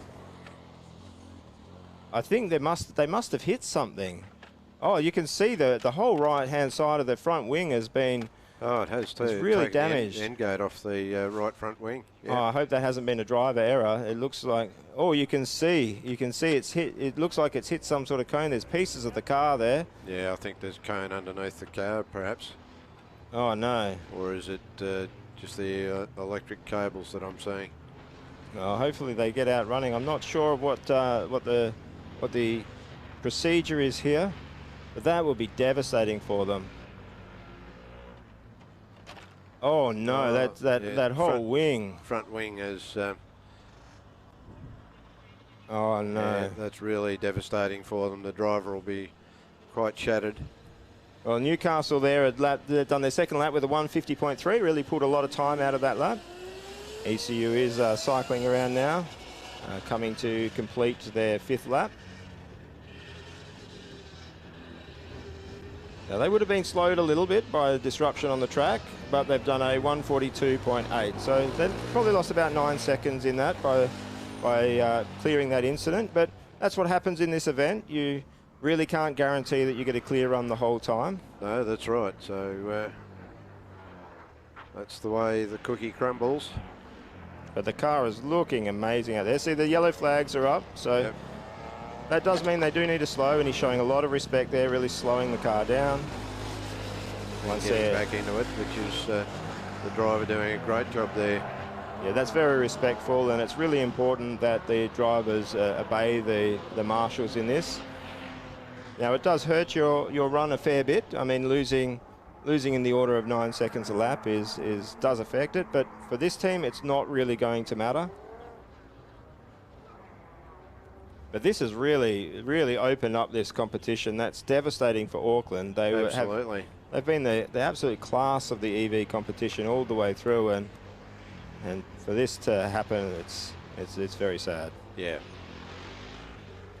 So Newcastle crossing there with a 2:02.5. Clearly losing a bit of time with those yellow flagged region.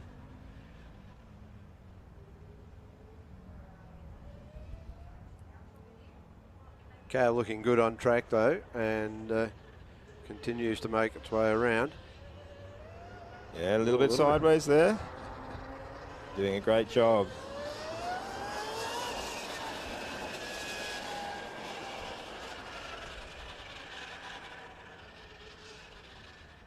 Oh, this is very, very smart driving by Newcastle here.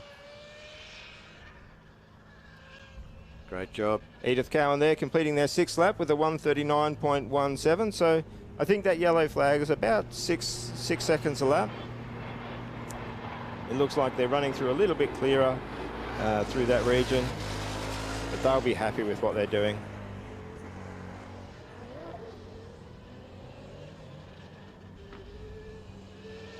Yes, because of the points allocations for the various events, that doesn't put Monash out of the contention, really, does it? Well, absolutely not. I think it's put everyone in contention. I think Canterbury are there. I think Newcastle have got a shot.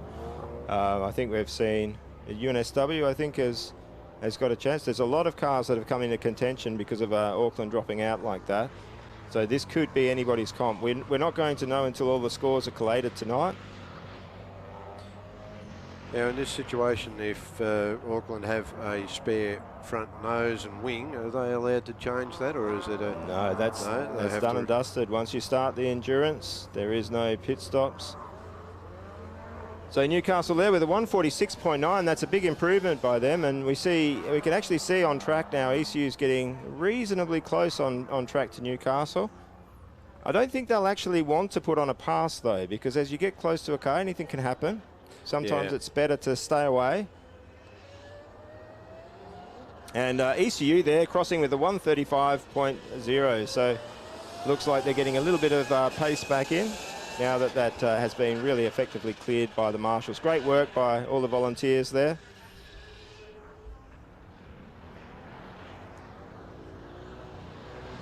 Yes, this is I can't help it, but it's a beautiful car. It's a beautiful car. I'm very happy with what the students have done here. Well, they have done a tremendous job, and the driver is doing a great job there of keeping the car under control. So University of Queensland out. So now with 2 laps remaining on this first stint by Edith Cowan, and then they will do a driver change, and that was definitely the most nerve-wracking part of this event. So UQ just going out a bit slowly at first. Hopefully that's just the driver feeling things out rather than any issue with speed. I know we've seen them go a lot faster than this. We have done commentators' curse before, where we've said that they're not having any problems, and all of a sudden they have a problem. Very close to one of the cones there, but didn't clip it, so all good. The driver doing a great job, wriggling through those chicanes as they make their way around the track.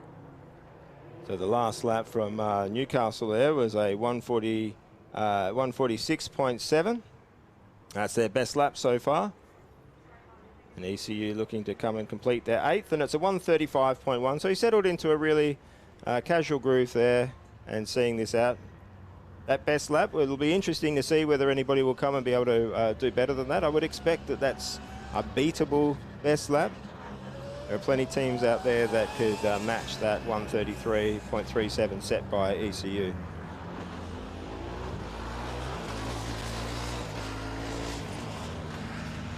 Down into that squiggly bit before the tight right-hander, which I think is coming up around about now. There we go.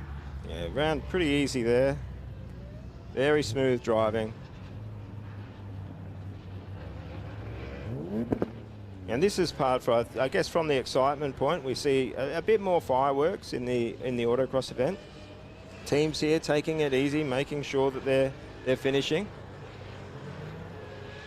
One of the factors of the Australian competition is there's not as many teams running as you see in the bigger competitions, so they tend to just conserve a little bit more in the endurance than what you would see in an international comp, where the winner of the endurance might be the one that wins the overall comp. Now, have you been keeping account of the laps? Yes, they should be coming in for their driver change after this lap. So they've caught Newcastle at almost a perfect time. They won't have to put the pass on, and then they'll get clean air for the second driver. And in for the driver change. That's always amazing to hit that point. Yep, great effort. But the driver has done a tremendous job there. Yeah, that was almost a perfect stint. That last lap of 136.2, I think they were slowed down a little bit by Newcastle right at the end, so that may have been a really handy lap. Newcastle, that last time was a 142.5, so the driver's getting a little bit faster each time as they're learning this track.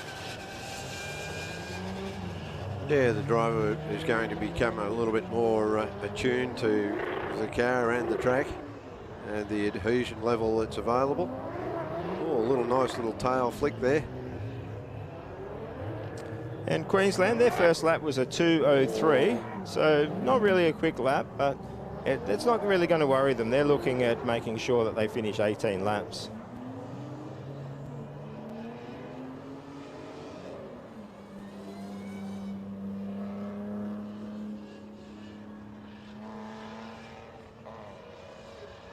So Newcastle has 6 laps completed so far.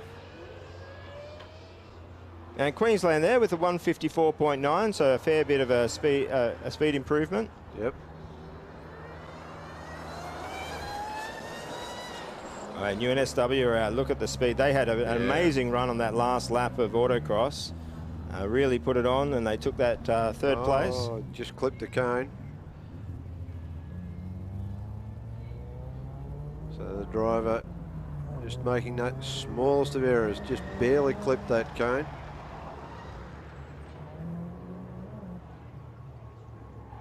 Oh, it's looking pretty sorted. Newcastle completed their 7th lap with a 146.4. A nice consistent driving from Newcastle there.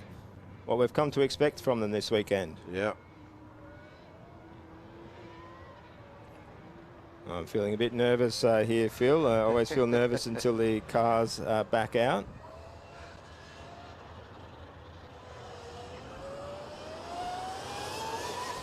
As long as they remember to put the steering wheel back on, it's all good. Oh, please, no reminders, Phil. It's hard enough as it is. I had to remind you. Oh, this UNSW car, this is an absolutely beautiful car. And they are definitely in contention here. Absolutely. The driver doing a great job here too, keeping nice and smooth. Nice and relaxed driving style there.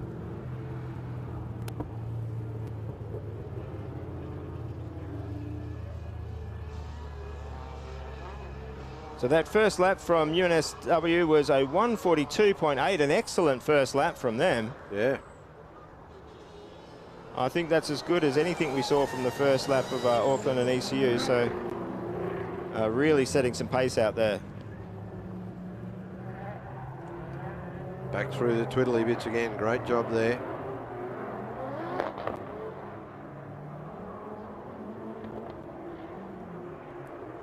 Yeah, he's doing an amazing job here.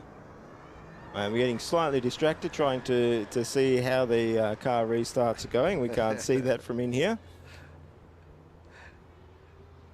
But this UNSW car is going very, very well. This is great driving. Yeah, the driver doing a great job.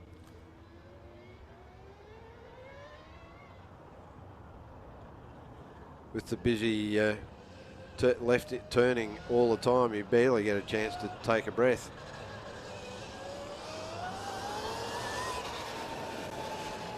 Well, you can see the work on the steering wheel there. It gives you an idea of just how much steering lock is going on.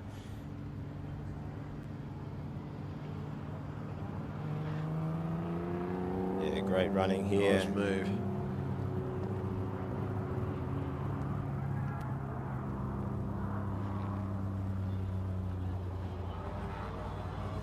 And that time is a 139.12, so excellent consistency from UNSW there. They're definitely the speed on track at the moment.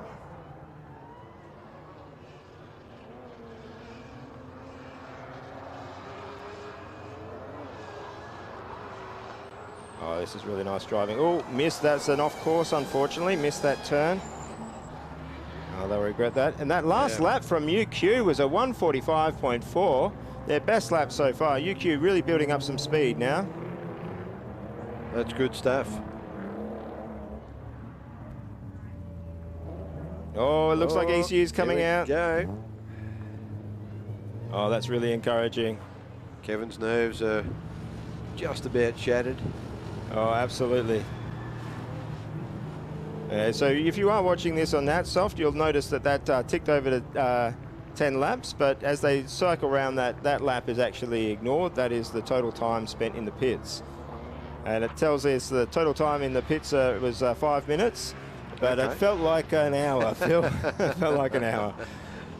Newcastle have completed their first 9, are in for the driver change, and they've done an amazing job. That last lap at 144.0. Great work from Newcastle there. Now let's see how this second driver, this is not quite the fastest driver from ECU. He's been doing a great job driving for his first time this year. And this was the fellow that was a little bit afraid of birds in the skid pad. So hopefully there's no seagulls out there and he can just bring this home. Yeah, well, the driver is doing a great job out there, twiddling the wheel left to right, getting through those chicanes. Well, he's going to have to drive well to run the same sort of pace as UNSW. That was a 138.1 from UNSW. Yeah. They're doing a great job. So just a few laps left remaining for Your machine. Oh, let's You'll not notice count I've these. nabled it. Let's not Your count these ones machine. down. It'll be you to blame or you to cherish. Oh, Phil, please, no. As punishment. No, it is great to see, and it is motorsport in one way, and you know that anything can go wrong. They've done the testing, they've done the work. They've done the work throughout the whole year. The car has run almost perfectly to plan over here in Victoria, and there's only 8 more laps to do, and then the job is done. But UNSW just driving a really nice, steady laps here. That last lap from Edith Cowan University was a 1:47.7, so not too bad for the first lap for that second driver. Queensland has completed 5 laps at this point. They're doing a great job. Yes, UNSW definitely the speed at the moment. They're quite a bit faster than everyone else out there. They're lapping about 7 seconds faster than Queensland, and compared to the last lap from ECU, about 9 seconds faster. That's a lot of speed. It is.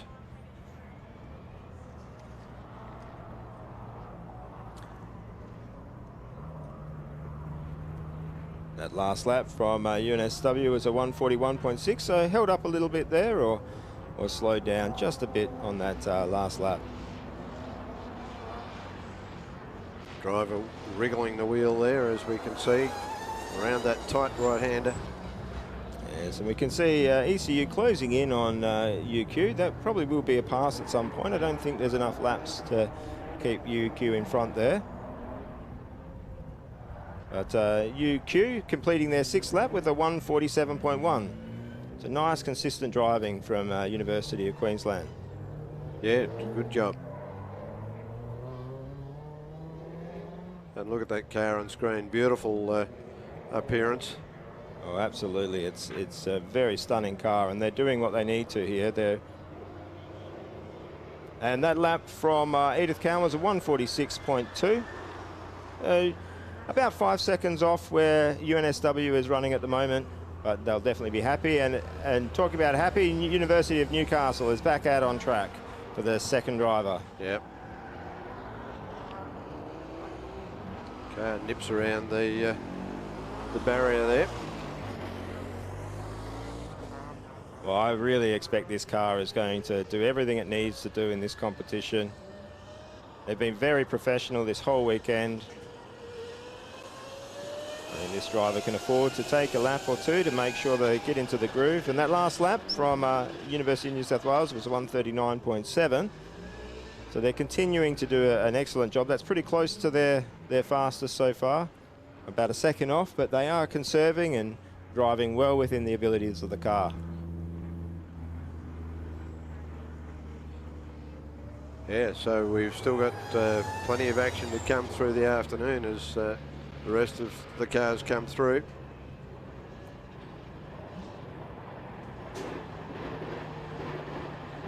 Well, I can see University of Queensland has come around the hairpin. They're closing in to complete a lap soon, as we're watching University of Newcastle. Queensland's last lap was a 1:47.4.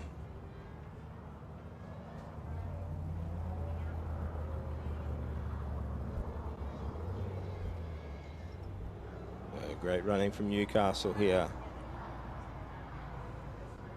Edith Cowan crosses with a 1:41.8, so they're really dropping some time now. This driver's getting used to going on, and even though he's probably told to take it easy, is not intending on doing that.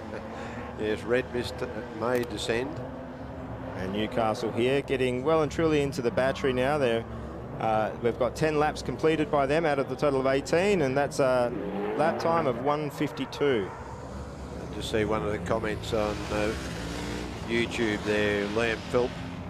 UQR buying themselves a ticket to efficiency. Oh, absolutely. They know the game, and there is a lot of points in efficiency, and sometimes if you just can stick at a good solid pace and not use too much energy, you can grab yourself a lot of points that people give up when they push too hard. And this is great driving from UQ, very smooth, staying well away from the cones. Yes, I would think that if I was out there driving, I'd be going Make sure you keep away from the cones, Phil. Don't use too much energy. You're an old bloke. You just need to make it to the finish. Yeah, it's actually quite hard work out there in one of these cars, and UQ's doing very well here, and I think we definitely see that ECU are gaining them if we look out the window, but not at a huge rate. University of Queensland's putting in some good lap times.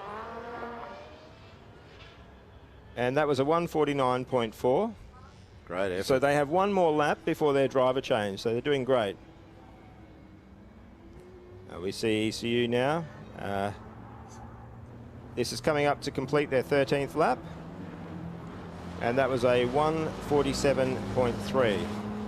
So we're now in the part where it's really nervous time. There is 5 more laps to go for that car. Yeah. And you can see the driver is doing what they're told, just to bring this car home, keep the temperatures within reach, not push too hard. That was very close to that cone, but didn't clip it. Oh, oh no! Looks like University of Newcastle. It's hard to see, but we can see a little bit of blue over on that camera shot. So it does look like a car has come to a stop, and maybe that might explain a little bit of the time that was lost by some of those teams, maybe passing that incident. Hopefully they can get that restarted. Oh no, it looks well and truly off the track, and the driver, once the driver is out, unfortunately that is the end of the event. Oh, this is horrible to see. Yeah, I feel so sorry for them when this sort of thing happens. Well, they were just running so strong throughout the whole weekend. This is absolutely devastating. And that's unfortunately no cars yet to complete, and we've seen Auckland go out early, and now they've been followed by University of Newcastle. University of New South Wales has completed 7 laps. Their last was a 1:40.6. And UQ should be coming in for their driver change, so they won't get passed by ECU, but I think both teams will be very, very happy that there's not a pass being put on. Yeah, that was a good solid drive all the way through. No, to my knowledge, no incidents on track, no bollards knocked astray. No, very good. And ECU, they're completing their 14th lap with a 1:45.7. 4 more laps to go for them. Oh, so it was a perfect drive, I think, from the University of Queensland. The driver just did exactly what they needed to do. They kept not using too much energy. University of New South Wales completing their 8th lap there with a 1:39.4. Definitely still the fastest car on track. They're 1 more lap until their driver change.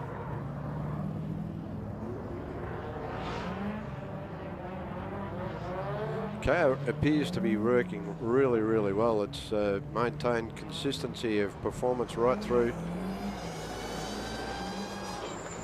Yes, there's not many laps to go now. You just see how many fingers and toes you've got left here, Kevin. I've had my legs crossed, and my arms crossed, and my fingers crossed. I'm not a superstitious person until the.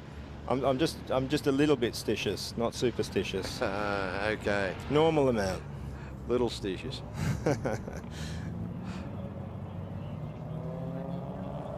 Well, already the team has far exceeded what they managed to do last year.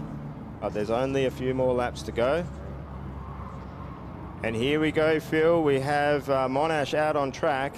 Now, they will be pushing. They have a comp win in their sights if they can really put a good endurance time down. Yeah, this is an important run for them in this event. They didn't have a great skip pad run, which is why they're running so late into this. But they had a reasonably fast autocross run, and they were the team to beat in acceleration, and only just got pipped at the end by Auckland. So they will be pushing hard. Car looking nice and smooth. The driver controlling this beautifully at the moment, and I do so hope that there's no commentator cursing involved in that comment. No, absolutely not. I think this team has completed a number of endurances in the recent time in practice. This car does have longevity. I'm not sure about the little issues that were caused. I think the drivers will be a bit smoother than what we saw in that first autocross run. They'll bring this home, and they will bring this home with speed. This is a fast car. So UNSW completing 9 laps. That last lap of 140.2. They are in for their driver change. And the nerves will start to build for UNSW. Edith Cowan University has 3 more laps to complete. And we see Monash approaching the hairpin. And ECU not too far behind them on track. But I doubt there will be a pass there. Monash will be able to go at fairly high speed. And we'll see how they compare speed-wise to the best that we've seen so far. Interesting to see the sadness spreading to YouTube. Lamb Philp, they're actually about to shed a tear for Newcastle. They deserved a result, is what Lamb is saying. Well, Monash there crossing with a 148.2. That's a really good first lap. And Edith Cowan University crossing there with a 144.4. So driver doing the job. 2 laps remaining.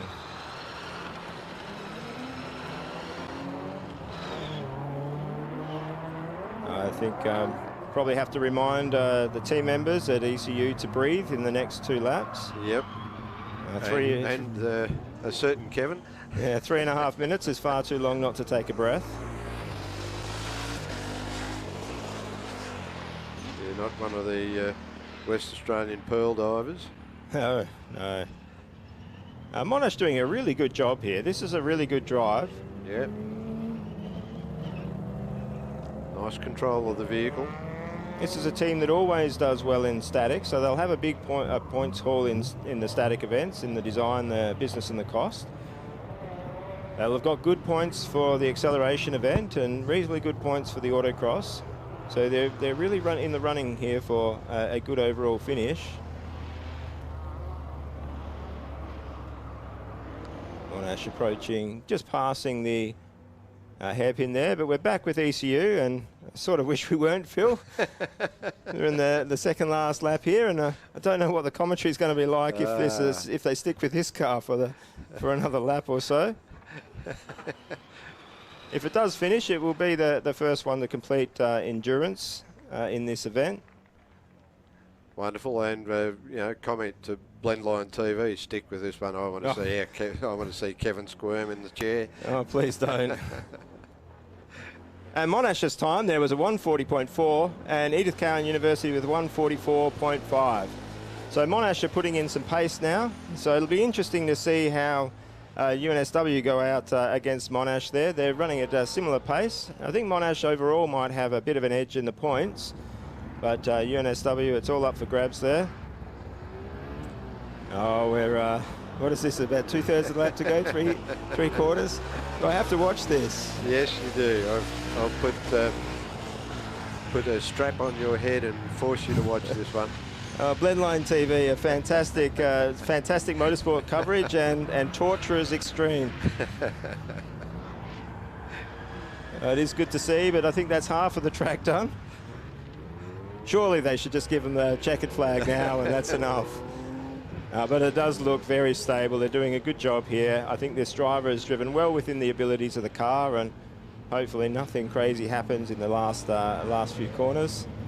And the car has shown magic abilities. It's been driven really, really well, and that can only happen if the car is a really, really good car to drive. So hats off to all of the team, because this has been an absolutely fantastic performance. Well, they still have the fastest lap time, but Monash there crossing in the 130s with the 138.9. So Monash bringing the times down. It'll be interesting to see whether they can match the fastest time, which was set by Edith Cowan University with a 133.37 with the first driver. But Phil, can you breathe? Can you breathe? Come on. This is it. You're almost there. Oh, please show that checkered flag. There we go. Oh, look at that. Yes, you beauty. Oh, you just... I think I need to go off air there. That it has been 5 years since the team has completed an endurance, and well done. That's amazing. Well done to the entire team and the staff of the university that support the team, yourself included, of course, Kevin. Oh, thank you very much, Phil. I'm almost in tears here. As good as it is to be next to you commentating at the moment, Phil, I sort of wish I was down with them. What an achievement, and I'm sure they'll be cheering. And I'll try and recover and do the rest of the commentary now. Oh, what a finish. Yeah, great job. But it is great to see UNSW out here, and I really want to see the pace between them and Monash. I think UNSW have had an amazing first driver run. They're very good. This looks like this driver is going very well for University of New South Wales here. Yeah, car looks to be nice and stable as it changes direction. So always a positive thing. If the car starts to look a bit unstable, then that makes it very, very difficult to drive. Oh, and look at that Oh. Monash. That's going around. That last lap was a 139.7, but you can see this driver is really in a groove now. Yep. This is great to see. Looking like quite an aggressive drive coming on for this lap from Monash.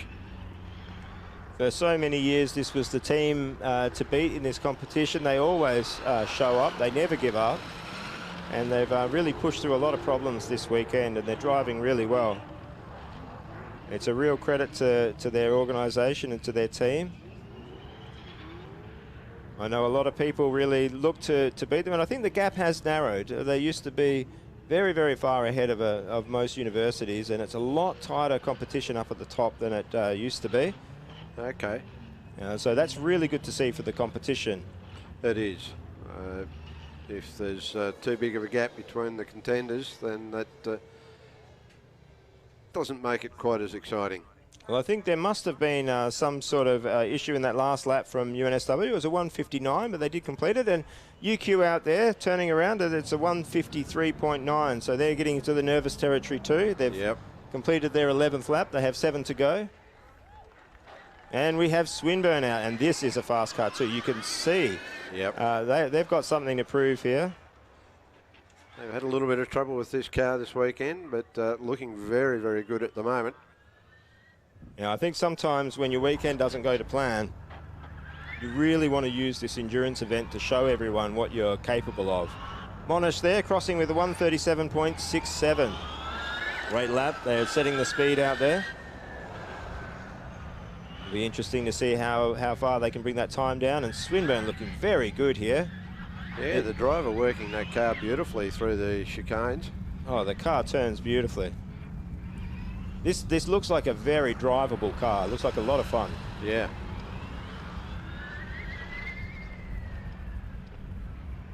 Yeah, I'm expecting these are going to be pretty decent lap times. We work our way through more of these chicanes. They must be, I reckon if they see a bollard on the way home after this event, they'd just about get out and kick it.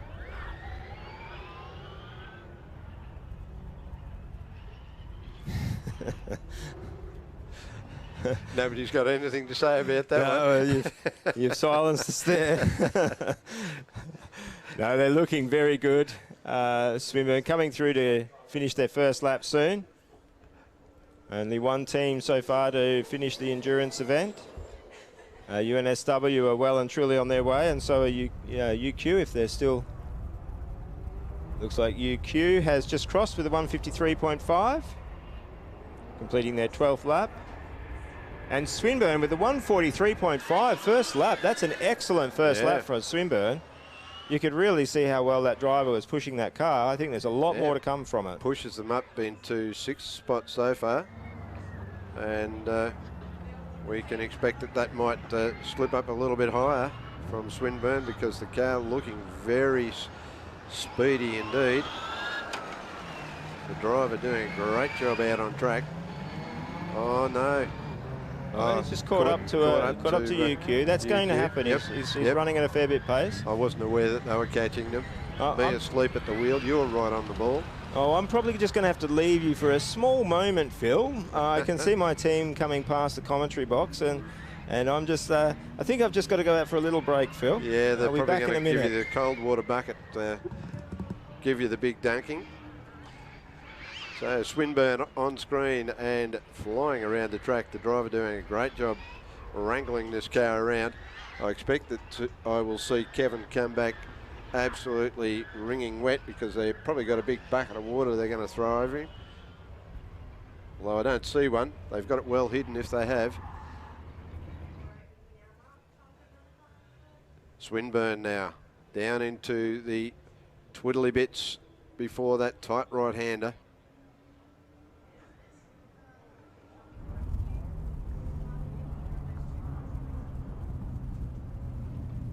So we've got 3 cars down into one section of the track there now.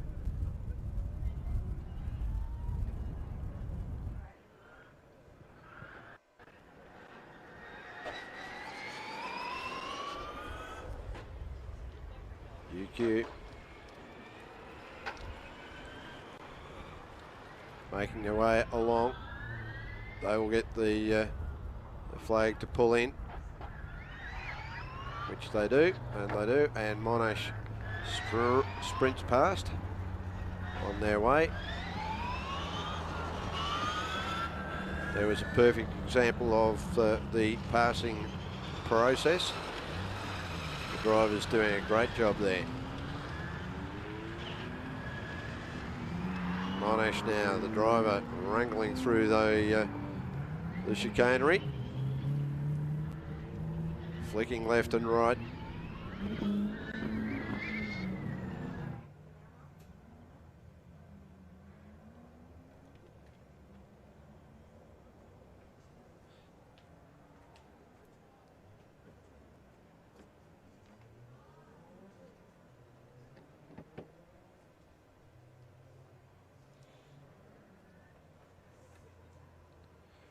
E63 working its way back through more of the chicanes here. Let's get out Kevin here. I haven't got a lap count. Unfortunately, he's the man on the money for the lap counts.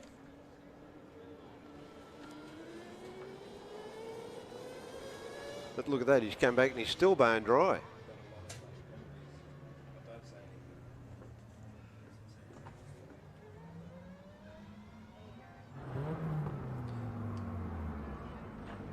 So, back on track.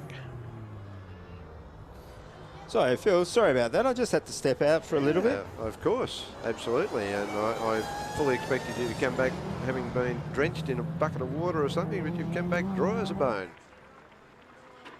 Yeah, well, I wouldn't want to miss this. A new queue there with 14 laps completed at 157.4.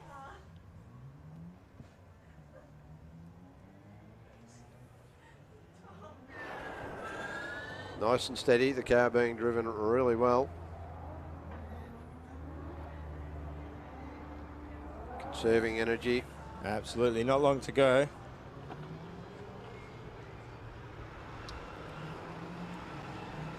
I definitely understand the nerves that they're going through right now. Of course, we don't know what it's going to be until it's all over, and the points for various aspects, the energy consumption, etc., are all assessed. At the moment, all we can go off is our lap times that we have on our screen, and that may change the positioning. Absolutely. We have Monash with 8 laps completed, so they will be coming over the start-finish line soon to complete their first driver, and they'll be doing a driver change. And that time from UNSW is a 148.3. So they're into nervous territory now. They've only got 4 laps remaining. Swinburne car still looking quite racy. And Monash in for the driver change. That looked like a pretty good run from them. It did. Swinburne there with a 152.6.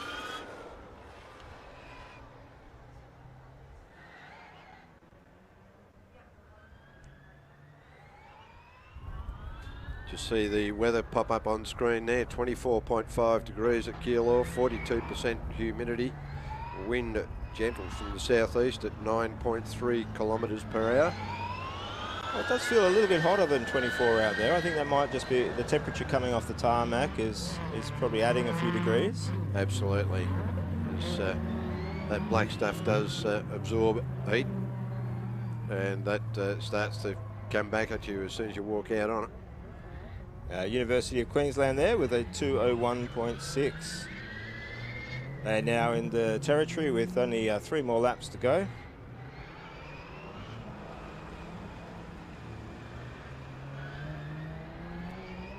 Swinburne driver doing a great job here, wrangling that car through. This looks like one of those narrower cars that we were talking about yesterday.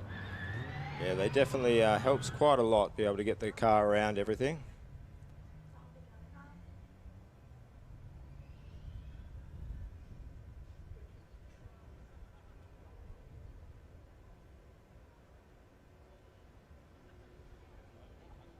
Working the car down around, about to come around that really tight right-hander.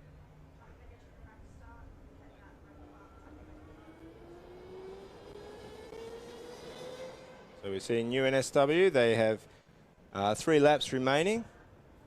And we're here with Swinburne coming over the line with a 146.3.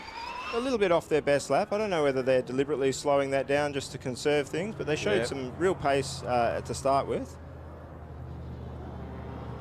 And that last UNSW lap was a 153.9, so they've definitely dropped quite a bit of pace now. Yeah, that's dropped a lot of pace out of the car at the moment. So hopefully they've still got enough left in their battery. The University of Queensland coming to complete their 16th lap. There'll be 2 more remaining after this one. This is nice and steady from them. And we're definitely seeing these lap times drop off. They're quite a bit off that pace set by the ICs. And that was a 2:01 by Queensland.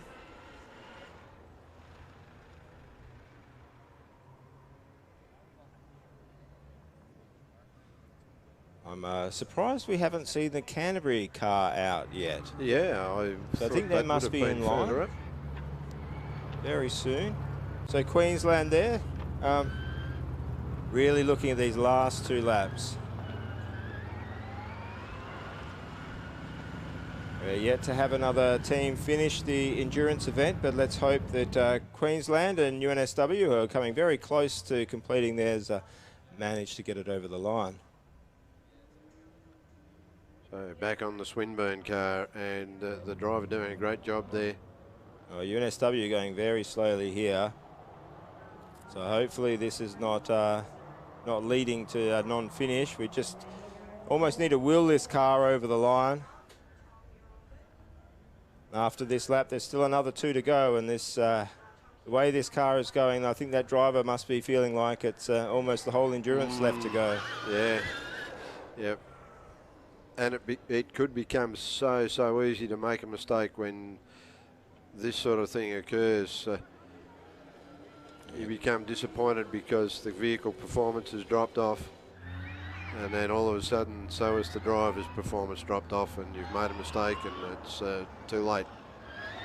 Well, there's a fair bit of strategy involved with this. Is you can go out too hard too early, use up too much battery, and then you're going to pay for it. And in the beginning, UNSW were setting the pace out there, and hopefully that wasn't a bad strategy call from them. Monash crossing there with a they're crossing after their driver change, so they're back on the track. 9 more laps before they complete their endurance. UQ crossing there with a 156.2. There's only 1 lap to go. It looks like Monash has rearranged the cones. Hasn't upset University of Queensland. That's great news for University of Queensland. They'd hate to have an upset on their last lap, but Monash is looking stationary here.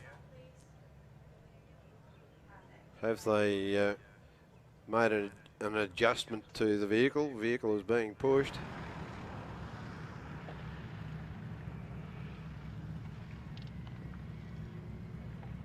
So that would be devastating for them if they fail to finish the endurance.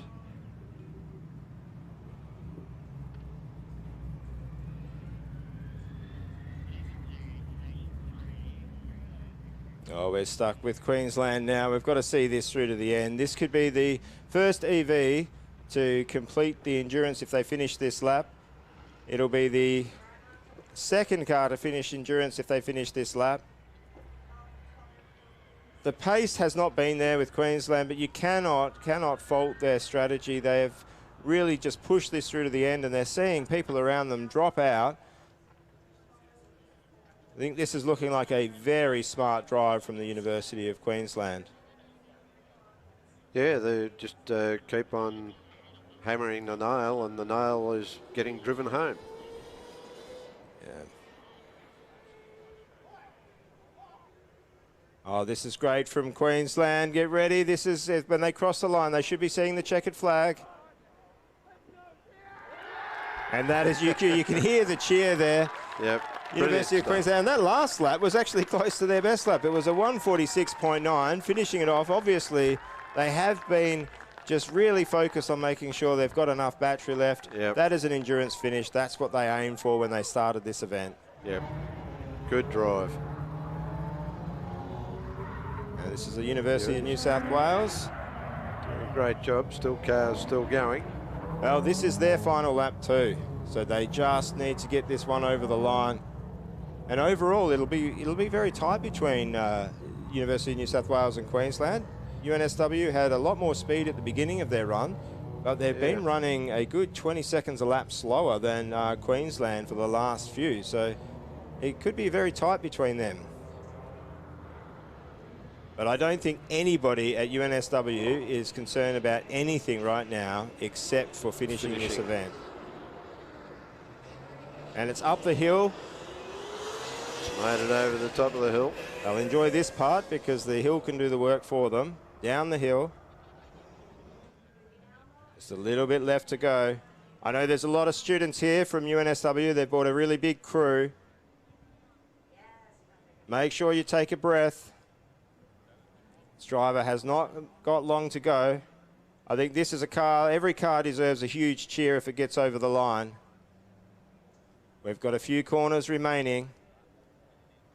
Lap times here don't matter. All that matters is this last few meters.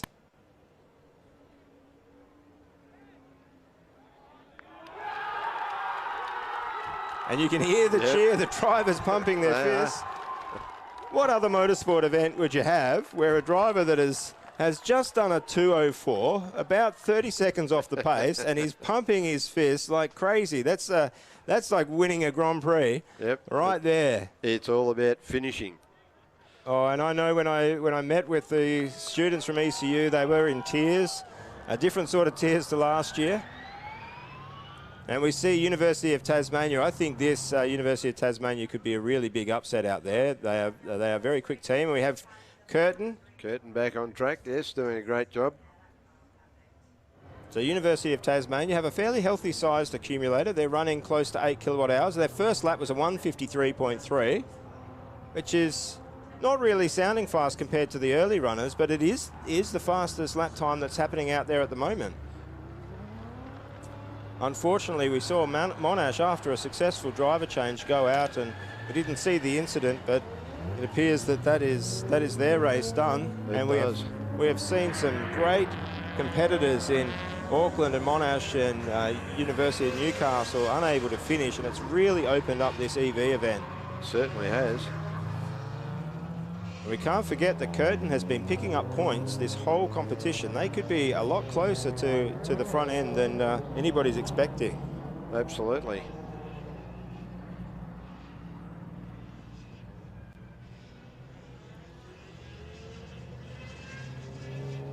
You've got to wonder how much of what's happening out there is going to influence how teams are approaching it. Everyone's seen from EV what UQ has just done. They've finished the endurance, the first to finish endurance from EV. They took it reasonably easy, but they're over the line. Nice and steady drive up over the hill there. The car looks to be a little on the slow side compared to how I've seen it before. About to be caught from behind. Yeah, University of Tasmania is definitely running the pace out there. It's caught Curtin. They can only be passed in a passing area. So this is a real test of patience, but the University of Tasmania driver can at least look at this as an opportunity to conserve some fuel. Well, not fuel, some electrons. Save them for later.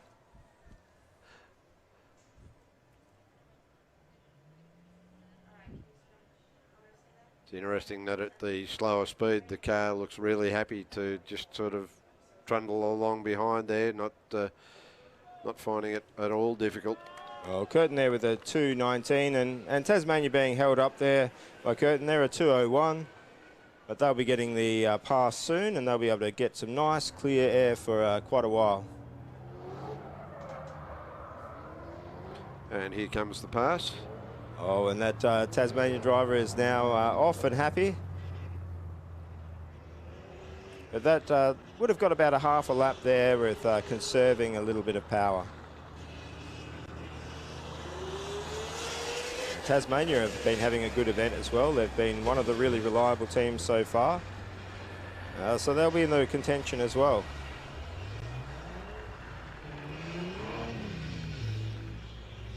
Yeah, great stuff, and the driver doing a good job there, wrangling around through those witches' hats.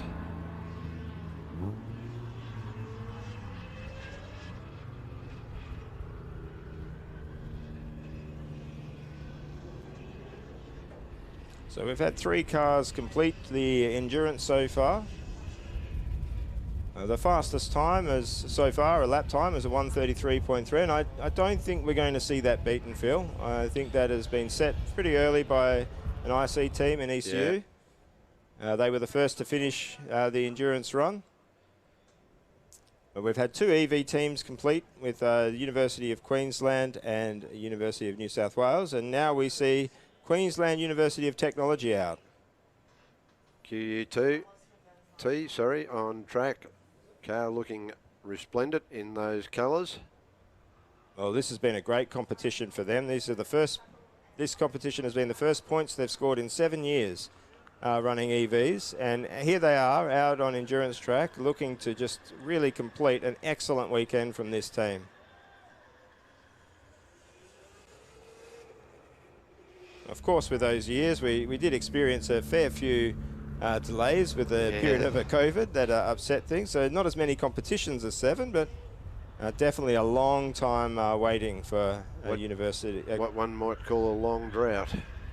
Yes, definitely. So really good to see them out there, and the car's a credit to them. The driver is a credit to them, or drivers. Yeah, it's looking like it's not really going at a high pace, and Tasmania has caught them, and this is one of the reasons why this performance in skid pad was really important for teams, because it has set the run order, and Tasmania is a team caught out with cars going a fair bit slower than they are and getting held up. I think they're going to be held up most laps, I think. Not going to get too many clear laps, which could be very frustrating for a driver. Yes, it could bring on the onset of a red mist, although there we go, we got the pass done fairly cleanly in the end. Yes, we can see this University of Tasmania now. This car's got a lot more pace in it than what it's been doing behind the other cars. And of course, without wings and things, a lot lower drag, therefore not as much energy being used on a lap. Oh, absolutely. This is, I think, a very smart approach from the University of Tasmania. They know that they haven't really got the full pace of an Auckland or a Canterbury or a Monash running at speed, so they've gone and made a very uncomplicated car. They've got some really neat details around their accumulators and how they've put that powertrain package together, and they've focused on reliability and a really drivable car, and it's brought really big rewards for them this weekend. And that's crossing the line there. Well, we didn't see a time come up there for Tasmania. Oh, I don't know why we didn't see a time. I've lost my connection to NatSoft. The internet's disappeared. My internet's disappeared. Otherwise, we are stuck in the 1970s. University of Tasmania, the driver doing a great job there, wrangling the car through these cones. Oh, and Swinburne out back on after. track. Wonderful. This is great to see. They've completed their driver change. 9 more laps. Okay, let's pull up this NatSoft. So just to update, the Tasmania have completed 4 laps. That last lap was a 2:03. Their fastest was a 1:53, but they just continually not getting clean laps. But Swinburne, 9 laps. 9 laps to go. Curtin have completed 3 laps. So we have the 4 cars out on track at the moment. It looks like we're seeing a car slowing here. Oh, that's the Curtin car. Yeah, Oh, that's a massive disappointment. absolutely. Yeah, you had to wonder whether something was going on. They were lapping unusually slow for them. They were. So maybe some sort of problem they were trying to drive around. They have a small amount of time. They've got about a lap's worth of time to try and restart and get going on their own. Yep. There Oh, we go. and thankfully they have. Electronic equipment, turn it off and turn it back on again and see what happens. Absolutely. Well, that's another lap completed by University of Tasmania there. Enjoying the free air, I think, Phil.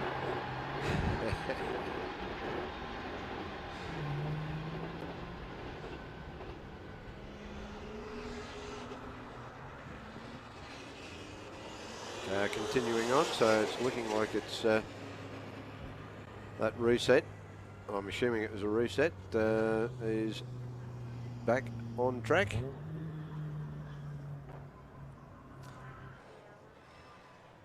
Well, that last lap when they got some clear air with Tasmania was a 156.5.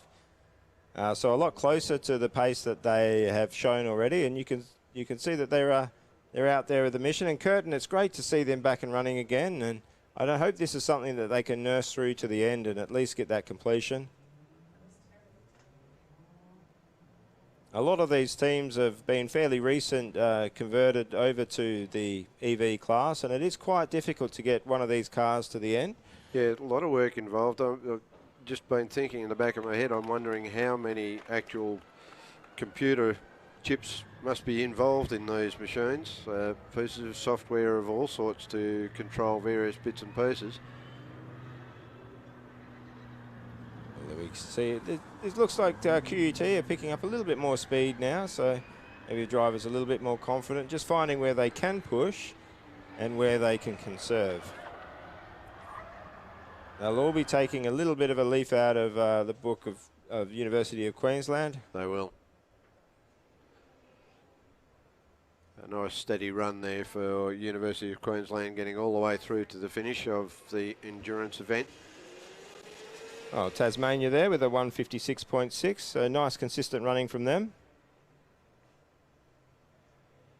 They've completed 6 laps now, and QUT coming through to complete their 4th lap, and a 158.2. So you can really see they're just starting to get that time coming down as the driver is getting used to the track.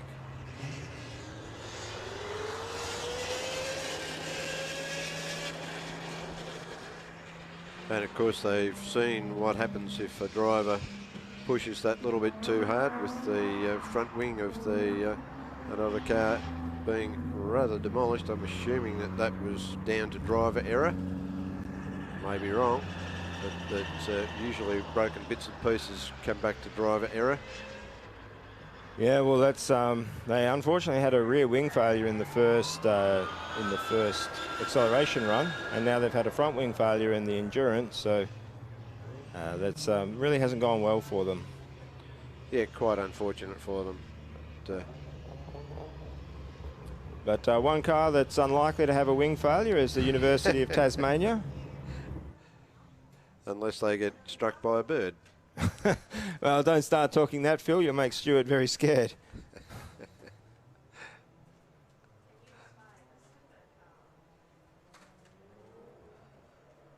And Curtin there crossing with a 2:11.2. I don't think the times are worrying Curtin too much. I think it's more about just getting over the line. Yeah, make sure you get to the finish. We're tracking with Swinburne now. Swinburne have completed 11 laps. They have 8 more remaining. Oh, my apologies, 7 more laps. 7. I may have made a few Swinburne people a bit nervous there. I don't think anybody wants to do an extra lap in endurance. I don't think many drivers would mind too much if they get pulled in a lap too early, actually. So Tasmania there with a 152.2, but QUT with a 149.8. Well, so QUT finding some speed out there. They have. And Swinburne crossing their 12th lap with a 146.1. So Swinburne are the fastest car running out there at the moment.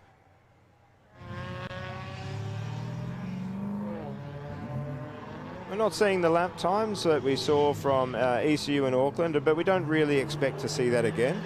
No, we don't. This event is run from the fastest finishers in the skid pad right down to the slowest of skid pad, and right at the end, anybody that didn't complete a skid pad run will be provided an opportunity to complete in the endurance. So we will see some faster cars come out towards the end that they didn't manage to get out in the first day. But we're seeing some conservation of energy going on here. Absolutely. So Curtin still running. They've got 5 laps under their belt.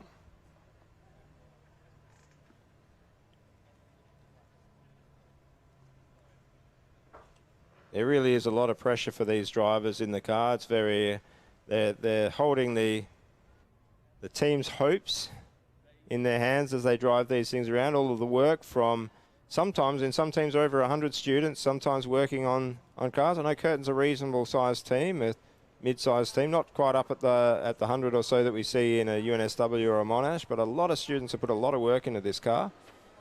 They've completed their 6th lap, and Tasmania have completed their 8th. Tasmania with a 154 and Curtin with a 212. So Tasmania should get the pass here on Curtin. Yep. I'm really liking how this Tasmania driver's been going about their business.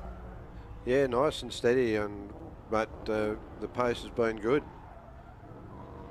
Yeah, it's a nice consistent pace, and I think that's the key. Instead of doing a bunch of really fast laps and then slowing down, we saw how much some of those cars were slowing down when they went out too fast too early. Yeah, we did.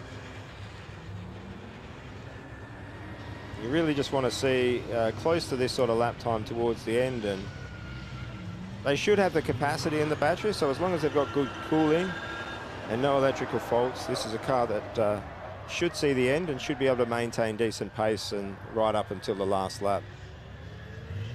Well, the driver showing good control of the vehicle so far.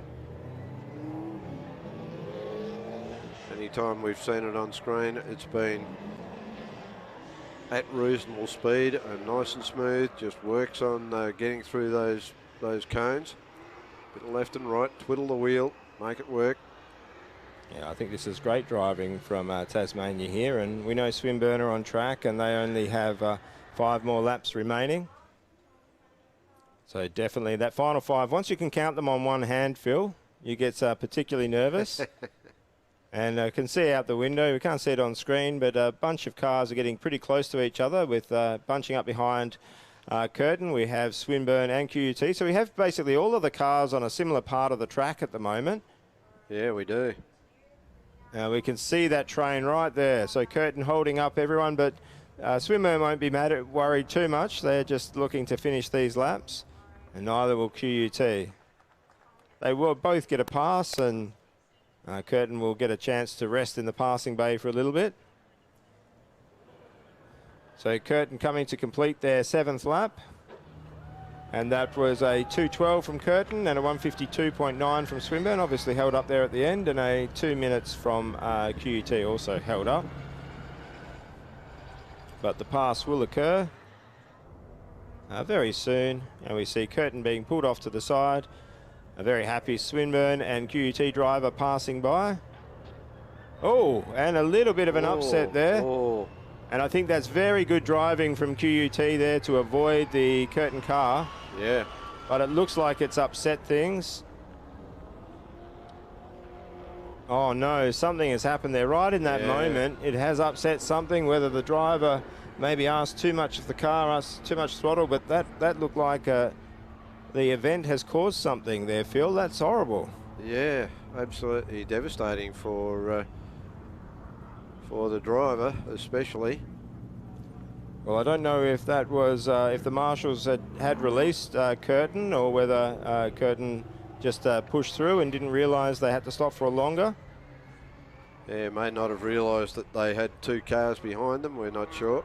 Well, I'm actually seeing the YouTubes running a little bit behind us there, Phil, and the lollipop was down and Curtin actually went straight through. They didn't wait. The rule is that you need to be in that bay as long as the lollipop is up, and that is that's a horrible incident. It's understandable that the driver has missed that from Curtin, probably not completely unaware that there were 2 cars passing them. but hasn't followed the directions of the marshal there, and it's caused a real problem for QUT. Really, really unfortunate set of circumstances there for them.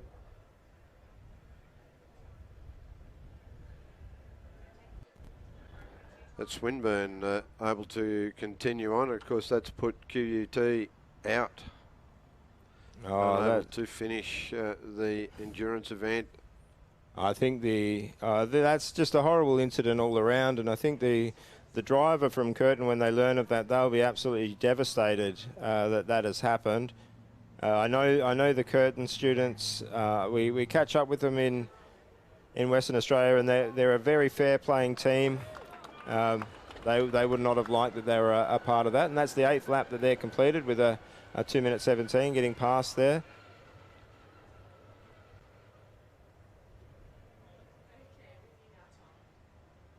Yeah, there was no problem there from the marshalling was on point there. They did everything right. The lollipop was down. Yep. So that's a really sad story going on. They are getting a yellow flag, and I think that's just because there are marshals in that area. Yeah, I think they're still clearing QUT.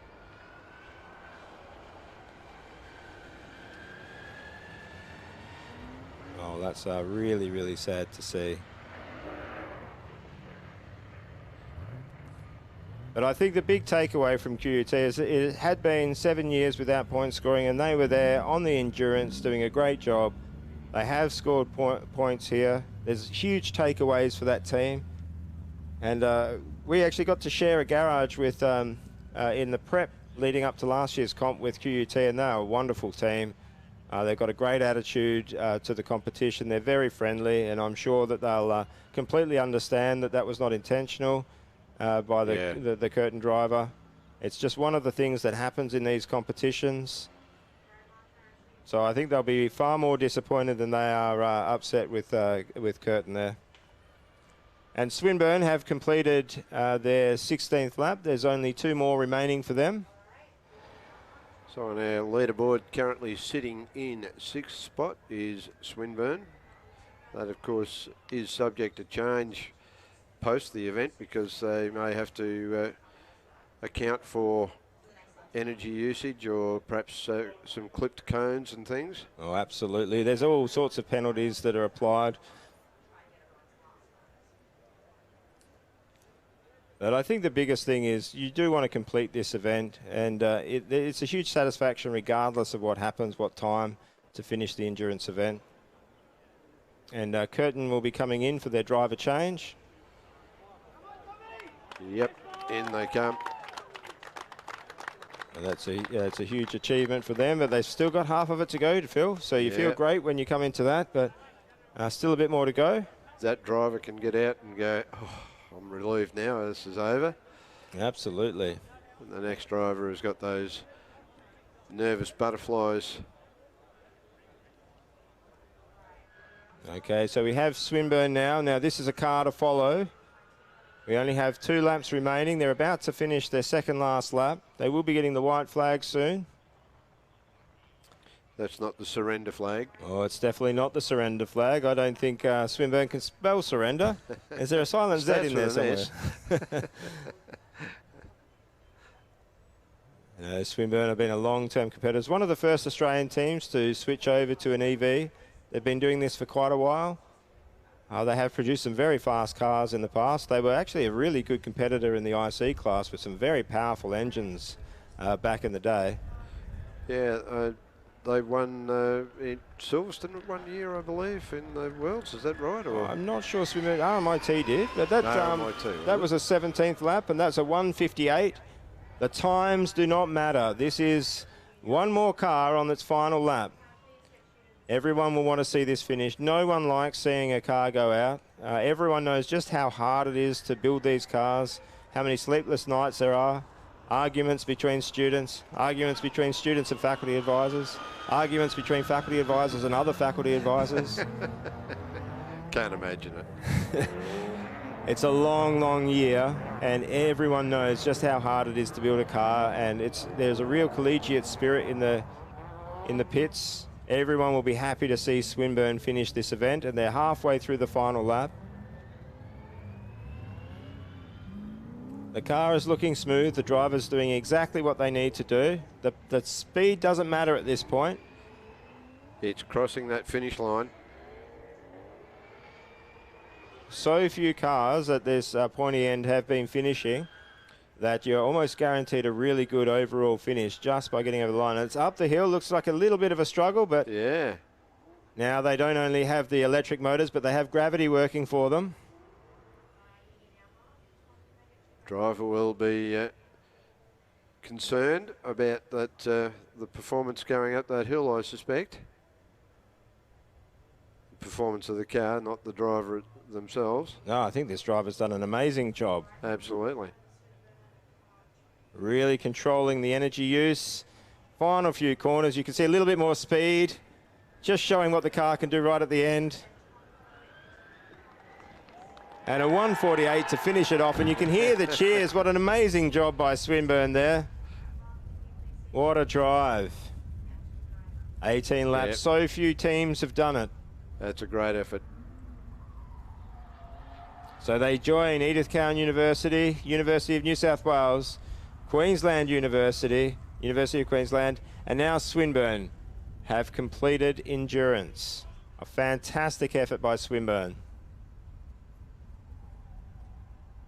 They have a little bit of a lull in the activity here. Curtin is in their driver change, so they will be coming out fairly soon. But at the moment, we have a clear track fill. We do.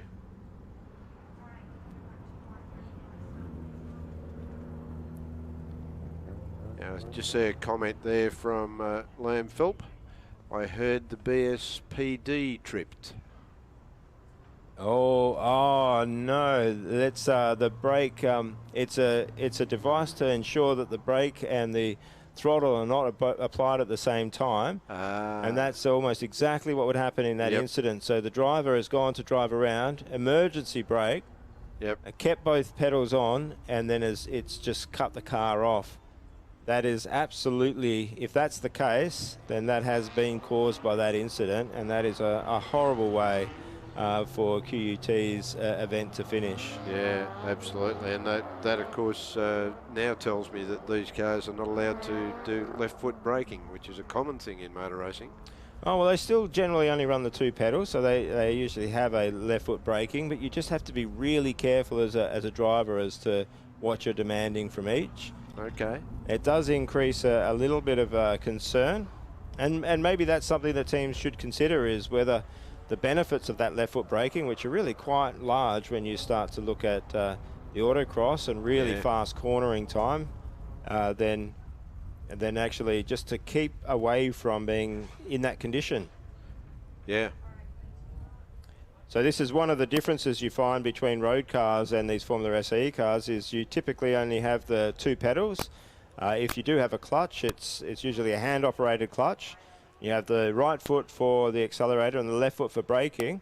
And unlike the braking you do for a road car, normally you apply the brakes very heavily at the start of the braking zone and then back off as you enter the corner. So a left foot brake really helps for rapid adjustments in the corner. And that's what we'll be seeing from this University of Tasmania drivers, rapid adjustments mid-corner. Yeah, and quite rapid out of the gate there too, the UTAS car. The driver pushing along reasonably quickly. I do hope that they are not going to push too hard, because one, it will use more energy, and two, put you into that danger zone of making mistakes. Well, I think they're going to enjoy a bit of clear air to the other cars. The first driver from University of Tasmania was held up by a number of cars and ended up with a lot of slow laps as a result. And I think they'll be enjoying a few clean laps. And you see Curtin coming back out after their driver change. So 9 more laps for Curtin to complete. They will be looking to nurse this car home. It hasn't really shown the pace that we know that this team can produce. So I suspect that they're nursing some problem.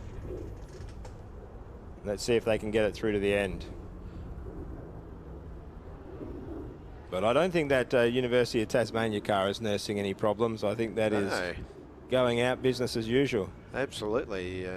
Just wrangling the car around the cones. Nice and quick around that tight right-hander. Well, I think they've got a real chance here to take out the endurance event for EVs. They didn't have the same pace that we saw from some of the faster cars, but that is a 143.7. They have got pace. Yeah. So to put that in perspective, it's the 7th fastest car in terms of lap time. But a lot of the cars that ran faster than that were either IC or haven't finished. So UNSW did put in a faster time. Both UNSW and Swinburne put in faster times, but they slowed dramatically towards the end of their runs. But this is the second half of Tasmania, so if they can keep this sort of pace up, they could have the endurance done and dusted. Absolutely. Let's just hope that the driver isn't consuming too much of the energy from the accumulator. Well, it's got 7.9 kilowatt hours. It's the Energous cells, which is generally an easier way to put an accumulator together. It's a little bit less performance than you get from some of the other cells that other teams are running, but it's a nice, reliable accumulator with a fair bit of capacity. So they should have plenty left in the tank. Yep.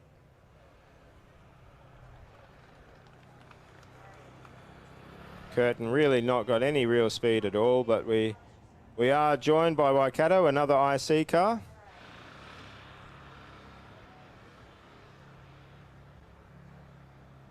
Very pretty little car, the livery on this.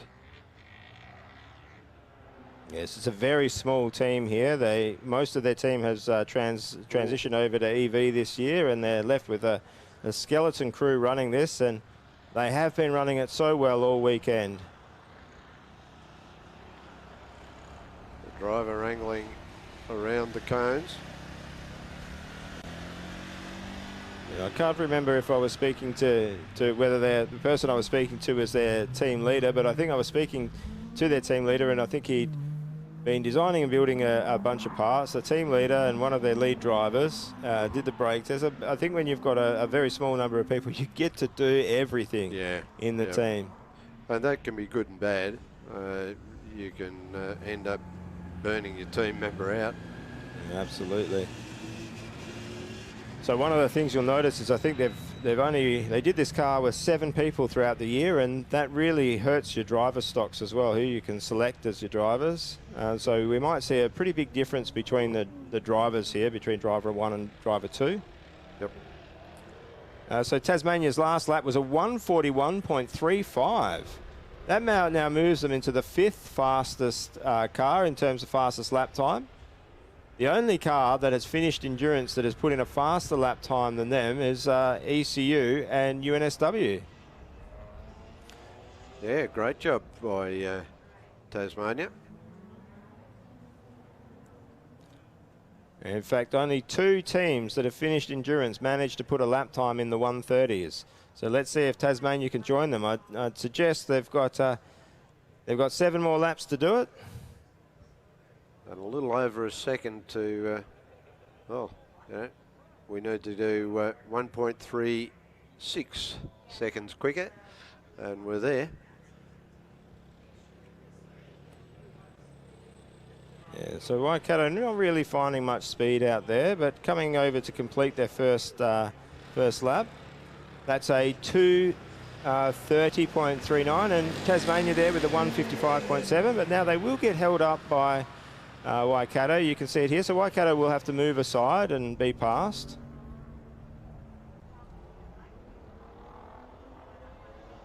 Yes, and Tasmania through.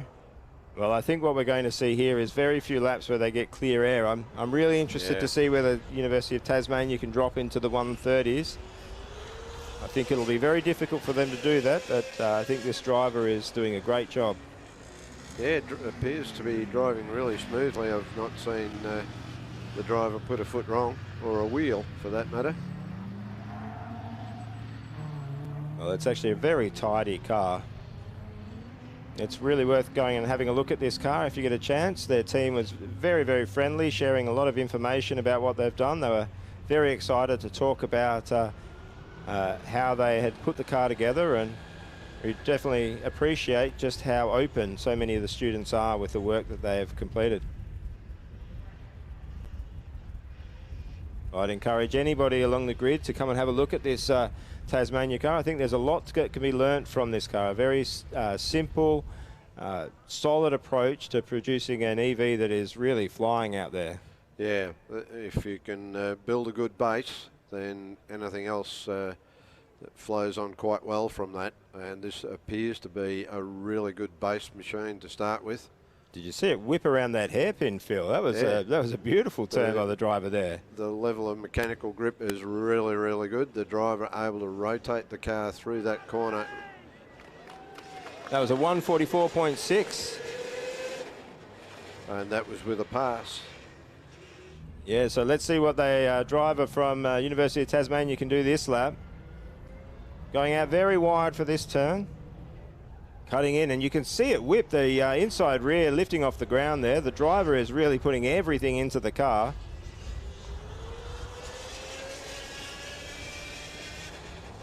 This is something I like to see. I don't really care too much about how fast a car goes. I just like to see cars driven fast.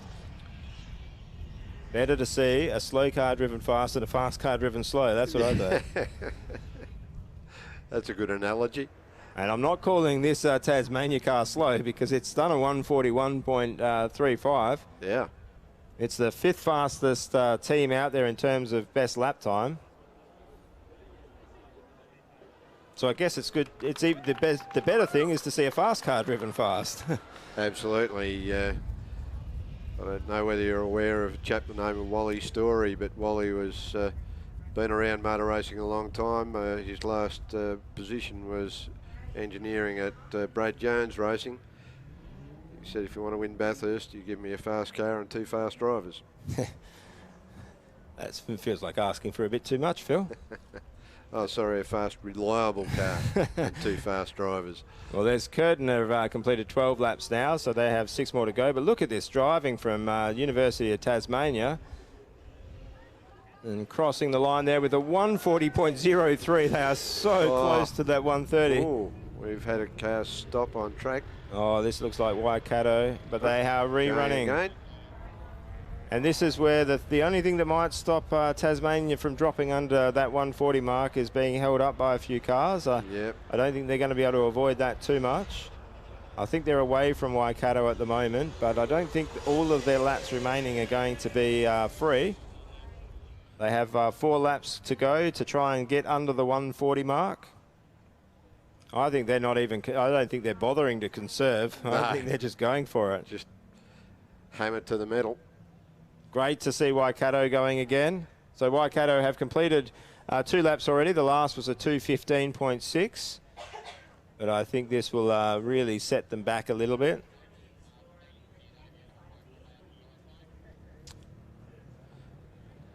So Tasmania with only 4 laps to go. Yep.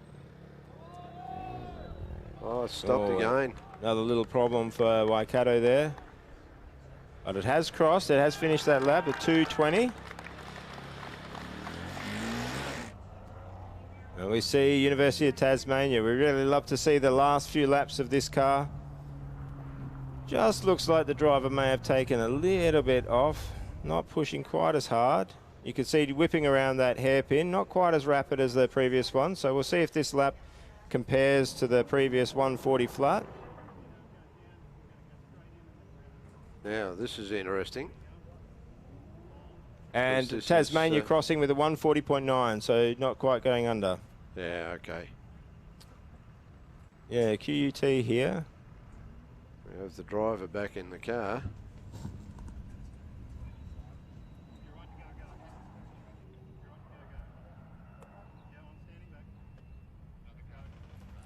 I think we can figure out why that Tasmania driver's going so well. He's the Tasmanian karting champion.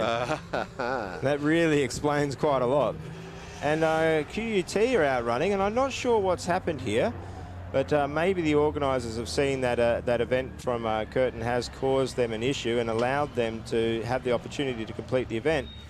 Now that is popping a car in front of Tasmania, which will slow them down. They will get the pass pretty soon. But I think we're running out of clean lap opportunities to drop into the 130s from Tasmania. Yeah. And they're passed. Off and running. So when they complete this lap, it will be 16 laps completed. It gives them 2 more laps to see if they can drop into the 130s. I don't think go-karting champions are known for their ability to restrain themselves speed-wise. Well, it probably is. I mean, if you're a go-karting champion, driving slow is probably fast for everybody else. Well, it's definitely clear. You can even see the posture of the driver now that has been pointed out. It's very much a go-karting posture. Yeah, it is actually the shoulder position. There's actually quite a few people that have had experience with go-karts that run in these cars. The ECU driver that set the fastest time of the day as a go-kart driver. So that was a 152.9 from Tasmania. So they lost possibly about 12 seconds behind QUT, but it looks like they have a nice clean run. Yeah, this will be the lap that might give them the opportunity to pull that down a little bit lower. And this is where you'd love to see some of these drivers. It's a driver from Tasmania here hopping in a car like Auckland and seeing how the different drivers compare to each other. Yeah. It's something that sometimes happens in Australia. You have a driver swap day. Unfortunately, not something that could be organised this year. Yeah, that usually happens on a Monday, is that right? Yeah, usually on a Monday. Yep. Oh, I think I'd like to see this driver in the ECU car, see how well he could go. If he's a karting champion, he'd probably like to drive every single car out there. Oh, absolutely. And walk away and say, yeah, I know the one that's the best and I'm not telling anybody. Yeah. You can learn a lot by driving other people's cars. I had the opportunity to drive our main competitors over in US once with a very well-prepared Wollongong car. Hopped out and I think I ended up with a list of about 20-30 things to improve on our own car for the next year. Yeah. It was a very, very tidy car. I think the only thing we had done better was our braking system was slightly more effective. Otherwise, their car was heads and shoulders above ours at that point. Yeah, Utah's when he comes around that really tight corner. Oh, 140.55. Okay, this is it. This is the last lap from the University of Tasmania driver. This is the batteries in their lowest condition, the tyres in their hottest condition. This is the last opportunity to see if this driver can drop under the 140 mark. It will be pushing it. He's had the white flag. He'll know at the very end that he can give it as much as he wants. There's no more laps after this. Yeah, the driver doing a great job wrangling through the cones there. Pretty tidy, staying well clear. Using all of that karting experience. Ooh, a little bit of a correction there from the steering wheel. Oh, this is really nice driving, Phil. Yeah, this driver is really good to watch. Oh, you can see the smooth flowing lines that they're taking. And that's the sort of speed that you're seeing that doesn't really cost you a lot of energy. We've been seen that QUT have come in for their driver change. But we need to stay on this Tasmania car. This last lap, this is the last lap of their endurance. If they finish this, they're finishing a fast endurance run. I think they've done enough to take out the endurance for the electric cars. That will be really interesting. The car without any aero. Completing the endurance. And a 139.68. Not only have they finished endurance, they are only the 5th car to drop into the 130s. Yeah. You couldn't get a better last lap than that, Phil. That's a great effort. Absolutely fantastic effort. Congratulations to the driver and the team as a whole. They've come across from Tasmania and pulled a blinder. Oh, I love to see these international teams doing well. He obviously wasn't seasick from the trip.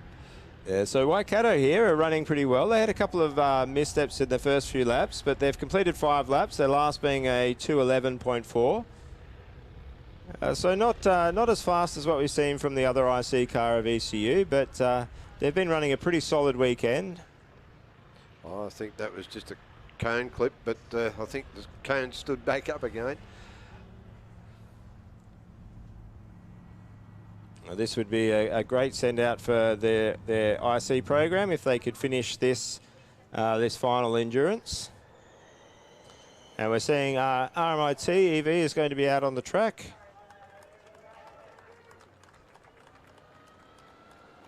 And we have Curtin still going around, I believe. So Curtin have finished 16 laps. They're coming very, very close to finishing the event. I don't think we've seen them for a while. We've been watching Tasmania circle around. Car running very steadily. So RMIT have been struggling to get speed out of their engine. I was speaking to their ex-faculty advisor who's been helping out with tech, and they've really struggled to get the top speed out of it. So the car has got more potential than it's been showing at this comp, but they'll be just looking for a finish. And we see Curtin right up on the back of RMIT.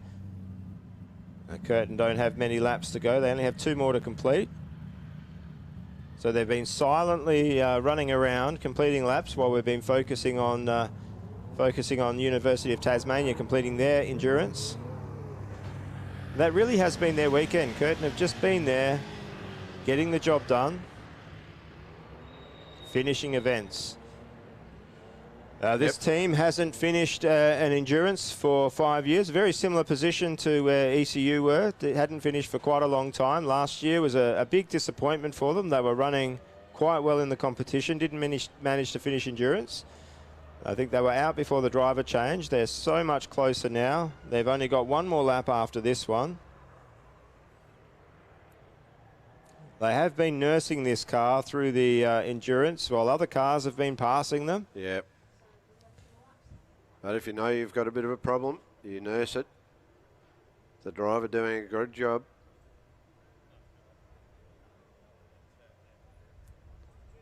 Around that tight corner. Well, this would be so nervous for them. We won't know the issues that they've been going through, but they'll know. It'll be on the back of the minds of every one of their team members. Yep. And they're only 1 lap away. You can hear the claps as we saw the white flag coming out. But they're not surrendering. And it looks like there's been a moment for Waikato out there. It wasn't on the screen. But they're still getting laps done. RMIT's first lap was a 2:38.2. So well and truly off the pace, but that's not what they're trying to do. They're just trying to get the job done. Waikato with a 2:13.39, completing their 7th lap. So Curtin is still on their final lap. Yeah, Waikato coming past the driver change area currently on their 8th lap, coming very close to the driver change. I think driver change is a really nerve-wracking thing for especially the ICs. They're restarting these cars when they're hot. It can be a point of a worrying point where it might not get going. Yeah, and that can really put a big dampener on your weekend if you've all of a sudden got an engine that won't start. Yeah, well, we don't want to say anything like that, Phil. I don't think we want to go there yet, but Waikato will be thinking it. They'll be worried about it. But we hopefully will see Curtin very soon. So we know Curtin is coming very close to finishing. This is the final lap for Curtin and their endurance. And I think Blendline TV here will be tracking this car right until its completion. This will be huge for Curtin. I know how much they want this. They've been after an endurance finish. This is their 20th anniversary of competing in the competition. They have the green stripe on the car, memorialising the first car they ran. And they're about to finish endurance with their electric vehicle. Yeah, great effort. And great effort by Blendline TV. They brought us some fantastic pictures through the entire weekend. Oh, fantastic. You hear them cheering. Yep. It wasn't as fast as they would like to have gone. I think this weekend hasn't gone as well as they would have hoped in terms of speed, but it certainly has in terms of finishing. That's an absolutely great outcome from Curtin. That'll give them a lot of confidence moving forward, and I know they'll be back next year ready to race again. Yeah, they got to the finish, and that's the important bit. QUT. Well, I'm really happy that the organisers here have made it possible for QUT to get back out. That incident stopping the car, it was absolutely the right thing that the driver did. They avoided the incident. They moved aside. They tripped the BSPD in the process. They did everything right. Yeah. The safety system kicked in as it was supposed to. It was good design from them. So I think this is absolutely the right decision by the organisers to get that car back out there. Without a doubt. And I think it goes a long way to smoothing over any tension there might be between QUT and Curtin as well. But as you say, it was not intentional.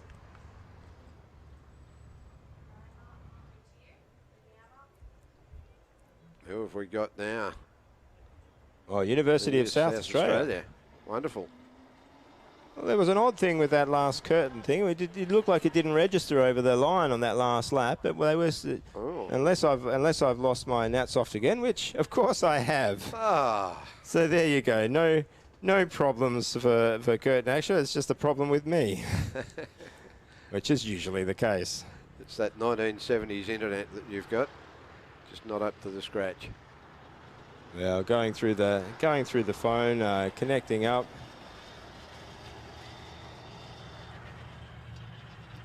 It is great watching these times on Natsoft. I know that the few events you miss, I end up being able to watch on Natsoft and see the times coming up.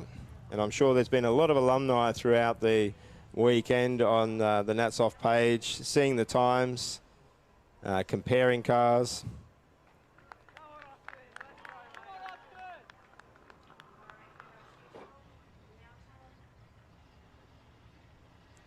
University of South Australia. Driver doing a great job wrangling around through the cones over there. So just of interest, that last lap from Curtin was a 2:06.5, and it was their fastest lap. So I think that driver was nursing it. Yeah. University of South Australia. So RMIT EV still circling around. That's completed 3 laps with a 2:26. So Waikato in for their driver change. That last lap from them, a 2:16.7. Interesting to see some of the variations on driver positioning in the cars.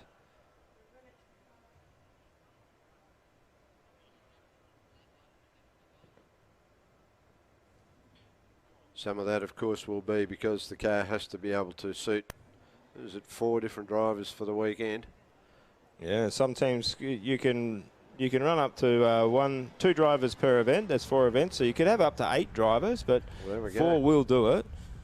Each driver can run up to 3 events with the endurance counting for 2 events. So yeah, you do need to make your cars very adjustable and able to accommodate different people. Or you just need to find your best driver and clone them a number of times. But apparently cloning is looked down upon in the competition. Yeah, I'm sure.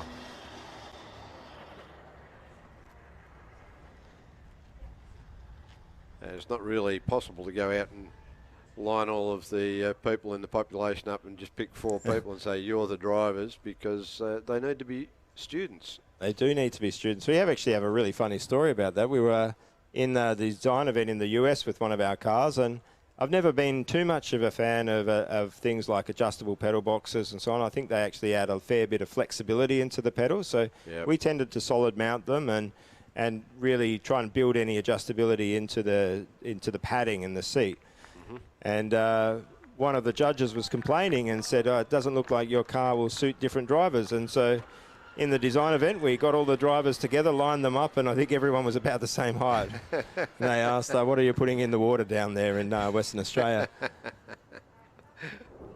It's not normal, of course. Normally you see a fair bit of height variation, and certainly in ergonomics you can have two people of the same height and they can have completely different limb dimensions. So Yeah, that's right.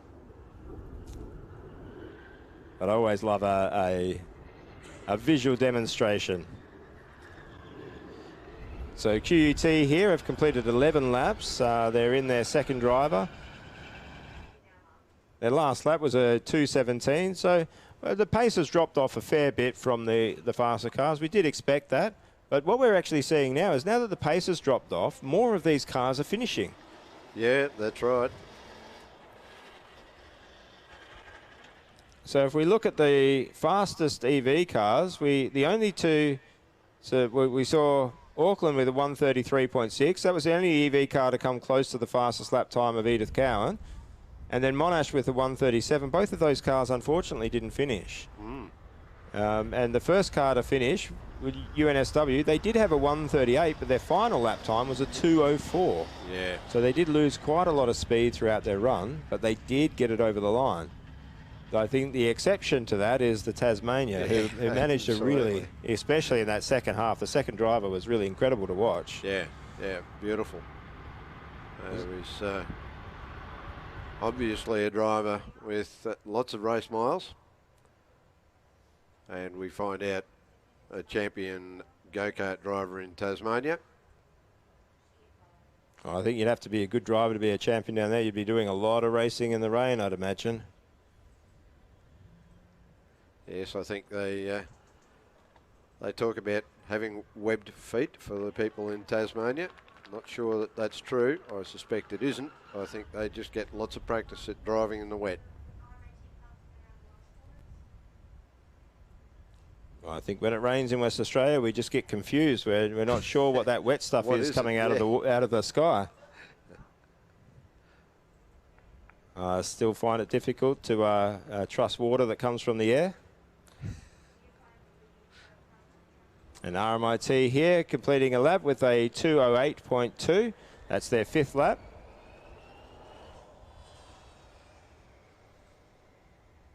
I think this is actually mirroring some of what happened last year. So RMIT, the IC car, they had a horrible weekend. Nothing seemed to go right for them, and right on the endurance, it was lap by lap. We had the whole crowd cheering for them every single lap they completed, and they finally did finish the endurance. Yeah, that was great last year. Remember watching it on the stream. And I think when you come and watch one of these events, you get a chance to see really high performance, and especially in the autocross, it can be a really exciting event. When the drivers are really going for it. But I think every single one of these teams is a good human interest story. Yeah. You want to will each one of these to finish. I don't think I feel any happier seeing any of the teams go. The only exception would be when you see your own team crossing the line. Yep. But it's a joyful thing seeing any of them finish. I still remain dry. As you can see, it's a West Australian team. We don't have too much trust in water.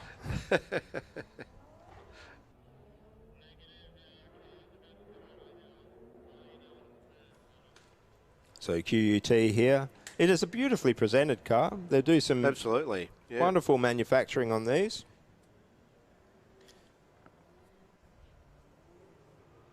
One of the things I noticed speaking to some of their alumni is just how much they are fans of the competition. They really follow so many of the other cars and really learn from a lot of the other teams, and have a database of photos that they've collected from all around the world from years and years. I think it's actually a really amazing collection that they've put together, and they were sharing that with us last year. It was quite amazing to look through some of these photos. Oh no, I think I think this is a pass potentially, or no, it's not looking good. Oh, something has happened here. Oh, this is really sad. Oh, so QUT has finished 13 laps already, and this is not looking good. The organisers will give them some time to get that going again, but if that is a temperature cut-off, that it's difficult to get the temp down in time. Yeah.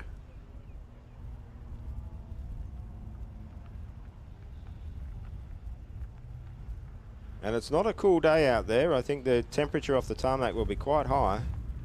Yes, I saw the temperature on screen there before for Keilor saying that it was 25 degrees, but the temperature coming off that track, there's no clouds about, so the sun will have been baking down there. There'll be quite a lot of temp coming off the track.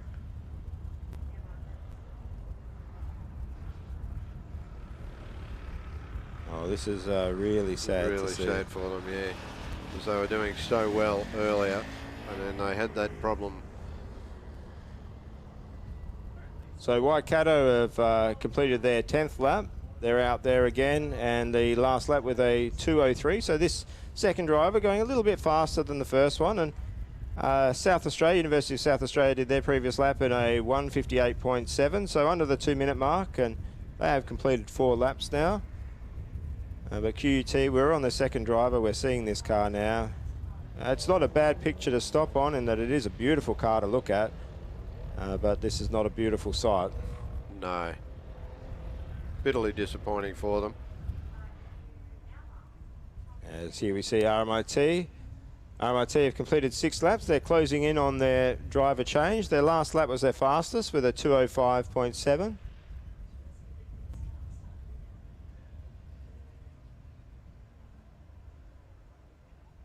Oh, and they're closely followed by South Australia. Yeah. South Australia lapping a fair bit faster than RMIT. So they will get the pass at the next passing lane. There's only, from what I could see, 2 passing lanes on the track. Yeah, I think so. So they'll have a little bit of a distance to travel, but it won't be too long of a wait for them.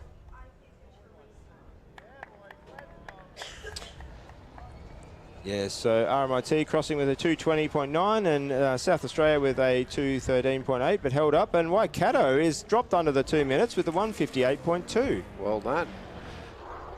So that's really good to see from them. There goes the passing.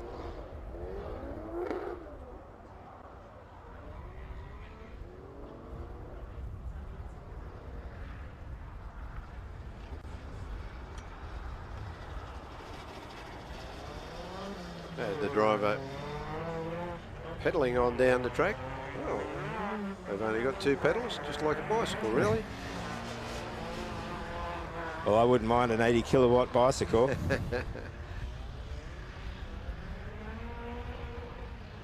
With 4 wheels. Well, I'd like one of those. I don't trust anything without a motor.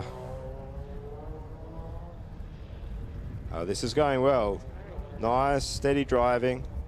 I think they can sit this comfortably under the 2 minute mark for most laps. It shouldn't be too much of a struggle for them. So 5 laps completed so far from the University of South Australia, 4 more until the driver change. Again, this is a team that the weekend hasn't exactly gone to plan for them, but they're making up for it now.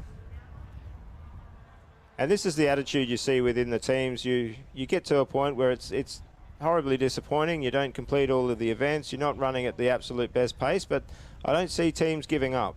No, not at all. It's a brilliant event, and the camaraderie and the networking that goes on between students is absolutely brilliant.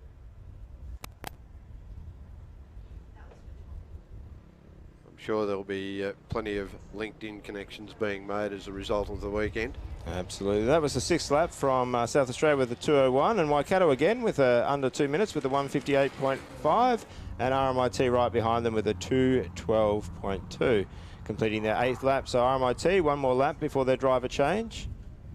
So we see a rare treat there with 3 cars on the screen at the one time. Yeah. And they're running roughly in the order of performance. It's neck and neck between Waikato and University of South Australia at the moment in terms of overall pace, so I don't expect there'll be a pass there. But we see UGM out on track. What an event they're having too. It's first car through scrutineering, and look what they're here. Yep.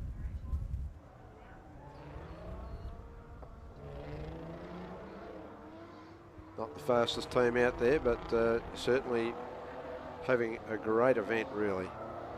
The driver's doing a great job. Well, I really wonder with a team like this, is I'd really encourage them to go and have a talk to somebody like the University of Tasmania, because when you are at that part of the grid, maybe careful use of your resources. And I know they've got a beautiful aerodynamic package, but all of that takes time and resources to develop, and it might be worth them focusing on a simpler car, something like a Tasmania style car, to sort of really just get that working well. Yeah.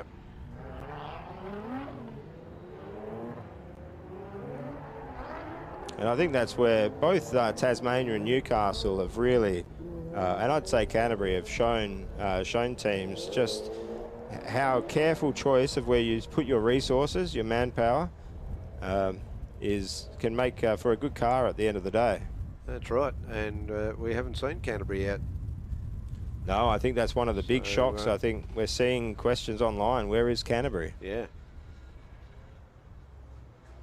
Wow, look at that. RMIT with a 159.9 on their last lap before the driver change. And Waikato had done a 156.9. Oh, no. UGM unable to make it up the hill, rolling backwards there. Oh, I think they were rolling back because they were right in front of a cone. So maybe that was just the driver. No, I think they were. I think it just came to a stop. Oh, and Waikato here. Oh, no. Yep, that's done and dusted. Oh, that's so sad to see that. Waikato have had such a strong weekend. They have done a really good job, and they must be devastated by that. And that might be the last time we see Waikato here with an IC vehicle, and it hasn't been the end that they wanted. They were in the second driver change. They only had 5 more laps to go, and they were running pretty quick. The last lap was a 156.9. It was their fastest lap. South Australia's last lap was a 158.6.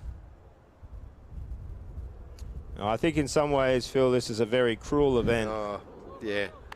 Yep. So devastating to get all that distance through the event. All of the hard work in getting here. So close to the finish, really. And then just be pushed away. Well, I think we've seen 17 cars took part in the Autocross event. So we still might have a few more. I'm not sure if UWA got through scrutineering. It would be great to see their car at least turn some laps. UGM there just having a few issues. Yeah, I'm wondering what's sort of happening there. It just sort of seems to run completely out of puff, and then all of a sudden up and away it goes again.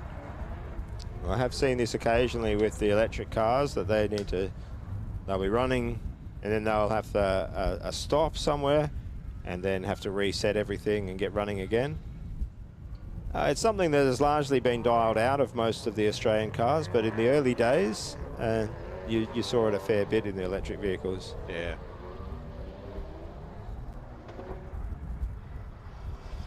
Car looks to be going reasonably well there at the moment. Yeah, they've completed their first lap was a 2:43.3, but I don't think lap time is anything of real concern to the team. No, it's about gaining experience at this level. The more laps that you can complete, the more data you get to draw from.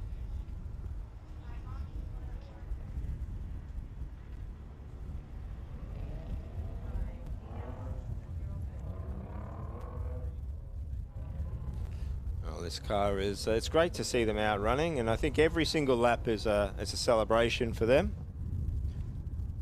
It does look like we've got a few more cars sort of lining up to go out, so these will be cars that have missed the skid pad run and so are unordered, but it looks like RMIT has rejoined the track, so they're in their second driver now, and they have 9 more laps.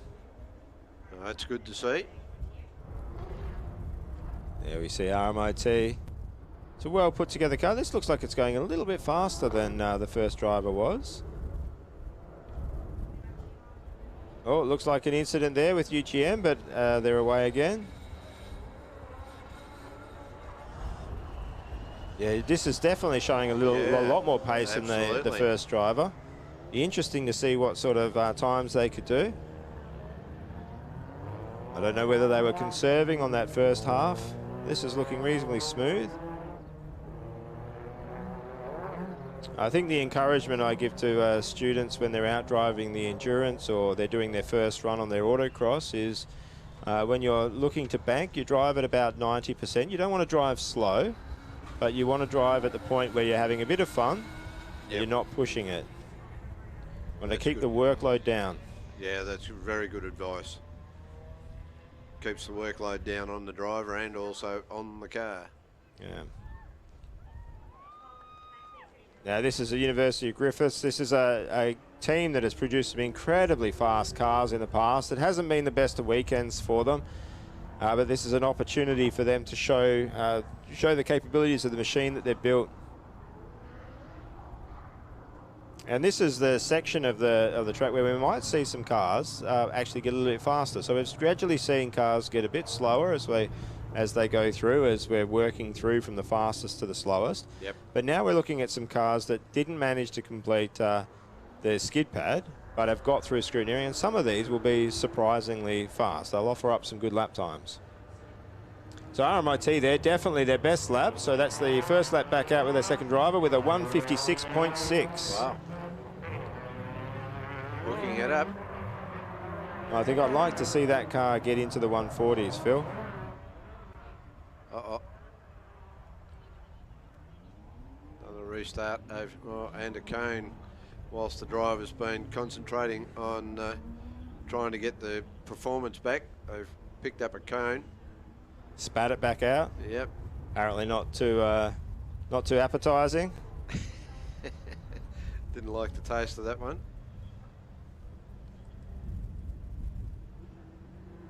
We have a sticker on the front of one of our older cars, so we've named the car the Cone Killer.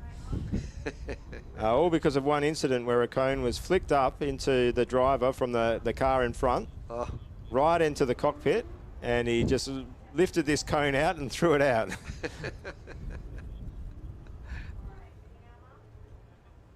And that student just finished his PhD in the last few years, working on stuff. engines. Yep. Excellent stuff.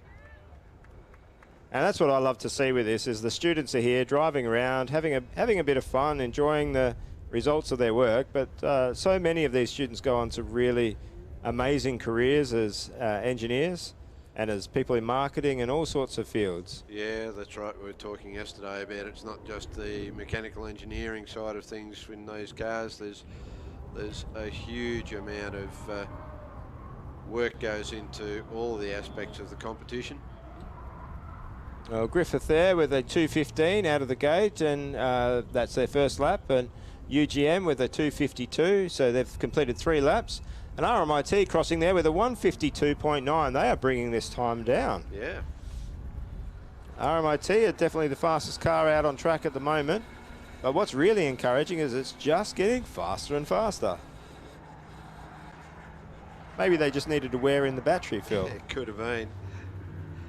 Might have been a bit of wax on the electrons, and they've got it warmed up now. The wax has disappeared and flowing nice and freely.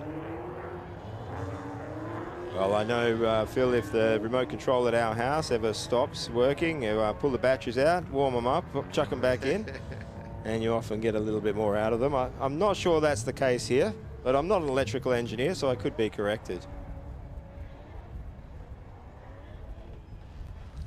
Yes, well, you wouldn't want to overheat the battery. That leads to another problem. Well, yes, we don't want to call that. They call it a thermal runaway in electrical engineering. We generally just call that a fire in mechanical engineering. Well, we definitely don't want to see anything like that. Certainly not.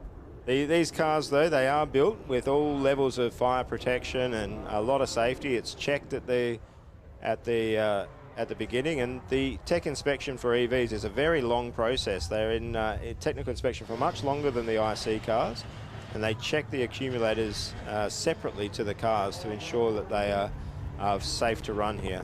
Yeah, okay. And they have fireproofing inside the accumulators to ensure that the driver is as safe as possible. Of course, the driver needs to be able to exit these cars within 5 seconds if you ever have an event like that. And so we really do focus on making sure the drivers are safe. We're actually seeing a lot of cars getting really close to each other. It's a bit off camera at the moment. And we can see here, all backed up behind UGM. RMIT, that UGM did a 246 and RMIT with a 205 and then Griffith with a 225. They've obviously been held up by UGM. Both of these cars will need to get past in this passing zone. So I think UGM off to the side. The lollipop is down, so, and we can see here UGM waiting until both cars are going past, and we're not seeing an incident in the marshalling there. That's nice and clean. Yep, just the way we like to see it.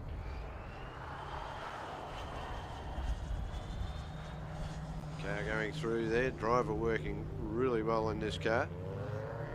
So University of Western Australia is actually in front of us off camera. They look like they're coming for a brake test, so we might actually see them come on track at the moment. But really the story at the moment is with RMIT and South Australia and Griffith. And RMIT, they're getting very close to the end here. They only have 6 more laps to go. South Australia have 8 more laps to go. UGM still getting around. They have completed 4 laps. Each lap's quite slow, so it's going to be a long run for them out there if they get through their endurance. The RMIT car's definitely looking a lot better with their second driver, and I don't think it's the difference in drivers. I think you don't usually see that much of a difference. No, not in the endurance event, that's for sure. And I suspect that maybe somebody's kicked the plug back in. Yeah, I think that this might be a case of either they were really conserving, worried about something in the first half, and they've realised that no, the car is actually running a little bit better than they thought, and they're able to push it a bit harder. I mean, the driver's not really accelerating too hard. It's just very smooth driving to keep that time down, and that's a 157.7. The last lap from South Australia, though, was a 150.6, so they're the fastest car on track at the moment. I think this is very smart driving here. Yeah, that's for sure. I have it on authority that this car is not able to get above 75 kilometres an hour at the moment with the engine shooting. So this driver is really trying to find that speed in the corners, being a lot smoother, trying not to lose any of that speed in the tighter stuff. And you can really see it just sort of hits that constant speed and just cruises. And the driver doing a great job being very smooth there as they work through the cones. South Australia right on UGM here. They will be going for the pass. UGM peels off again. I think this driver's getting a lot of practice in obeying the marshal's directions. And doing a great job at it. Absolutely. So many of these volunteers have done marshalling around here quite a few times with these events. They're very professional. University of South Australia, this is being driven quite well here. Yeah, it is, and really good to see. Just looking at the time. What time does the gate close for this event?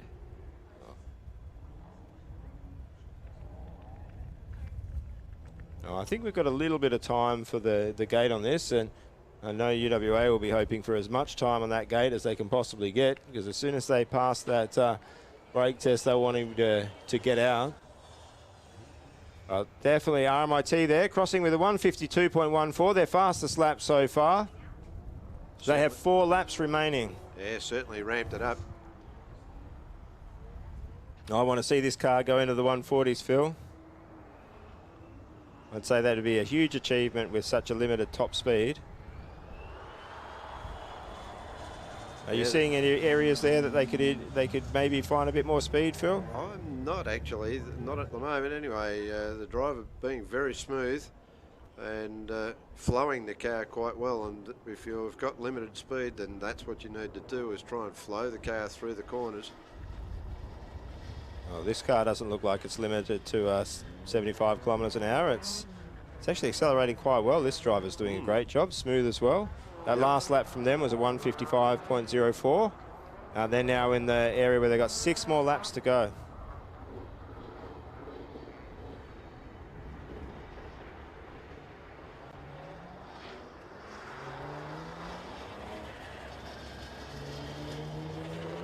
It's actually quite nice to watch.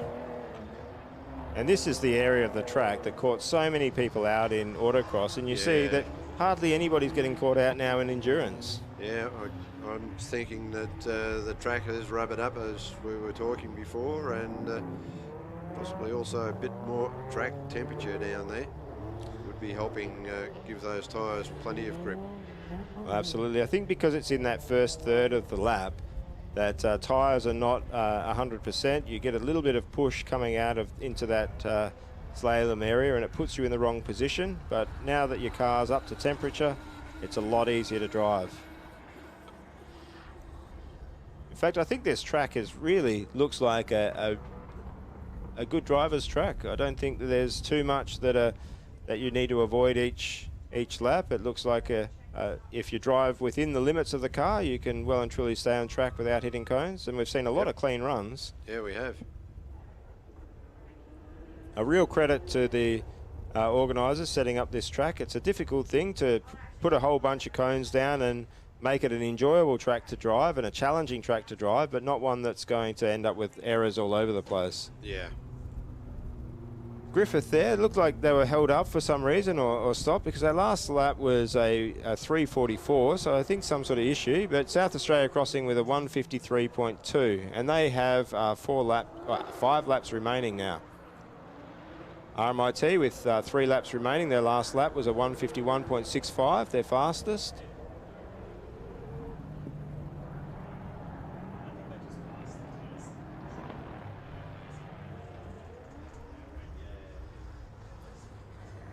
Well, there's some big news. It looks like UWA has passed the brake test, so we might actually see them get out on the endurance event.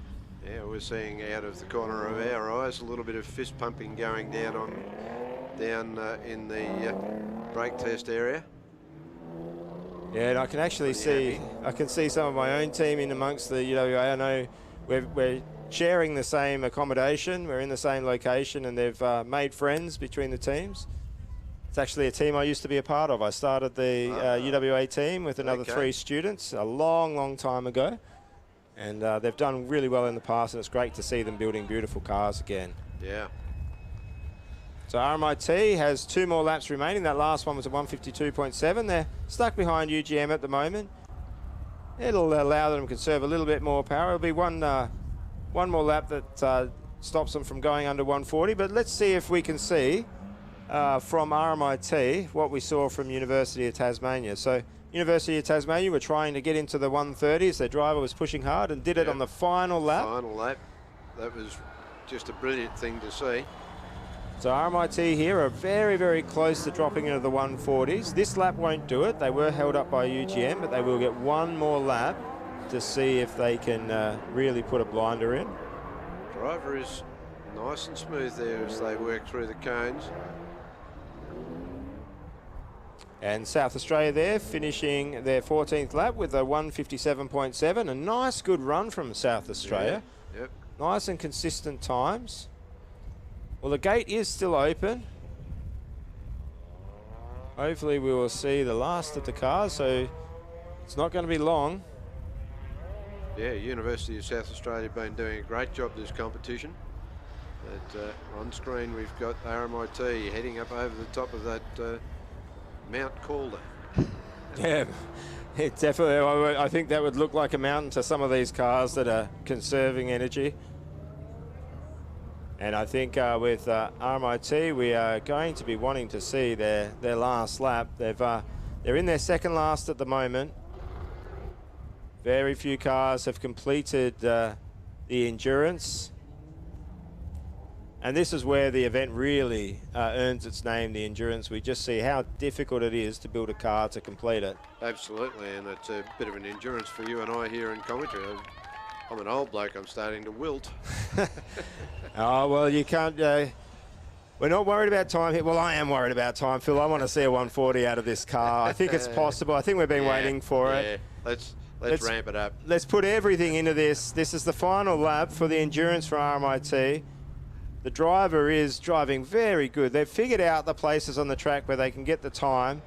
I'm not sure that they're going to have enough to get under the 150 mark. But they're doing everything right at the moment. Everything right. Certainly are. The driver wiggling through those cones with the greatest of ease. Oh, that was really nice. Nice and tight against the cones, not leaving much space. This is looking pretty good at that at the moment. Oh, let's see what we saw from University of Tasmania. We've seen some surprises in this event so far. We saw Auckland hook up on that acceleration with that final run. It really blew things away. We saw that lap time from UNSW right at the end of Autocross to put them in third place. We've seen Tasmania on their final lap go into the 130s. Are we going to see it here, Phil? What do you think? Well, let's hope. Let's hope. I want to call, Phil. The driver looks... you want me to call? I want you to call it. Is it going to do it? Oh, I'll say yes. I say yes too. Why not? Let's go, RMIT. Driver looking nice and relaxed in the cockpit. Wrangling the car around. How quick does it rotate when it goes through this tight right-hander down the bottom here? Oh, nice. Yeah, nice and smooth through there. Not as quick as the Tasmanian car, though, I don't think. No, definitely not. But still a good speed through there. Don't need too much power here. Last little spurt. And they're over the line at 154. They didn't get under the 150, but I don't think anyone in RMIT cares. Yeah, I don't think so. I think they're very happy. Finish. That was the main thing. Look at that. And that was a car, when it was going out, it was lapping in the teens, 212, 213, and that driver was consistently under 2 minutes. Yep, absolutely brilliant stuff. That's great to see. And we actually have University of South Australia. While we've been watching RMIT, University of South Australia has been hooking around the track. They've just been doing the business. Yep. And when they complete this lap, they're only going to have 2 more left. Quietly getting on with the job. Well, I don't think he's been too quiet. Those are some pretty decent lap times. They are. And again, I think very much like what we saw from Tasmania in the car approach. A fairly conventional car, not a lot of systems on it, no aero on it, but they're just trying to make sure that they can finish events. That was crossing with a 210, so a fair bit slower than their previous ones. Oop.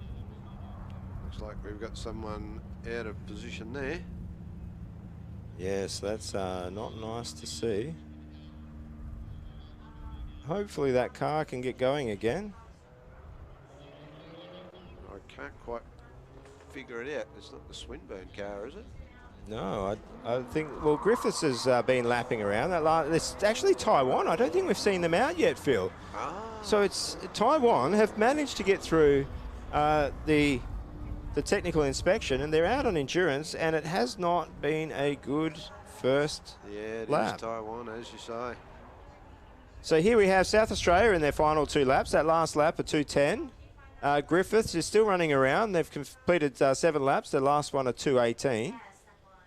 Oh, and it is going again. Going again, so that's a good sign. So this is a Taiwan Science and Technology University, I believe, or Institute. This is a confusing one for us. We haven't seen them out running yet. Oh no. Oh, it looks like it's pulled over. Yep. Oh, that is a real shame.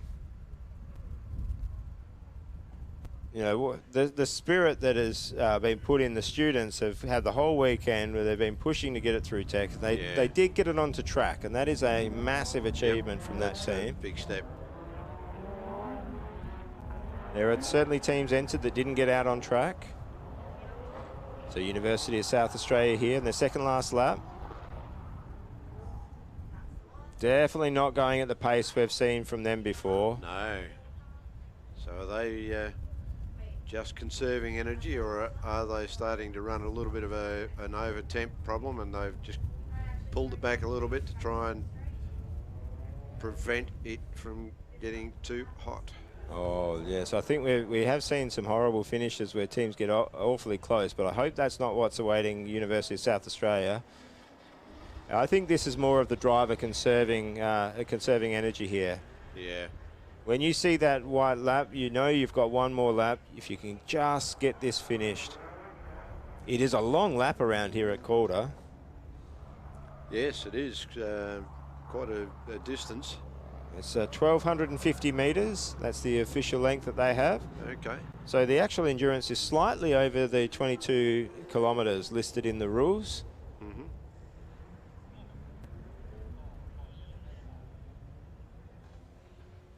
So it looks like UWA have got through the gates.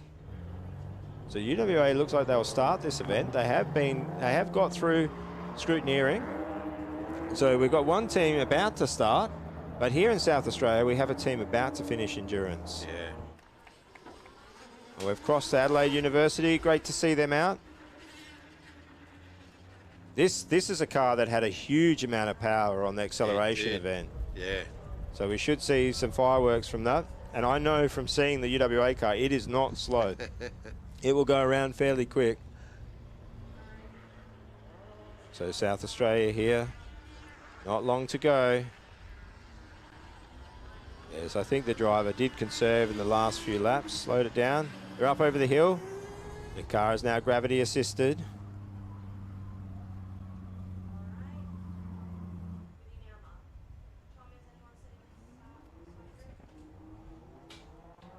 Driver nice and relaxed in the position there.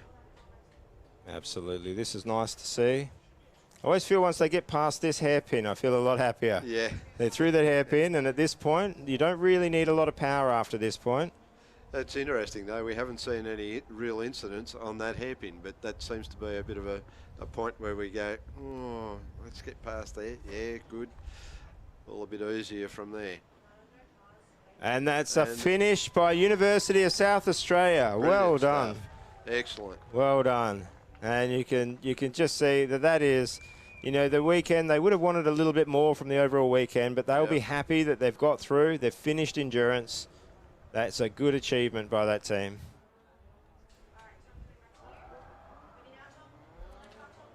Now we have Adelaide out on track. We still have Griffith. So Griffith is, I think, 8 laps. They're still going around. Okay.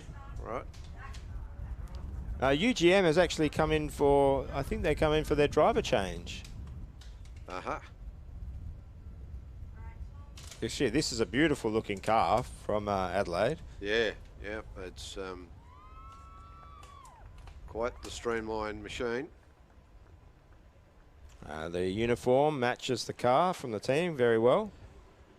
Yes, and they were wandering around singing the Christmas carols there the other day.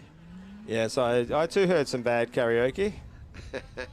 I mentioned yesterday, Phil, that I was sad that I missed it, but after hearing it, I'm not sure I missed too much. I like the energy, though. You know, yeah, the energy was great. Musicality may be another issue, but keep practicing. Yeah, I'm hoping that they're studying engineering.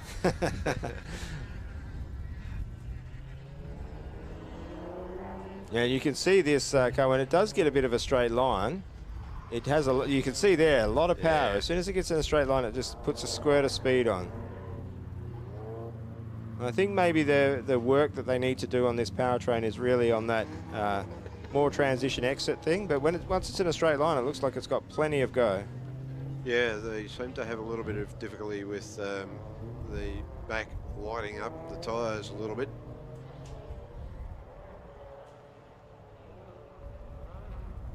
But the driver doing a great job, keeping it all pointed in the right direction at this particular point in time. Using that gravity to work back down the hill.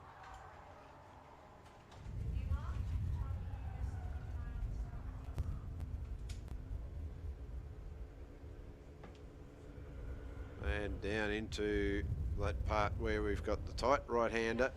Around the bollard he comes. And the driver continues on, making a great effort. Oh, and look at this, Tokyo Denki out on track. Woohoo! Great to see. And so far, only one IC team has completed the endurance. So we're still yet to see the University of Sydney. Hopefully we'll see them come out. But Yes. Tokyo Denki, they haven't had a great weekend again. They've missed a lot of events, but they're here now. And there's a lot in the offering. Talking of missing events, that was very close to not missing a cone, but the driver did manage to gather it up and get it on the right side of the cone. Well, drifting was invented in Japan.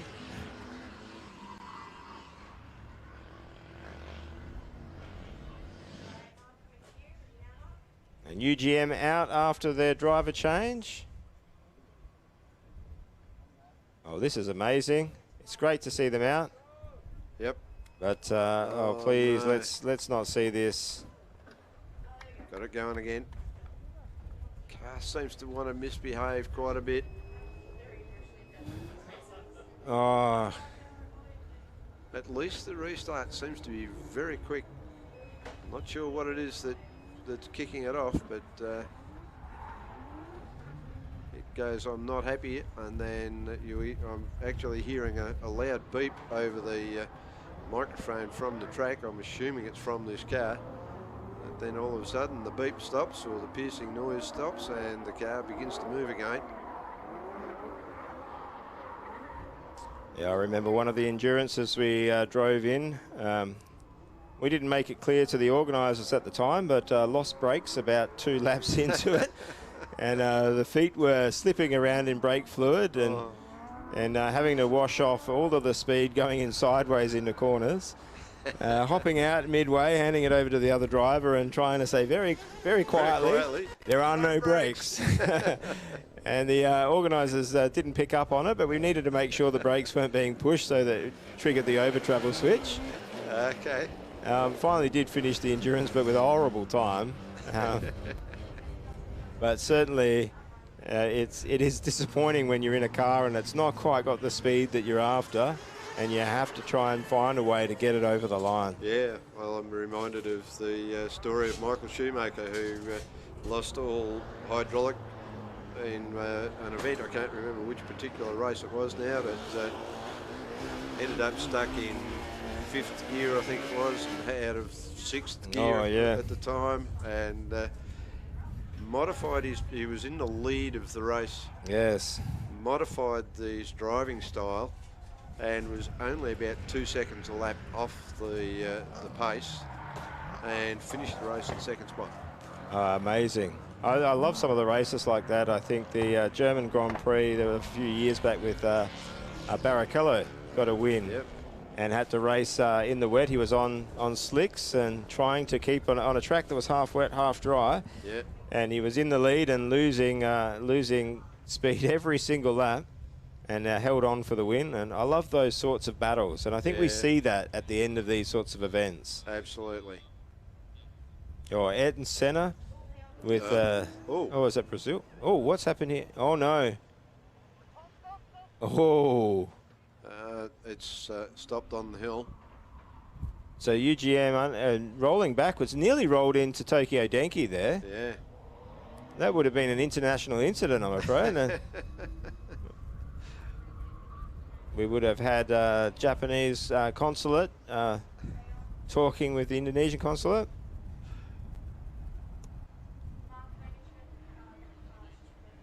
Oh, I hope that's not no. a finished event for Tokyo Denki.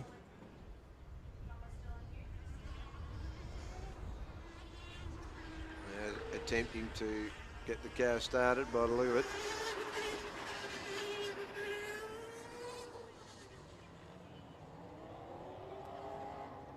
Well, I don't think I'd ever seen, we still haven't seen it, but I don't think I've ever seen a car in Formula SAE roll backwards into another car. No. So that would have been something different. That was very close. You know, big credit to the UGM driver there for managing to get that car moving forwards before it struck Tokyo Denki. These cars aren't designed to go wheel to wheel. Now that's so sad for Tokyo Denki. Yeah.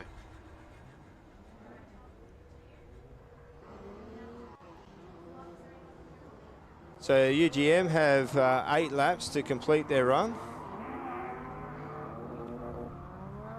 We see Griffiths is still going around, so Griffiths is out after their driver change.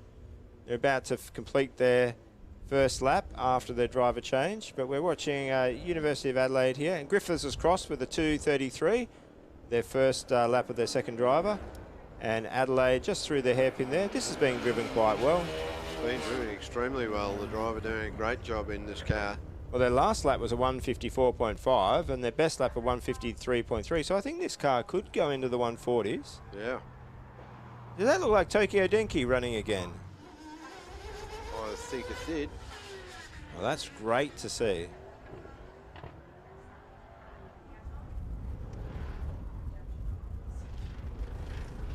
University of Adelaide doing a great job there. Car looks to be carrying good speed. The driver doing a great job. Yeah, this is being driven quite well. That last lap for them was a 150.15, so I don't think we're going to have to wait long before we see 140s from this car. Just a case of if it gets held up. It looks like it's going to get held up on this lap. It's you got Griffiths and Tokyo Denki right in front of them.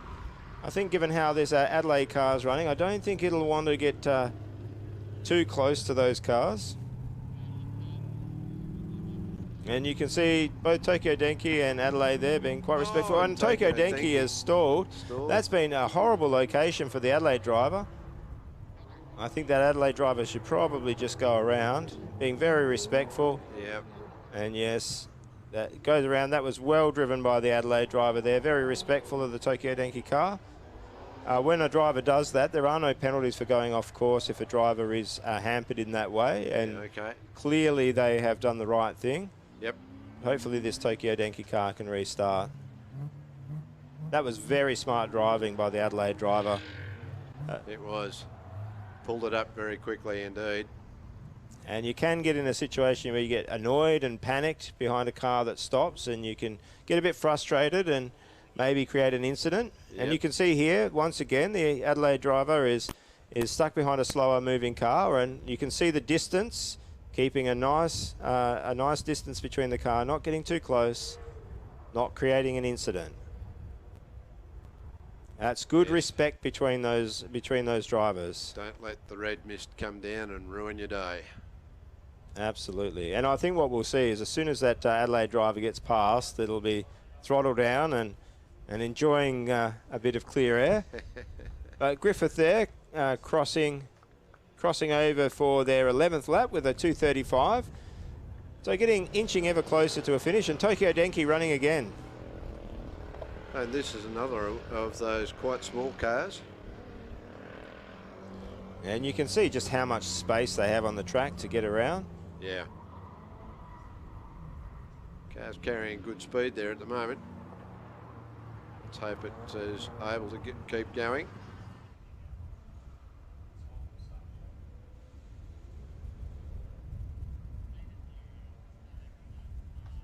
Yeah, you can see it almost looks like a go-kart.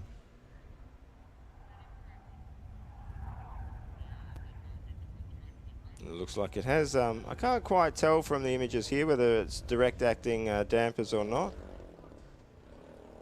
Sometimes a lot of the teams will just extend the dampers. They're usually a modified mountain bike shock dampers. No, but that actually looks like it might be feeding through a rocker. Yep. So Tokyo Denki, their third lap there. Time was very slow because of the being held up, but not able to run that whole lap. But that was a 3:23. They're looking to finish this event. Adelaide have completed 6 of their laps. The last one a 2:16, but I think they should be clear now and into nice clean air. Yeah. And that will actually give them a fair bit of space because I think Tokyo Denki and Griffith will be behind them now and a fair bit of space.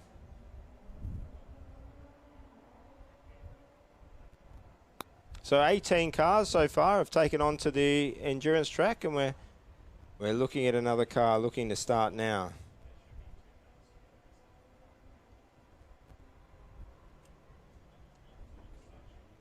A real credit to the organisers and the tech inspectors being able to work through these cars With the rearrangement of dates, it's been difficult to get volunteers, and they've done a great job to make sure as many cars that are capable of getting out are getting out onto track.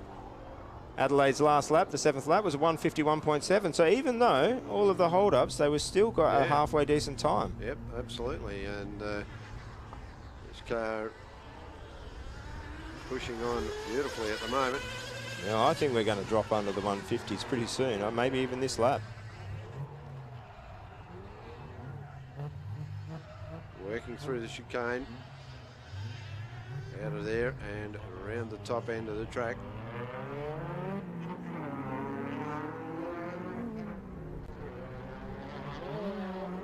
Oh, that's looking very fast in that acceleration section. Yeah. That was warp speed. We haven't seen that speed out of a car since the very first few cars coming out. That's right. It's certainly got plenty of right foot available. Yeah, I think as the driver's adjusting to the handling conditions. And I think this is UTS, University of Technology Sydney, out on the track for the first time. But this does not look like a good initial start. Oh, we've got... oh, no. That's why. Looks like Griffith has stopped, Tokyo Denki has stopped, and UTS has stopped right after starting. Yeah. And very soon coming into the start-finish line is going to be Adelaide on their 8th lap. Yeah. The driver oblivious as to what they're going to be coming into. And it looks like the Tokyo Denki driver out. And that has slowed down the lap for Adelaide, but they still got a 147.67 from Adelaide. Straight into the mess, being directed around. This driver has shown that they are very respectful of the marshals and the other vehicles. But this is a very sad sight. 3 cars stationary at the same time, and oh, what an incident. Yeah. And that Adelaide lap time, what do you think of that, Phil? 147.6. Cracking. And continuing on for another lap. But what is going to happen with, how are we going to sort this out with those 3 cars? Yeah, I think they all look terminal there, Phil. They did. Oh, and that's so sad. That was UTS straight out onto the track and not able to go any further. Yeah, I did see the driver of the Tokyo Denki car climb out and then get back in. So, yeah, both cars, those 2, and probably all 3 of them being pushed out of the way. Well, what's interesting here is only one IC car has finished endurance. Yeah. And whose car would that be? Oh, that's the Edith Cowan car, the student's car.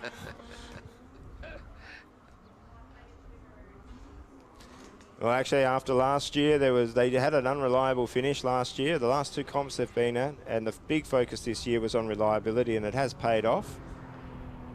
And the really odd thing in chasing reliability, they also managed to make the car a lot faster. Because it turns out if you can keep a car running, you can make it fast. That's right. But this is going in for the driver change for Adelaide. That has been a beautiful run by this driver. And a 149.7 to finish it off, despite being held up by the 3 car stationary. That is an excellent run. Yep, absolutely. By the University of Adelaide. I see another car in the chute.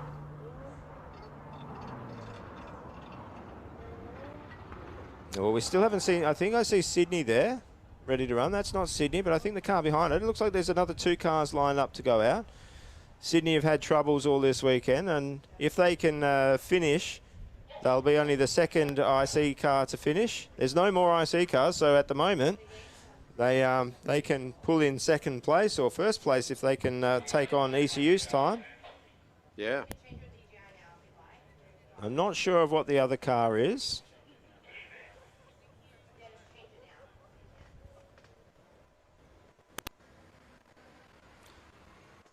So wonderful to see these sponsors there. I'm not sure how many of these sponsors will be at their tents, but they'll probably all be out watching, cheering on teams. I know how many of these sponsors not just support the competition, but also support the individual teams. Yeah, and the Caterpillar people. I understand that they've taken their gazebos down to provide a bit of extra shade down beside the endurance event there this afternoon. So not only supporting the event, but in terms of money, but putting up some shade for the competitors to keep out of that. Out of the horrible sun UV protection. The old slip, slop, slap.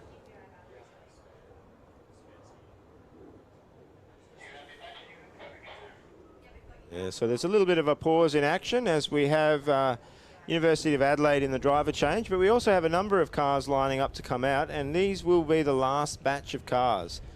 So we're at the towards the end, and we say towards the end, but each endurance run can take about a half an hour or a little bit more for some of these cars to finish. So we say we're near the end, but hopefully we've still got another half an hour to go. I know that University of Sydney lined up would hope that the event is going that long, because that'll mean that they're finishing. Yeah, that's for sure. I know the University of Western Australia is also in the queue, ready to go. They'll be bitterly disappointed with this event. They knew that they had some reliability things they were working through, and they were fairly confident of a good showing in skid pad, acceleration, and autocross. And I can tell you, Phil, I have seen that car. It is a very fast car, but they're now going into the only event they're going to run in the competition, and it's the hardest event to run. Yeah, yep. So But it's the one with the most points. yeah, it's baptism by fire. Yeah. Which is probably really painful when you think about it. Yeah, I'm not sure that I'd like to be baptised by fire. In fact, I'm quite certain I wouldn't. Of course, we're very distrustful of water in Western Australia, so... I wasn't going to mention anything, but... Well, hopefully we see this Sydney car coming out. I wasn't sure exactly what the other car was that was lined up that didn't come out, that was ahead of them. It looked like they weren't able to get started. The downside for these teams is these are the teams that have really struggled to keep their cars running reliably through the comp. And it's a big ask, not just to start this event, but really to finish it. And we've seen teams that have absolutely dominated the event. We've seen excellent running from Auckland and Monash and Canterbury throughout, and really haven't been here at the endurance. And Auckland going out before their first driver change, Monash unable to, just after their driver change going off. And so even for the teams that have been at the pointy end, this is a very, very difficult event.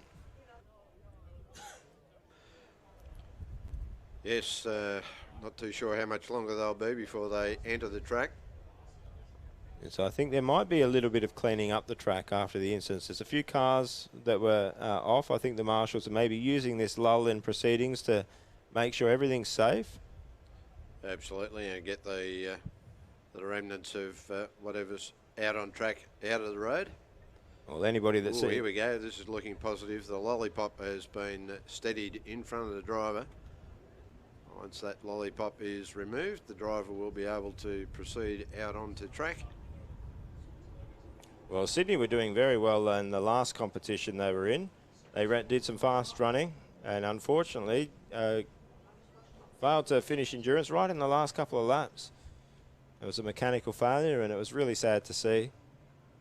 They were doing very, very well, and probably lined up to win the IC class last year when it happened.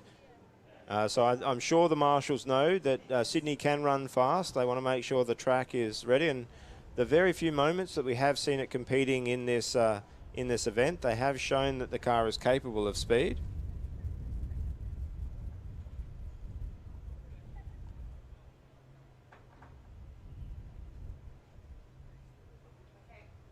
Been a long day here today, Kevin, and just a moment to thank all of the volunteers that have worked so hard to get this event underway, and car 22 out on track. And already you can see that this is running a little bit faster than some of the cars we've seen recently. You can see the intent immediately. It will actually be quite good to see if we can get University of Adelaide out and UWA at the same time as Sydney. I think we might see some interesting competition going on. That would be interesting indeed.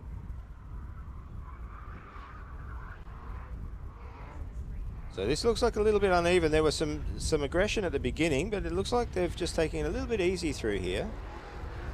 So I don't know exactly what problems they're going to be nursing. Oh, unless I'm mistaken, that sounds like it's stuck in gear. Well, I think we found out why it's slowed down a little. And unfortunately, that sounds like it's stuck in a fairly low gear on a fast track. Yeah, that's going to hurt. I hate to say it, Phil, Really but when you see this, you generally don't see the car finish. No. If he had been stuck in a higher gear, if he was maybe stuck in third gear, Yep. it would have been okay, but that does not look promising.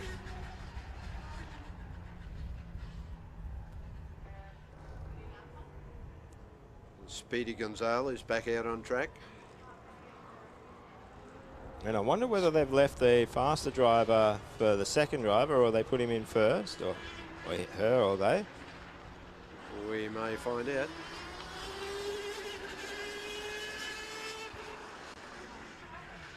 Okay, this is looking good already.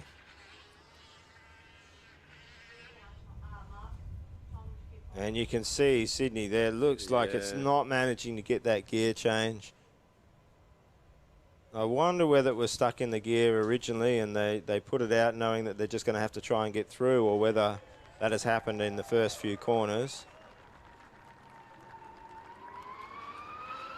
I think we'll have to talk to the team later on to find that one out. Oh, there is really big news. It looks like we have Canterbury joining on track. I have seen them come up in the Nat Soft. We see. Look at that. So Sydney with a 221 there. That's going to be really unfortunate. I don't think they're going to be able to get too much pace if they're stuck in gear. But we've got Adelaide, but Canterbury is a car that was, you know, this is potentially a car that could, it's running out of order, so it will have a time penalty, a 2-minute time penalty total. Okay. But this is the sort of car that could make up that penalty.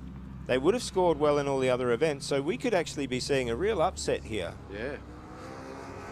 And the University of Tasmania looks like, to me, looks like the car that has probably got this endurance for the EV class.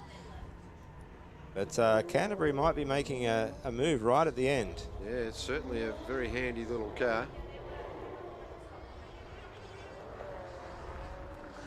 And this is a beautiful car. I mean, it's all great to see all of the cars, but I think without fail, whenever you're speaking to people along the grid, you know, always say, can you go check out that Canterbury car? It's so tidy.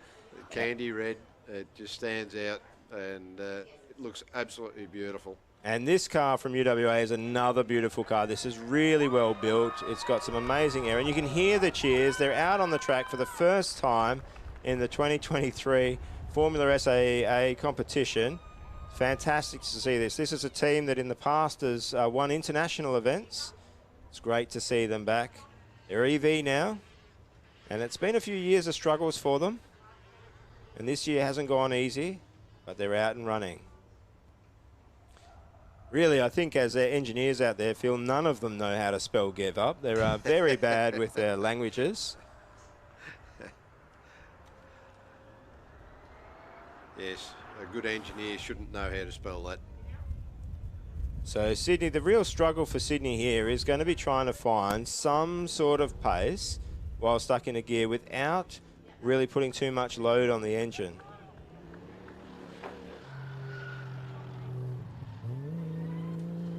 Well, that Canterbury car is looking quite tidy. Well, that last lap from the Adelaide car was a 142.46. Okay, so they're that's moved them in. it on. Yeah, that's moved them into the 6th fastest car in terms of fastest lap. Yeah. And looks primed to dropping down into the 130s. Canterbury's last lap time was a 159.86, so Adelaide's substantially faster than Canterbury at the moment, but we are seeing the second driver from Adelaide in a nice warmed up car. And Canterbury obviously running well out of position. They'll be nursing the car, I suspect. Well, and Sydney with a 2:07 in their first lap, but they're really struggling to get this car through. They just want to finish. with so few runners in the IC class, if they do finish, they'll be in a top 2 spot for the for this particular part of the event. UWO car looking quite nice out there, very smooth, not really pushing it too hard.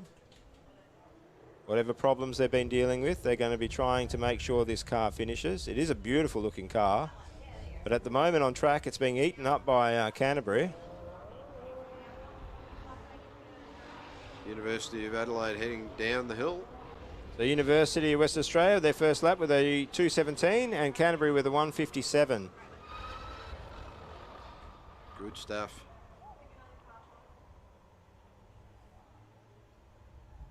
This University of Adelaide, it's really an impressive car. Yeah, he seems to change that direction really, really well. And a 1:46.78. So easily the fastest car out on track at the moment.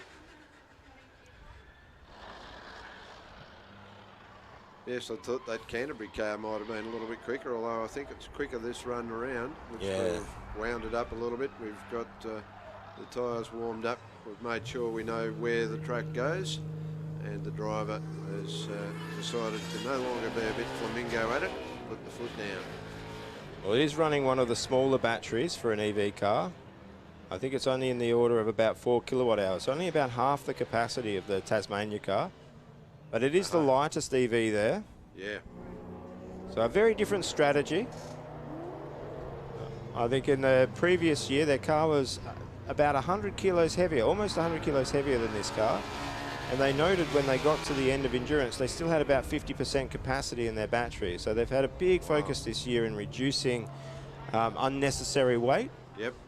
It has worked for them so far. It's unsure of what problems have kept them from an earlier run in this event, but this is an event they may need to conserve some energy and really just look to find pace with nice, smooth running, which is what we're seeing from the driver. Smooth running is not something that the Adelaide driver is too concerned about with all that power. They were able to flick that back end around. Yep. Pushing it along really well. I think this is quite a powerful car, really well built vehicle. The last lap from Canterbury was a 1:44.8, but that lap from Adelaide was a 1:38.4. So we have another car that has dropped into the 1:30s. Yep. It is now put in the 5th fastest lap time, and I think there's still more to come. They've got 5 more laps to see how much more they can bring down that time. And that Canterbury car is really starting to move now. Yeah, I've seen this car move quite quickly indeed. Yeah, he's certainly, the driver, certainly ramping up the speed on that car. Yeah, I think that section there where we see those 2 passing things, those passing lanes end up being quite straight. Now the Sydney car has found a fair bit of pace because that's a 1:57.2. So I don't know whether the driver has been able to put that into gear and change gears, but that's really switched up. And University of Western Australia has completed 2 laps so far. Their last was a 2:18.9, so they're not at the same pace as the others, but great to see them out there. That's for sure. Canterbury is definitely looking beautiful out there, but that Adelaide car is flying. At the moment, they are the 5th fastest car, but they're very, very close to the University of New South Wales in terms of fastest lap. They'd still need to find about 5 seconds to get up to the same sort of speed as we saw from ECU and Auckland. Yeah. And both ECU and Auckland were holding back just a little bit, but that is not something we're seeing from this Adelaide University. They're not holding back. Not at all. And look at this Canterbury car. Canterbury. They're not holding back either. No, the change of direction coming around there was very good.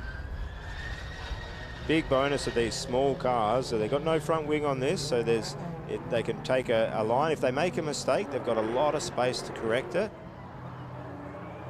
And you can see just the difference in line that car can take compared to the cars with a big front wing out in front. When you're looking to conserve energy and really have a really wide line, that's the perfect sort of concept. That's for sure. So University of Western Australia with a 2:01.9, so getting closer to dropping under the 2 minutes. I think we'll see an under 2 minutes run from them before too long. Yeah, I think they're just running and checking that the car is feeling nice and stable and reliable. University of Adelaide really flying here. They've got 4 more laps. Sydney crossed the line with a 1:56.8, though they're dragging that time down. So I think they must either be driving around the issues or they've managed to get that car shifting gears.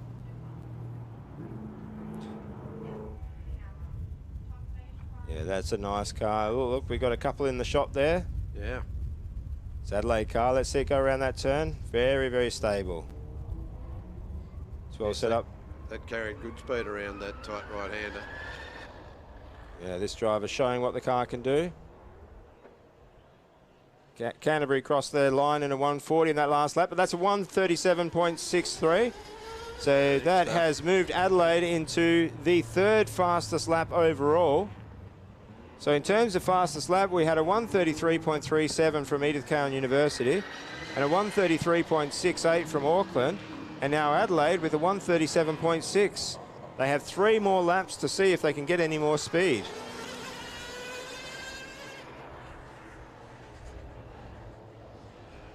They'll be very happy with the run so far.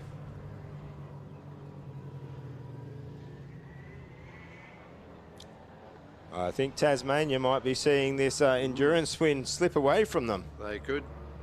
Well, not really slip away, being torn away from them.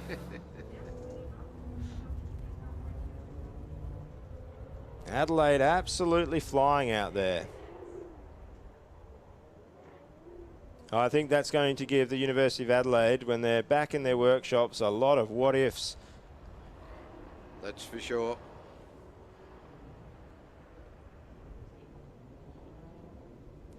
Sydney doing a great job nursing that car around, but finding speed, using parts of the track where they can really maintain some speed and doing good lap times, a 1:56.5. So they keep bringing that lap time down. That driver's really finding the places where they can get a little bit of pace, but they are getting eaten up by Canterbury here. Canterbury crossing the line with a 1:38.96. Canterbury's in the mix.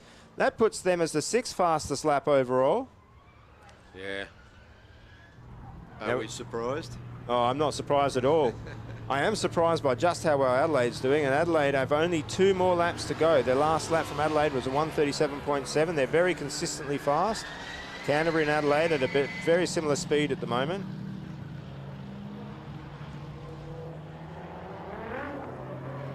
So Canterbury catching the car in front, but it's close to one of the passing stations, so not going to impede them too much.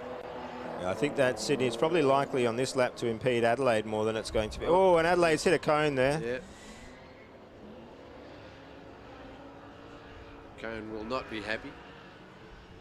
Oh, we're going to be very close to the last lap of Adelaide. This is the 2nd last, and University of Western Australia have completed 4 laps. Their last one was a 1:59.27, so under the 2 minutes. I think they're going to find more and more time as they drive this car around. First time it's been out on track, so all of the siding laps are being done now, Phil. Yeah. And all of those things that, looking for all of the gremlins there. Oh, is that right? Yes. Oh, yep. Make sure that it turns left, turns right, the brakes are working. Well, that's the 5th lap, and that was a 1:54.9. They shaved another 5 seconds off the lap time. Yeah, so they've made sure that the car's working, and the driver is now pushing the car to the best. So Canterbury caught up in that last lap with a 1:40.4, so still a quick lap even being held up. But we're seeing Adelaide crossing the line with a 1:42.2. They did get held up, but this is going to be their final lap. You can see them caught behind Sydney at the moment. I don't think we're going to see a faster lap time from Adelaide. No, I don't think so. This will be a disrupted lap. But it is the final lap for Adelaide. What an endurance event they have performed. This is class driving. The car has a ton of power. I think in those first few laps, the driver was feeling it out. The power was not coming on in the right places. It was really upsetting the car, but it almost looks like the the drivers have managed to figure out how to drive this car right in front of our eyes, Phil. Absolutely, it's been a delight to watch the driver working this car. And the first driver started off quite a bit slower than the second, but really worked up to some pace, and this is going very, very well. Final lap, and they're not slowing down. No, not at all. And yet again, another car without wings. Yeah. Now, is this a new trend that we're going to see? Everybody going to start and dice the wings? Well, I don't think it's a case of the wings being bad. I think it's more of a case of how do you allocate your resources.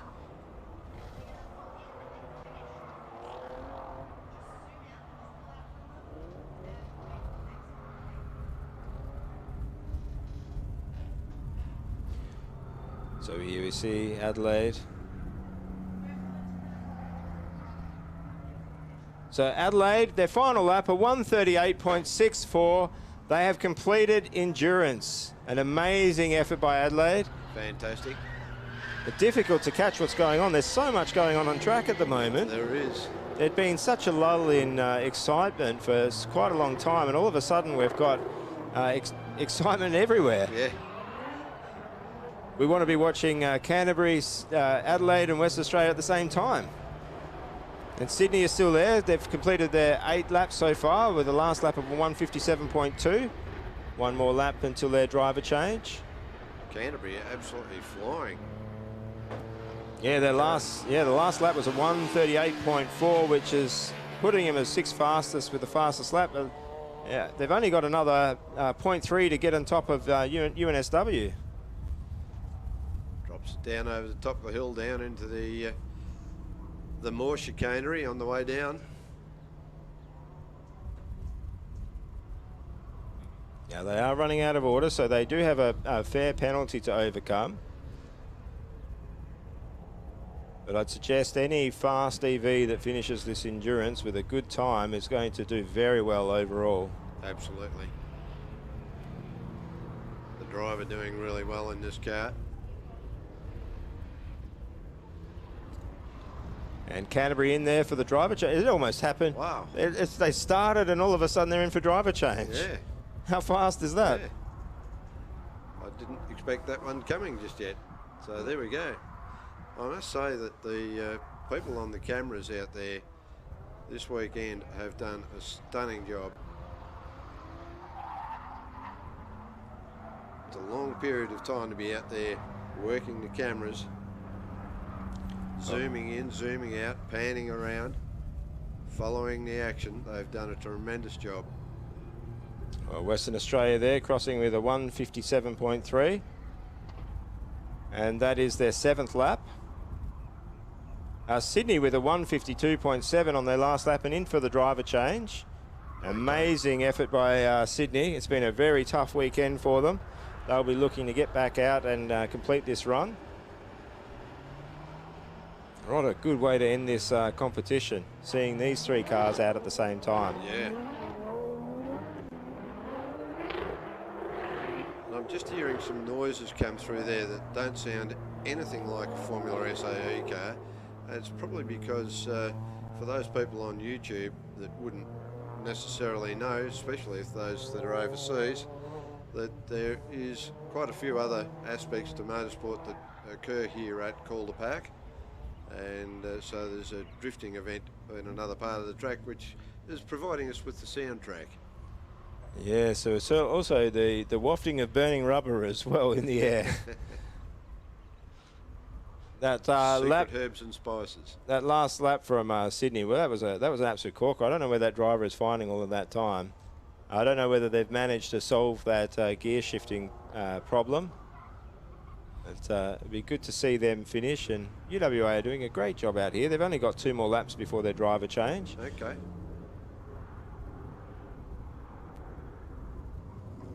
Actually turned quite well around that hairpin. This is a reasonably open track by Formula SAE standards, especially in Australia. We're used to quite a tight track.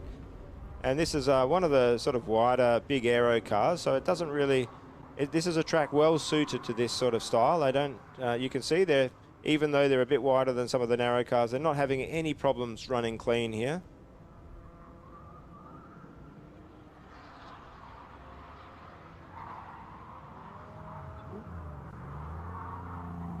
Doing well there. That last lap from Western Australia was a 1:58.5. So there's one more lap before driver change. Now, it has been a long, long time since Western Australia has, University of Western Australia has finished an endurance event. I don't think they'd be in the point where they're getting their hopes up. I think they'll have fairly moderate expectations. Yep. But if they get through that driver change, those expectations start to build and the worry starts to build. Well, they're looking really good at this stage, and I see the Canterbury car coming back out again. Yeah, it's great to see. This is such a beautiful car. I think this is a really good example of just having everything that's needed on a car and nothing else. Yeah. There's so much beautiful detail work on this. It's incredibly well built. I think going down the pits, I just think the two New Zealand teams of Canterbury and Auckland, in terms of their design and build quality, I haven't seen anything better on the pits than these two cars. They've attracted a lot of attention. This is not quite going as fast as the previous driver. I don't know whether this is a sighting lap. It did take... Yeah, I'd reckon it's a sighting lap. I just make sure I've got all of my turn points down. Keep it calm on the first lap. Make sure I've got my braking points. Yes, I've remembered that. Yes, I've remembered that. Oops, no, I have to adjust myself for that corner because it isn't quite what I had thought. And we might see a little bit of unleashing of venom from the machine by the driver when he or she comes around the next time. Yes, well, it'd be a big question of how much they have to conserve. They do have a small battery, but they do have a small car. The first driver did take a few laps to get up to speed. It didn't look like it was at the sort of pace we'd expected from Canterbury, and then within a few laps, it was cycling around pretty quick. But University of Western Australia are on their are coming in after their. I would have thought that. At the moment, they should have come in for the driver change. Looks like on that soft that they have done the 9 laps. I wonder if that driver has missed the flag. Wow. I hope that's not the case. Because that will incur a penalty, I would imagine. Well, maybe it means they end up driving an extra lap. I hope that's not the case. But let's see what happens. I think the organisers are fairly understanding of these sorts of issues, and it might not be a penalty if it's only one lap difference, and maybe just take 1 lap off the second driver. But this is exciting. University of Sydney out after their driver change. For an IC team, that is a big moment once the car restarts. Yep. And let's see what this driver can do. Already it looks like this driver is actually finding the same sort of speed that there was when it came off on that first run. Yeah, I'm pretty sure I could hear that there was gear changes taking place there, so that's a bit of a positive. Absolutely. Yep. Well, that's great to hear.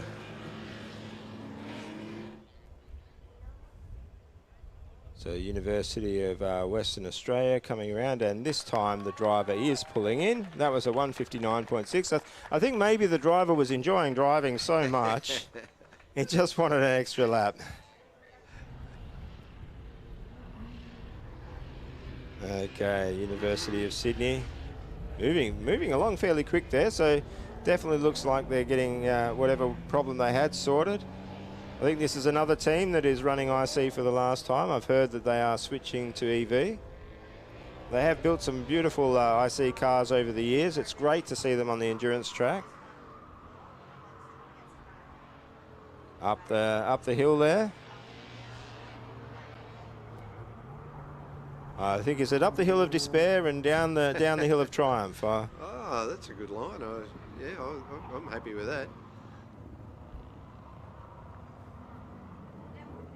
Taking it easy through this section. So this is the first lap for this driver. Just making sure they've got all of their corners remembered correctly. So back with Canterbury now. The last lap from Canterbury was a 154.3, so not matching the really blistering pace we saw from the first driver, but they do need to make it to the end. They know how many points are on offer. They put in a really good first stint. If they can have a moderate second stint, they'll still have a great time overall. It is a beautiful car. Yes, not only does it look beautiful on camera, it looks really, really nice when you're up close. Yeah, the last lap there from Sydney we were following was a 2:06, so the first lap of their second driver. Fairly conservative, but they'll be able to bring that down. But this Canterbury car is definitely picking up pace. And you can see it's just trying to do that smooth line. Maybe look like it's going a little bit wide on those slaloms. Probably a little bit time if you can tighten that line up.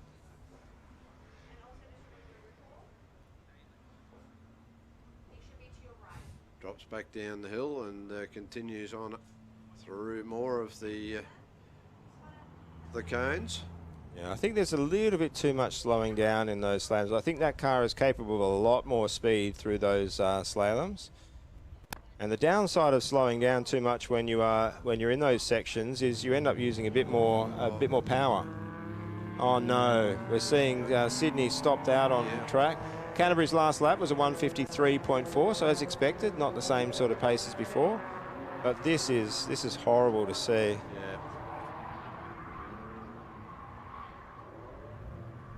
Now, if they were having trouble with the gear shift at the start of the last stint, has that gear shift problem returned? No. Well, they've got it started again. That is great news. That's a huge relief to everyone from Sydney watching. I think a huge relief to everyone here. Yeah. I could hear a cheer going up there once they got moving again. As it should. Absolutely.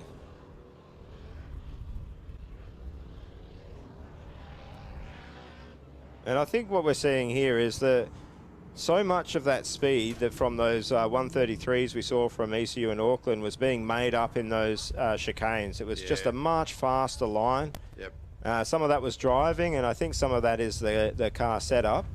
We did see Adelaide taking a pretty good line through there as well. I think that's an area where these drivers are probably just not at the same point. And I really think that's free speed because the car's already travelling. You don't need to use a lot of throttle. It's all just drive a line through there. Exactly, and if you slow the car down, you have to speed it up again. So there's extra energy being used.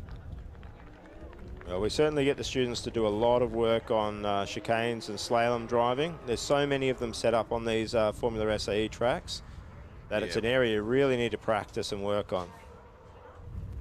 And what you notice is when you have a slalom and you have 4 or 5 cones in a row, you need to take that first one very, very tight because by the time you get to the last one, you're already going to be out of shape. Yeah, that's right. So if you don't really tidy it up on the entry, by the time you get to the exit, you're almost sideways. Yeah. Great to see Sydney back out.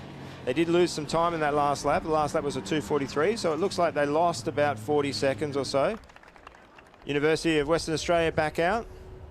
This is great to see, yeah. Absolutely. They've only got 9 more laps. Well, we don't know whether they're going to run the second driver for 8 laps or 9 laps. The first driver sort of hogged a bit of the battery. I think it would probably make sense to have this driver run 8 laps and probably not try to attempt the extra distance, but that really is up to the organisers. Yeah, it's if they have to do the extra distance, then that's consumes more energy, which is a measured component of the competition. Oh, absolutely. There's a lot of cases where these events end up with, say, a red flag. We haven't seen any of that today, thankfully. Touch wood, touch wood. But when you do see a red flag and you have to have a restart, every team dislikes that moment because you go into endurance thinking you've only got to start the car twice. You never want to start it 3 times. Yep. So anytime you stop on track, it's always a heart in the throat moment. It's the same with extra laps. You never want to have to do an extra lap. Yep. So Sydney here, they only have 7 more laps to go. And after this one, they'll have 6 more laps to complete endurance. So this could be another positive end to a rough weekend. And that's a 2 minute, so not running at the speed of the first driver, but reasonably respectable.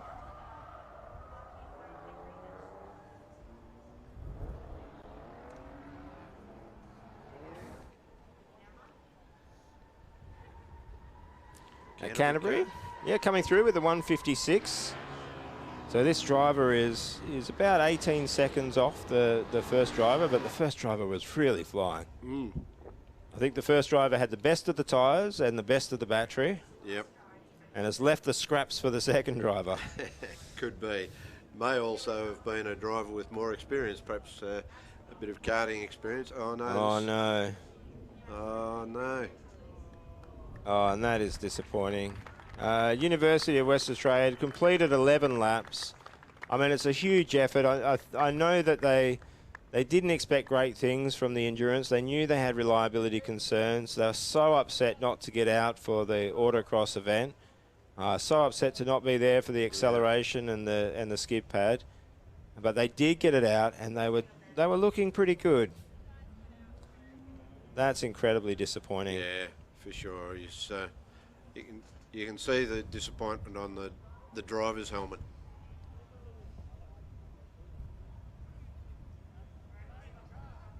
Driver got to stay in the vehicle until an official gets there, I think. Yeah, so Canterbury's still going around. So Canterbury have only got 4 more laps, and we knew this, Phil, when they got back out. We knew it wasn't going to take very long to finish the endurance. It's a quick car. And Sydney are eating up the laps too. Sydney only have 5 more laps once they complete this one. So we look like these 2 cars are running pretty well. Absolutely.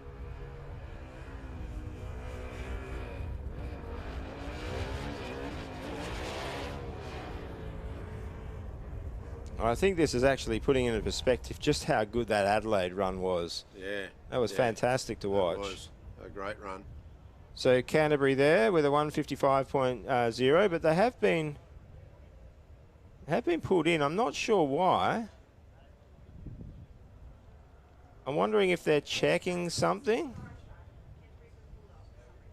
Oh, sometimes they pull a driver in if a driver has been consistently not missing a cone or doing a turn and pulling off courses. So I hope that's not the case.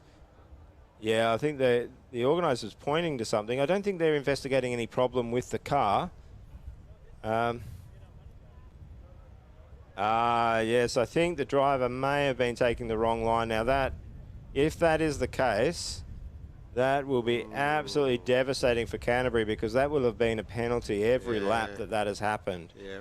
And that's a 20-second penalty if you are off course. And that's normal. If the organisers see that they're consistently missing something, they'll pull a car in and say, after a couple of times, do you realise you're driving the track wrong? And then send them back out.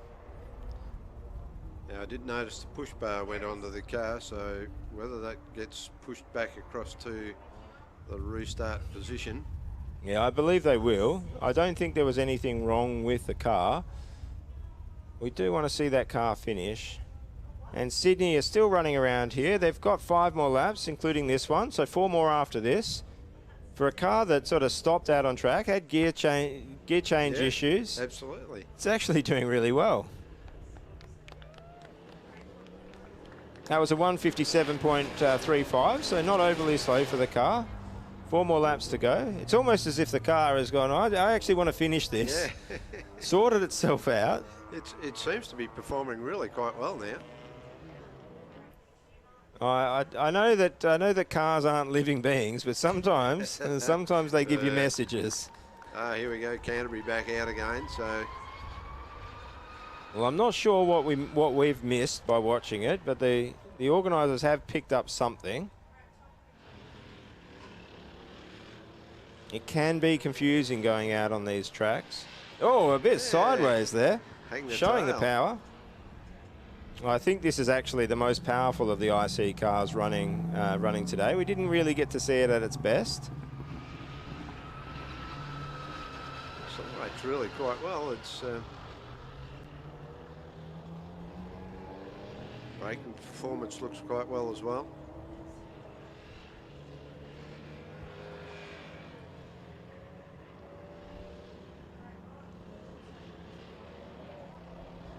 Wriggles through the chicane. Driver doing really well.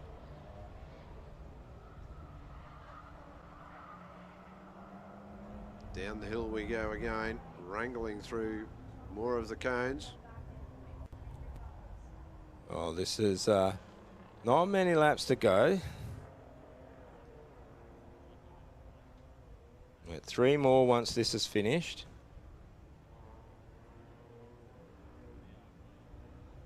It's looking the best it's looked so far, I think, in terms of just how it's running. It's, perhaps the car just wasn't run in. Yeah, well, it's getting run in now, and that's a 152.90. So that's only 0.2 seconds slower than their fastest lap. Yeah. So you could really see that the driver's getting a handle of it, and Canterbury only got this lap and 1 more to go. Yep. So hopefully they'll finish endurance as well, and whatever it was that they were missing, I hope it hasn't cost them too much. We may have a slight issue with the lap count according to Natsov, so they may actually have 2 more now. Okay. Because they will have crossed that start-finish line when they pulled them in, and that was a 156.2. So we're actually seeing Sydney at the moment lapping faster than Canterbury.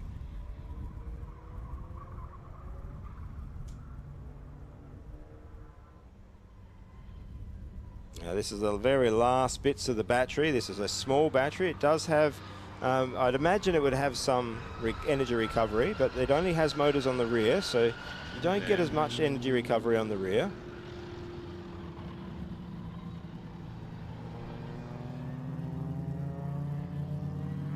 Very smoothly driven. Absolutely. But that's where, coming out of that, when you saw University of Tasmania and ECU and Adelaide, they were really kicking the back end around, applying a lot of power, and you could see that Canterbury driver not putting the power on to flick the back end around, conserving the energy instead. Because it certainly can flick the tail around. We've seen evidence of that during the course of the weekend. And that is one of the little advantages that these ICs are the ones with a bigger battery and EV can have, is they can afford to use a little bit more juice just to turn the car and those sorts of parts. There aren't too many of those sections in the track though. No. So Sydney there with a 150.56, their fastest lap so far. 2 more laps remaining. Can they get into the 140s? That'll be really good to see if they can. The driver, I'm sure, is trying their utmost to do just that. Well, absolutely. I doubt with the fastest lap that they'll be able to make it into the top 10. To get into the top 10, they would have to get a 145. Yeah. I don't think it's probably got that in it. But that's only fastest lap. A lot of the cars that have gone faster didn't finish endurance, so that's what Sydney are aiming to do. Absolutely. It'll be a good finish to a rough weekend for them. And unfortunately for Canterbury, this isn't the fairy tale they wanted. They had a beautiful car. They were really running quite well all the way through the weekend, and then didn't get to start when their intended start order, and probably not running at the absolute pace they can. But this should be the last lap from Canterbury. It's a 154.7 on the previous lap. So we're going to see the last 2 cars finish within 1 lap of each other. Brilliant. I think a great effort from Canterbury here. I think they took a big change from last year. They really redesigned their package. They took a lot of weight out. They went from all-wheel drive to a 2-wheel drive at the rear. They halved their battery capacity.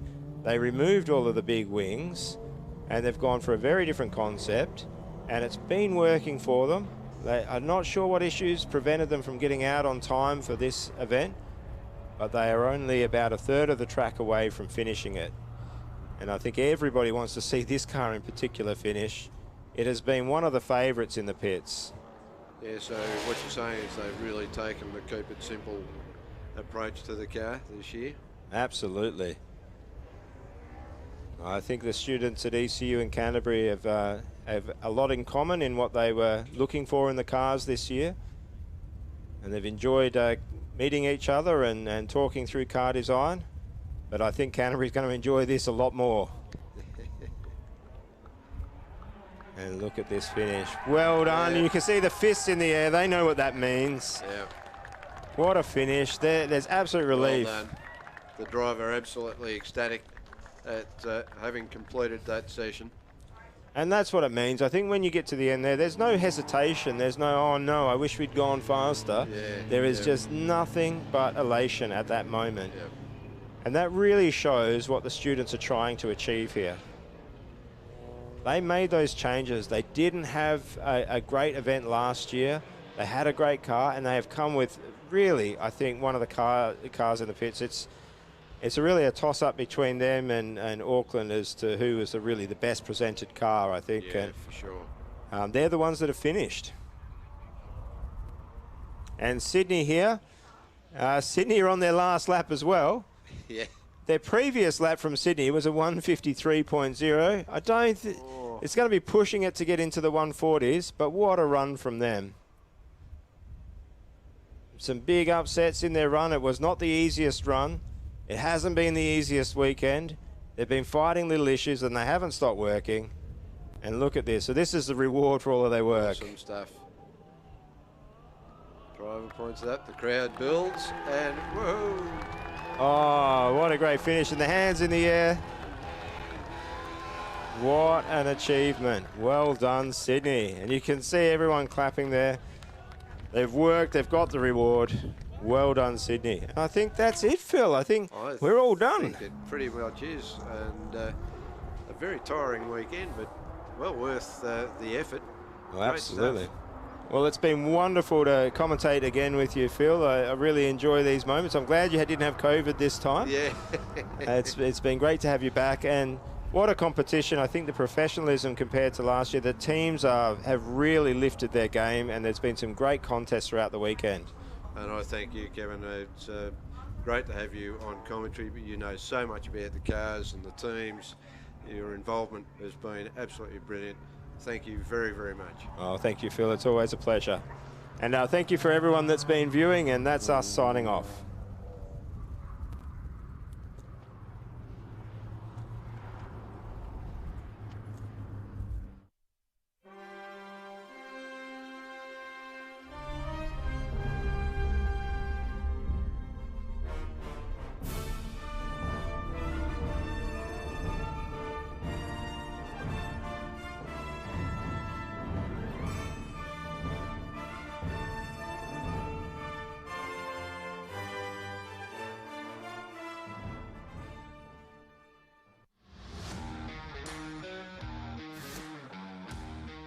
When I'm racing on track, I've got to be millimetre perfect. With Indicate grade control on the 3i6, you can set your depth to exactly what you need, and the machine tells you when you've reached it, so you can just race through it.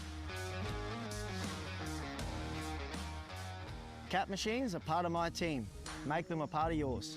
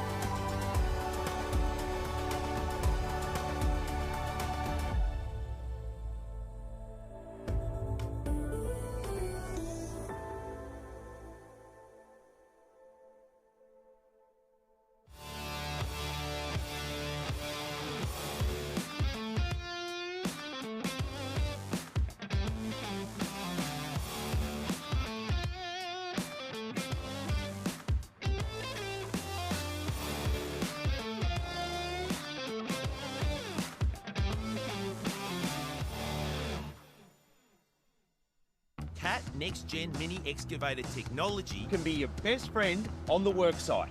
with new ease of use Indicate, you can dig to an exact depth, length or slope.